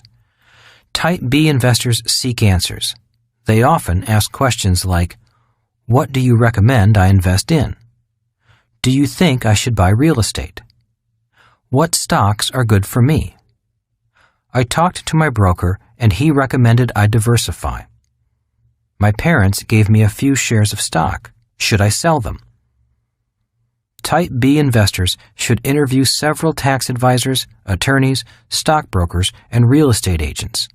Choose carefully and start implementing their advice. They should find advisors who practice what they preach and run fast from anyone who is selling investment advice and getting rich on commissions and fees alone. Type B investors should look for investment advisors who make money investing in the same investments they are selling. I often find that many high-income E's and S's fall into the Type B investor category because they are busy and have little time to look for investment opportunities or learn about the right side of the cash flow quadrant. Hence, they want somebody to give them the answers instead of gaining knowledge for themselves. This group often buys what the Type A investor calls retail investments, which are investments that have been packaged for sale to the masses. Type A investors. Type A investors look for problems. In particular, they look for problems caused by those who get into financial trouble. Investors who are good at solving problems expect to make returns of 25% to infinity on their money. They are typically level 5 investors with strong financial foundations. They possess the skills necessary to succeed as business owners and investors, and they use those skills to solve problems caused by people who lack such skills. For example, when I first started investing with only $18,000, I focused on small condominiums and houses that were in foreclosure because of problems created by investors who did not manage their cash flow well and ran out of money. After a few years, I was still looking for problems, but this time the numbers were bigger. Several years ago, I was working on acquiring a $30 million mining company in Peru. While the problem and numbers were bigger, the process was the same. How to get on the fast track faster. If you start small and learn to solve problems, you will gain immense wealth as you become better and better at solving problems. For those who wish to acquire assets faster, I again emphasize the need to first learn the skills of the B and I quadrants. I recommend learning how to build a business first because it provides vital educational experience, improves personal skills, provides cash flow to soften the ups and downs of the marketplace, and provides free time. It is the cash flow from my business that bought me the free time to begin looking for financial problems to solve. Can you be all three types of investors? In reality, I operate as all three types of investors. I am a Type C investor when it comes to mutual funds. When I am asked, "What mutual funds do you recommend?" I tell the person, "I have no idea." As a Type B investor, I seek professional answers to my financial problems. I seek answers from my advisors, including tax and wealth strategists, stockbrokers, bankers, and real estate brokers. When you find good ones, these professionals provide a wealth of information many people do not personally have the time to acquire. The advice from my financial advisors is valuable because they know trusts, wills, and insurance far better than I ever will. They are also closer to the market and more up to date with any changes in the laws and how that might affect the markets. There is much more to investing than simply buying and selling. I also give my money to other investors to invest for me. In other words, I partner with other Level 4 and Level 5 investors in their investments. These are individuals I personally know and trust. If they choose to invest in an area I know nothing about, such as low-income housing or large office buildings, I may choose to give my money to them because I know they are good at what they do and I trust their knowledge. Why you should get started quickly. One of the main reasons I recommend that people find their own financial fast track quickly and take getting rich seriously is because in America and most of the world, there are two sets of rules, one for the rich and one for everyone else. Many laws are written against people stuck in the financial rat race.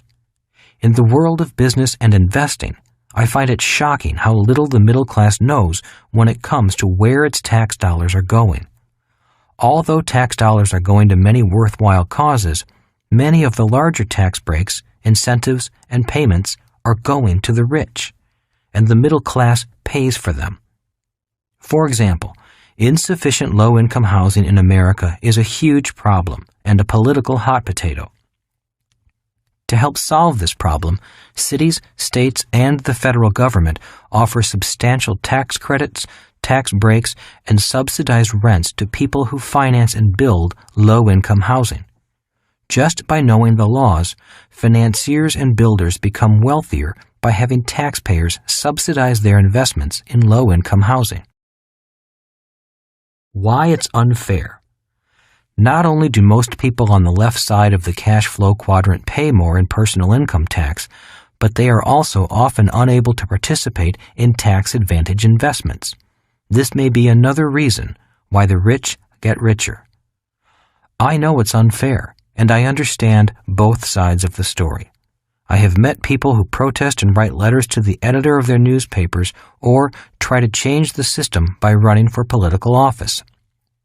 I say it is much easier to simply mind your own business, take control of your cash flow, find your own financial fast track, and get rich. It is easier to change yourself than to change the political system. Problems lead to opportunities. Years ago, Rich Dad encouraged me to develop my skills as a business owner and investor and then practice solving problems.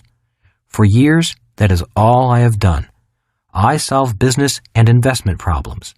Some people prefer to call them challenges, but I like to call them problems because that is what they are, for the most part.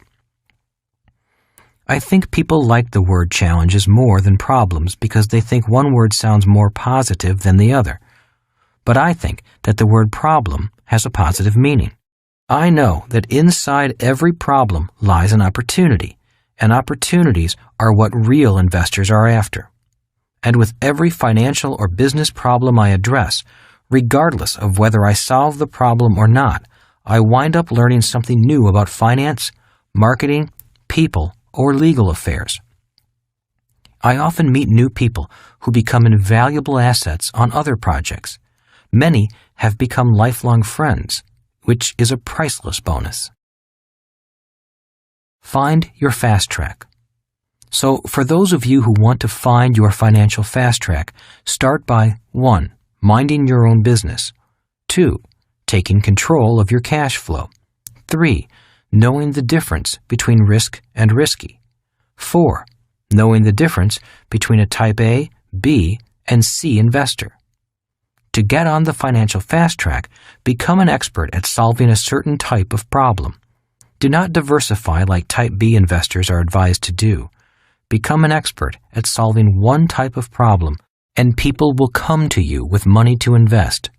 Then, if you're good and trustworthy, you will reach your financial fast track more quickly. Here are a few examples.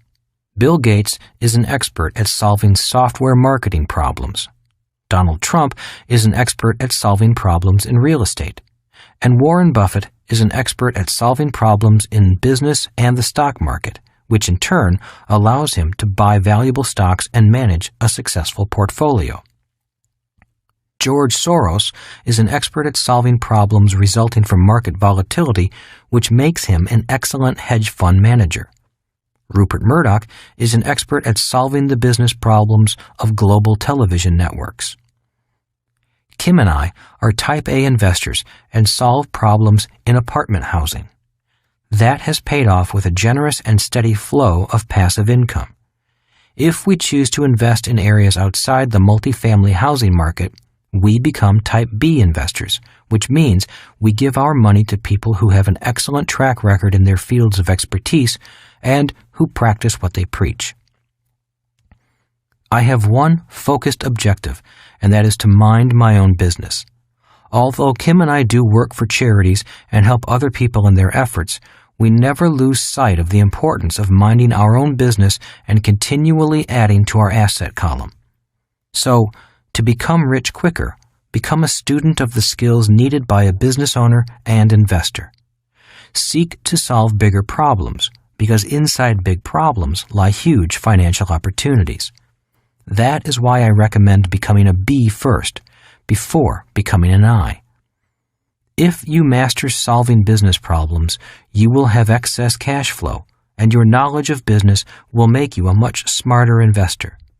I have said it many times before, but it is worth saying again. Many people come to the I quadrant hoping that investing will solve their financial problems. In most cases, it does not. Investing only makes their financial problems worse if they are not already sound business owners. There is no scarcity of financial problems. In fact, there is one right around the corner from you, waiting to be solved. Take action. 1. Get educated in investing. Once again, I recommend you become proficient as a Level 4 investor before trying to become a Level 5 investor. Start small and continue your education. Each week, do at least 2 of the following. A. Attend financial seminars and classes. I attribute much of my success to a real estate course I took as a young man that cost me $385. It has earned me millions over the years because I took action. B. Look for sale signs in your area. Call on 3 or 4 per week and ask the agent to tell you about the property.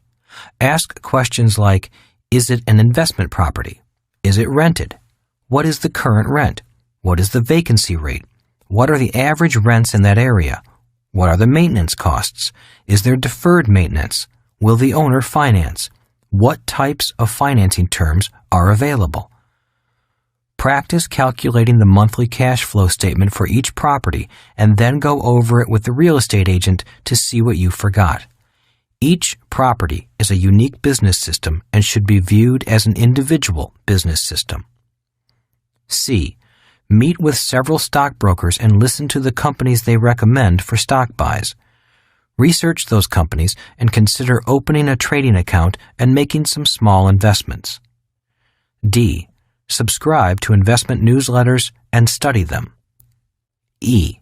Continue to read, attend seminars, watch financial TV programs, and play cash flow. 2. Get educated in business. A.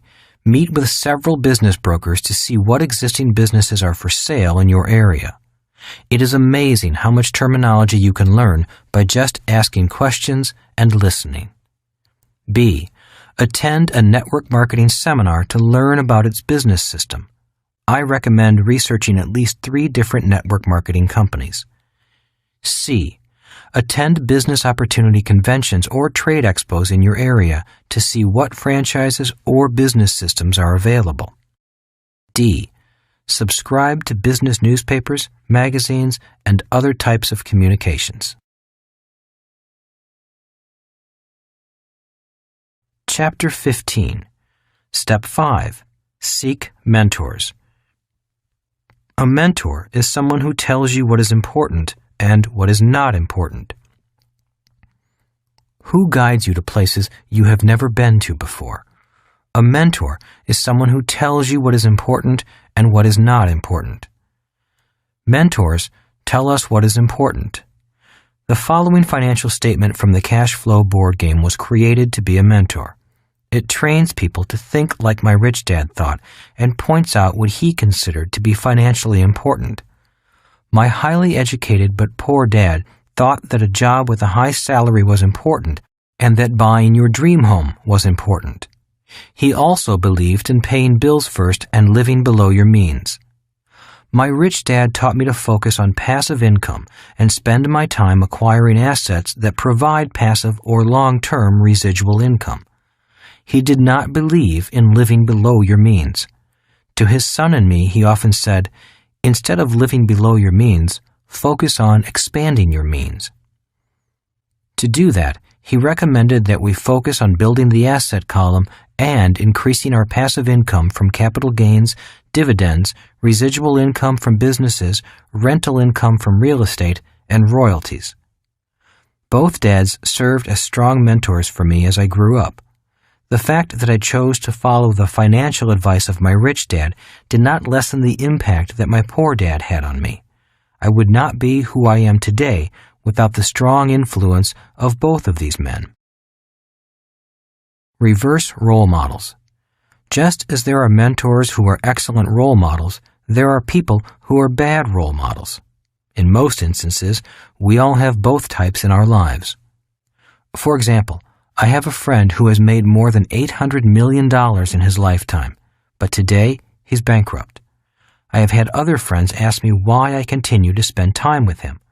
The answer to that question is because he is both an excellent role model and an excellent reverse role model. I can learn from both role models. One teaches me what to do, while the other serves as an example of what not to do. Spiritual role models. Both of my dads were spiritual men, but when it came to money and spirituality, they had different points of view. For instance, they interpreted the meaning behind "the love of money is the root of all evil" differently. My highly educated but poor dad felt any desire to have more money or to improve your financial position was wrong. On the other hand, rich dad believed that temptation, greed, and financial ignorance were wrong. In other words, rich dad did not think money by itself was evil. He did believe that working all your life as a slave to money was evil, and to be in financial slavery to personal debt was evil. My rich dad often had a way of converting religious teachings into financial lessons, and I would like to share one of those lessons with you now. The power of temptation. Rich dad believed that individuals who worked hard, were chronically in debt, and lived beyond their means were poor role models for their children because they gave into temptation and greed. He would often draw a diagram of a balance sheet and say, "And lead us not into temptation," as he pointed to the longer liability column. Rich dad believed that many financial problems came from the desire to possess items that had little value. When credit cards arrived, he foresaw that millions of people would go into debt which would eventually control their lives. We see people going into tremendous personal debt for homes, furnishings, clothes, vacations, and cars because they lack control over that human emotion called temptation. Today, people work harder and harder to buy things they think are assets, but their spending habits will never allow them to acquire real assets. Rich dad would then point to a longer asset column and say, "But deliver us from evil." This was rich dad's way of saying that delaying gratification, a sign of emotional intelligence, minding your own business, and building your asset column first would help you avoid the degradation of the human spirit caused by temptation, lack of financial education, and the influence of financially poor role models. For those of you seeking your own personal fast track, I can only caution you to be careful about the people you surround yourself with. Ask yourself, are they good role models? If not, I suggest you spend more time with people who are heading in the same direction you are. If you cannot find them at work, look for them in investment clubs, network marketing groups, and other business associations. Find someone who's been there. Choose your mentors wisely. Be careful from whom you take advice. If you want to go somewhere, it is best to find someone who has already taken the journey. For example, if you decide to climb Mount Everest next year, obviously you would seek advice from someone who had climbed the mountain before. However, when it comes to climbing financial mountains, most people get advice from people who are stuck in financial swamps. It is hard to find mentors who are B's and I's. Most people giving advice about those quadrants and about money are people who actually come from the E and S quadrants. Rich Dad encouraged me to always have a coach or a mentor. He constantly said, "Professionals have coaches. Amateurs do not." For example, I play golf and I take lessons, but I do not have a full-time golf coach. This is probably why I pay money to play golf instead of getting paid to play. But when it comes to the game of business and investing, I do have coaches, several of them. Why? Because I get paid to play those games. So choose your teachers and mentors wisely. It is one of the most important things you can do. Take action. 1. Seek mentors. Find individuals in both the investment and business arenas who might act as mentors to you. A. Seek out role models. Learn from them. B. Seek out reverse role models. Learn from them. 2. Who you spend your time with is your future. Write down the 6 people you spend the most time with. Remember that the qualifier is who you spend the most time with, not the nature of your relationship. All of your children count as one person. Don't proceed until you have written down 6 names. I was at a seminar many years ago when the instructor asked us to do this. He then asked us to examine the names we had written and announced, "You are looking at your future. The 6 people you spend the most time with are your future." These 6 people you spend the most time with may not always be personal friends. They may be your coworkers, spouse, children, or members of your church or other social groups. My list consisted of coworkers, business associates, and rugby players. It was pretty revealing once I began to look below the surface. I gained insights about myself that I liked, and even more that I didn't. The instructor had us go around the room and discuss our lists with others. After a while, the relevance of the exercise began to sink in even deeper. The more I discussed my list with other people, and the more I listened to them, the more I realized that I needed to make some changes. This exercise had little to do with the people I was spending my time with, and everything to do with where I was going and what I was doing with my life. Today, the people I spend the most time with are all different except one. The 5 others on my earlier list are still dear friends, but we rarely see each other. They are great people, and they are happy with their lives. Their removal from my list was all about me. I wanted to change my future. To do that, I had to change my thoughts and the people I spent time with. 3. In your list of 6 people, after each person's name, list the quadrant they operate from. Are they an E, S, B, or I? If they are unemployed or retired, list the quadrant they earned their income from when they worked. Leave a blank for young children and students. A reminder, the quadrant reflects the way that person generates the majority of their income. A person can have more than one designation. For example, my wife Kim would have a B and an I next to her name since she generates income from each. My list would have Kim at the top since she and I spend almost all of our time together. 4. The next step is to list each person's level as an investor. Please refer to Chapter 5 and the 5 levels of investors. Kim is a level 5 investor. If you do not know a person's investor level, do your best and take an educated guess. I have had mixed reviews from people about this exercise. Some people got very angry. I have been told, "How dare you ask me to classify the people around me?" So, if this exercise has caused any emotional upset, please accept my apologies. It is not intended to upset anyone, but is designed to shine some light on an individual's life. It does for some, but not for everyone. When I did this exercise years ago, I realized I was playing it safe and hiding. I was not happy where I was, and I used the people I worked with as the excuse for why I was not making progress in my life. There were two people in particular with whom I argued constantly, blaming them for holding our company back. My daily routine at work was to find their faults, point those flaws out to them, and then blame them for the problems we had as an organization. After completing this exercise, I realized that the two people I was always bumping heads with were very happy where they were. I was the one who wanted to change. Instead of changing myself, I was pressuring them to change. After doing this exercise, I realized that I was projecting my personal expectations onto others. I wanted them to do what I did not want to do. I thought they should want and have the same things I did. Clearly, they were not healthy relationships. Once I realized this, I was able to take steps to change myself. 5. Take a look at the cash flow quadrant and place the initials of the people you spend time with in the appropriate quadrant.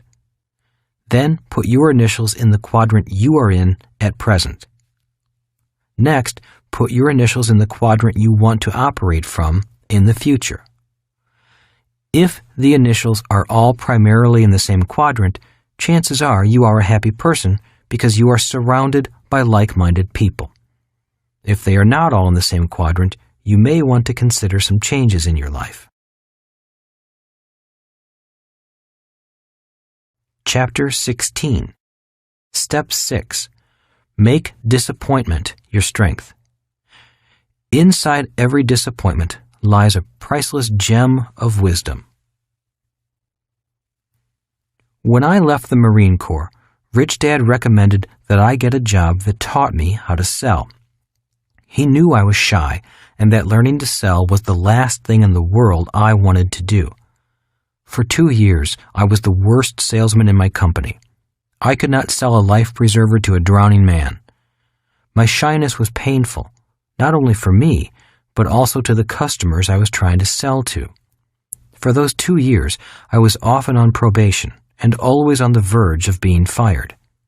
I often blamed the economy, the product I was trying to sell, or even the customers for my lack of success. But Rich Dad told me, when people are lame, they love to blame. He meant that the emotional pain from the disappointment is so strong that a person pushes the pain onto someone else through blame. In order to learn to sell, I had to face the pain of disappointment. But in the process of learning to sell, I found a priceless lesson: how to turn disappointment into an asset rather than a liability. Whenever I meet people who are afraid to try something new, in most cases the reason lies in their fear of being disappointed. They are afraid they might make a mistake or get rejected. If you are ready to start your journey to the financial fast track, I offer you the same words of advice and encouragement that Rich Dad offered me when I was learning something new. Be prepared to be disappointed. He meant this in a positive, not negative sense. He believed that if you are prepared for disappointment, you can turn that disappointment into an asset. Most people turn disappointment into a liability, a long-term one. You notice this when they say, "I'll never do that again," or "I should have known I would fail." Just as inside every problem lies an opportunity, inside every disappointment lies a priceless gem of wisdom. Whenever I hear someone say, "I'll never do that again," I know I am listening to someone who has stopped learning. They are letting disappointment stop them. Disappointment has erected a protective wall around them instead of a foundation from which to grow. Rich Dad helped me learn how to deal with deep emotional disappointments. He would say, "The reason there are few self-made rich people is because few people can tolerate disappointment. Instead of learning to face disappointment, they spend their lives avoiding it." Rich Dad believed that disappointment is an important part of learning. Just as we learn from our mistakes, we gain character from our disappointments. The following are some words of advice he gave me over the years. Expect to be disappointed. Rich Dad often said, "Only fools expect everything to go the way they want." Expecting to be disappointed does not mean being passive or a defeated loser. Expecting to be disappointed is a way of mentally and emotionally preparing yourself to be ready for surprises that you may not want. By being emotionally prepared, you can be calm and dignified when things do not go your way. When you are calm, you think better. Over the years, I have met many people with great new business ideas. Their excitement lasts about a month, and then disappointment begins to wear them down. Soon, their excitement is diminished, and all you hear them say is, "That was a good idea, but it didn't work." It's not the idea that didn't work. It was disappointment that worked harder. They allowed their impatience to turn into disappointment, and then they allowed the disappointment to defeat them. Many times, this impatience is because they did not receive immediate financial reward. Business owners and investors may wait years to see cash flow from a business or investment, but they go into it with the knowledge that success may take time. They also know that when success is achieved, the financial reward will be well worth the wait. Have a mentor standing by. Like those emergency numbers for fire and police that we always have handy, who is on your list of trusted and knowledgeable contacts? For me, my financial mentors take center stage. They are only a phone call away if I have a financial emergency. Often, before I go into a deal or venture, I call one of my friends and explain what I'm doing and what I intend to accomplish. I also ask them to stand by in case I find myself in over my head, which is often. I was once negotiating for a large piece of real estate with a seller who was playing hardball and changing the terms at the closing. He knew I wanted the property, and he was doing his best to get more money from me at the last minute. Having a hot temper, my emotions went out of control. But instead of blowing the deal by yelling and shouting, which is my normal inclination, I simply asked if I could use the phone to call my partner. I talked to my 3 friends who were standing by. After getting their advice on how to handle the situation, I calmed down and learned 3 new ways to negotiate that I had not known before. The deal never went through, but I still use those negotiation techniques today. Techniques I would never have learned if I had not tried to do the deal. That knowledge is priceless. The point is, we can never know everything beforehand, and we often only learn things when we need to learn them. That is why I recommend that you try new things and expect disappointment, but always have a mentor standing by to coach you through the experience. Many people never start projects simply because they don't have all the answers. You will never have all the answers, but begin anyway. One of my friends always says, "Many people will not head down the street until all the lights are green. That is why they don't go anywhere." Be kind to yourself. One of the most painful aspects about making a mistake or failing at something is not what other people say about us, but how hard we are on ourselves. Most people who make a mistake beat themselves up far more than anyone else would. I have found that people who are hard on themselves mentally and emotionally are often too cautious when it comes to taking risks, adopting new ideas, or attempting something new. It is hard to learn anything new if you punish yourself for your personal disappointments. Tell the truth. One of the worst punishments I ever received as a child was the day I accidentally broke my sister's front tooth. She ran home to tell my dad, and I ran to hide. After my father found me, he was very angry. He scolded me. "The reason I'm punishing you isn't because you broke your sister's tooth, but because you ran away." Financially, there have been many times I could have run from my mistakes, but running away is taking the easy way out. In short, we all make mistakes. We all feel upset and disappointed when things don't go our way. The difference lies in how we process that disappointment.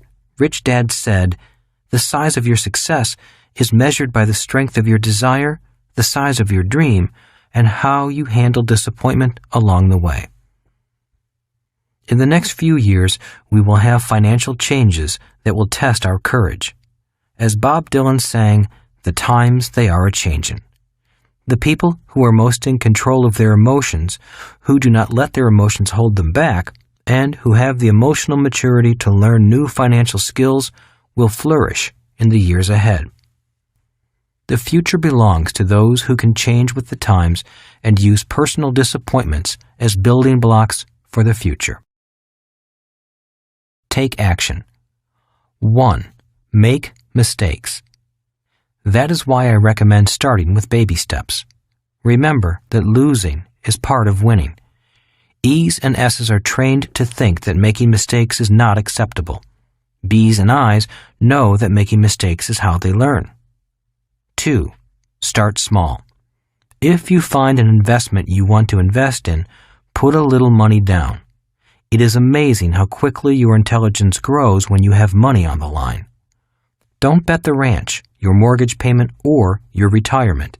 Simply put a little money down, pay attention, and learn. 3.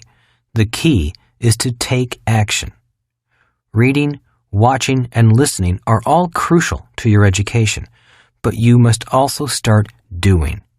Make offers on small real estate deals that will generate positive cash flow. Join a network marketing company and learn about it from the inside. Invest in stock after researching the company. Seek advice from your mentor or financial or tax advisor if you need it. As Nike says, just do it. Chapter 17. Step 7.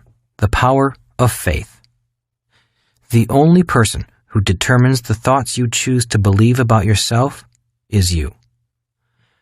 In my senior year of high school, Rich Dad's son, Mike, and I were lined up in front of a small group of students made up primarily of the leaders of our class. Our guidance counselor turned to Mike and me and declared, "The two of you will never amount to anything." Some of our classmates laughed as the counselor continued, "From now on, I am not going to waste any more time on either of you. I am only going to spend my time with these students who are the class leaders. You two are the class clowns with bad grades, and you will never amount to anything. Now get out of here." Biggest favor of all. That counselor did Mike and me a huge favor. While her words hurt us deeply, they also inspired both of us to strive even harder.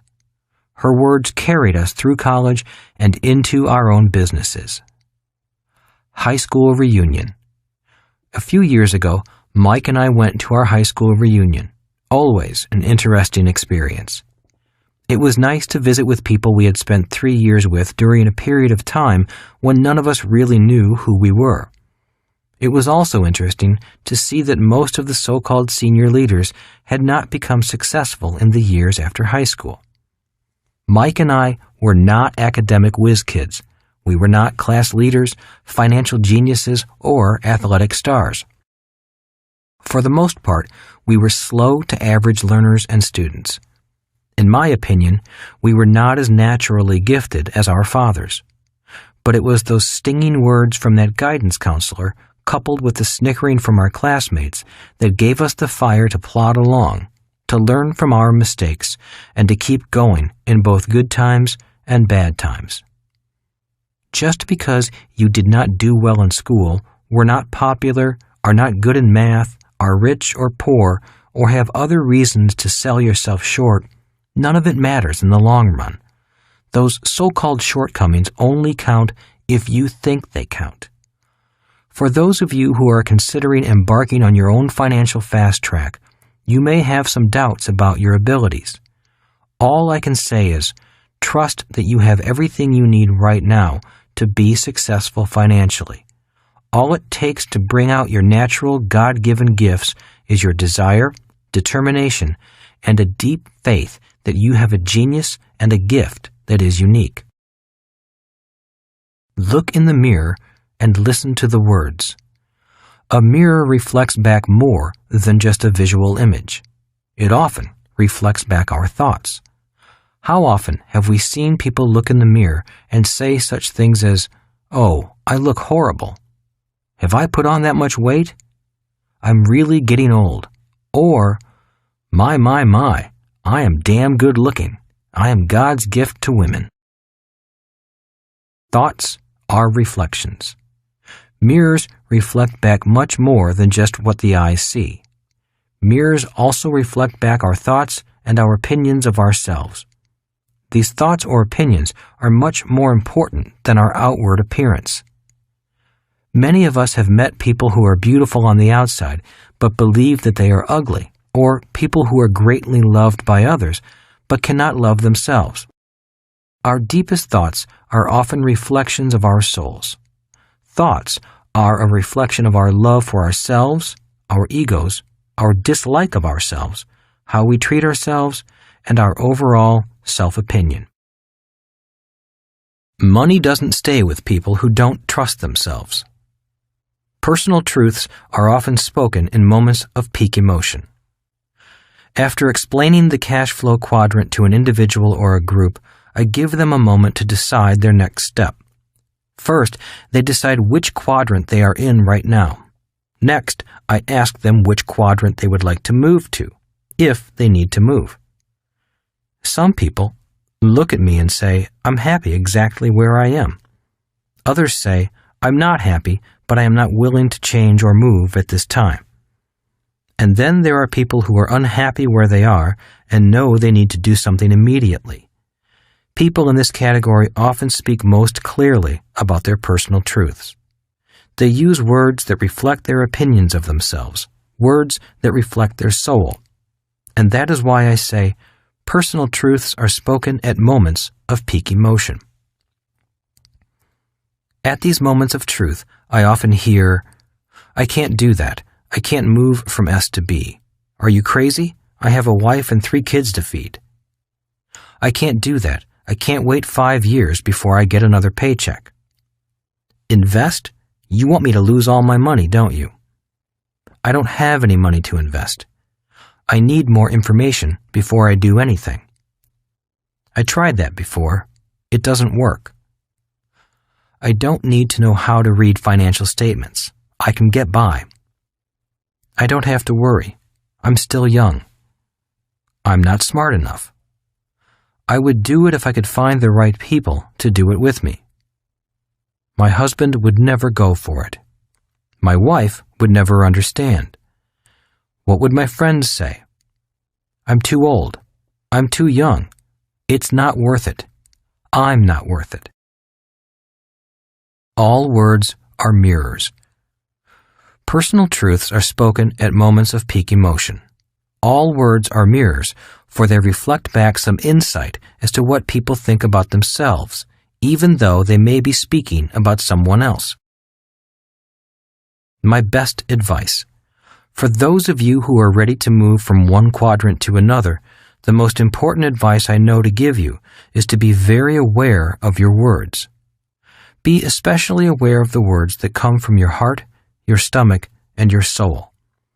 If you are going to make a change, you must be aware of the thoughts and words generated by your emotions. If you are not aware when your emotions are doing your thinking, you will never survive the journey.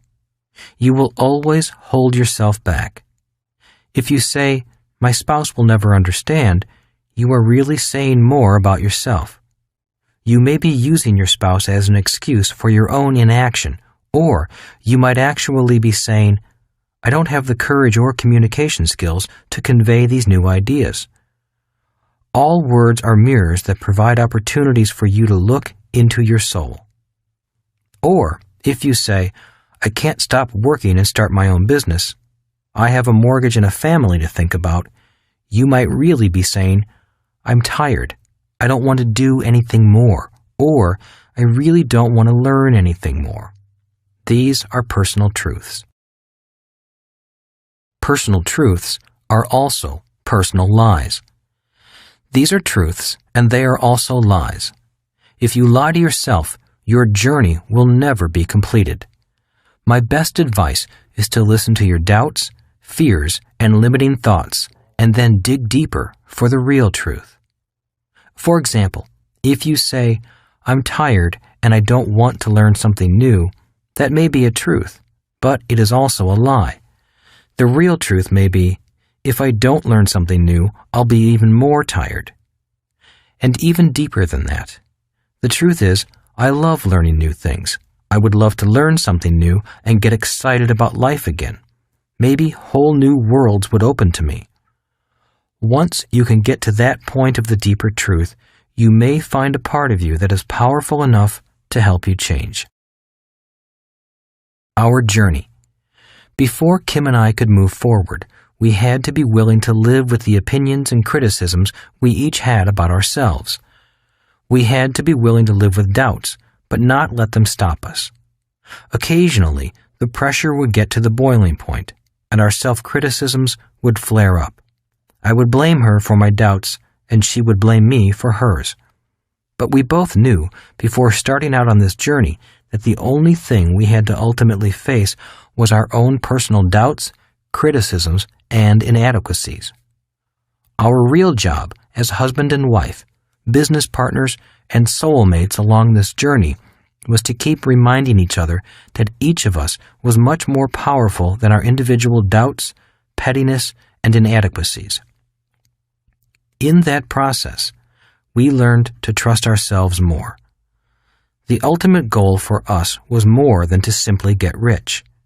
It was to learn to be trustworthy with ourselves as well as with money. Remember that the only person who determines the thoughts you choose to believe about yourself is you. So the reward from the journey is not only the freedom that money buys, but the trust you gain in yourself. My best advice is to prepare daily to be bigger than your smallness. In my opinion, the reason most people stop and turn back from their dreams is because the tiny person found inside each of us wields more power than our bigger person. Even though you may not be good at everything, take time developing what you need to learn, and your world will change rapidly. Never run from what you know you need to learn. Face your fears and doubts, and new worlds will open to you.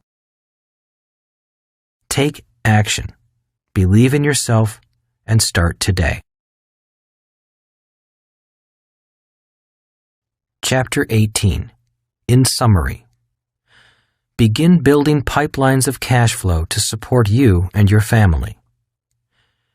Kim and I used these 7 steps to move from being homeless to becoming financially free in a few short years. These 7 steps helped us find our own financial fast track, and we continue to use them today. I trust they can assist you in charting your own course to financial freedom. To do so, you must be true to yourself.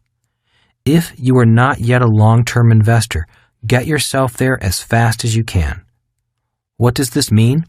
Sit down and map out a plan to get control of your spending habits. Minimize your debt and liabilities. Live within your means and then expand your means. Find out how much money invested per month for how many months at a realistic rate of return it will take to reach your goals of retiring, creating cash flow, and gaining financial freedom. Simply having a long-term plan that reduces your consumer debt while putting away a small amount of money regularly will give you a head start if you start early enough and keep an eye on what you are doing. At this level, keep it simple. Don't get fancy.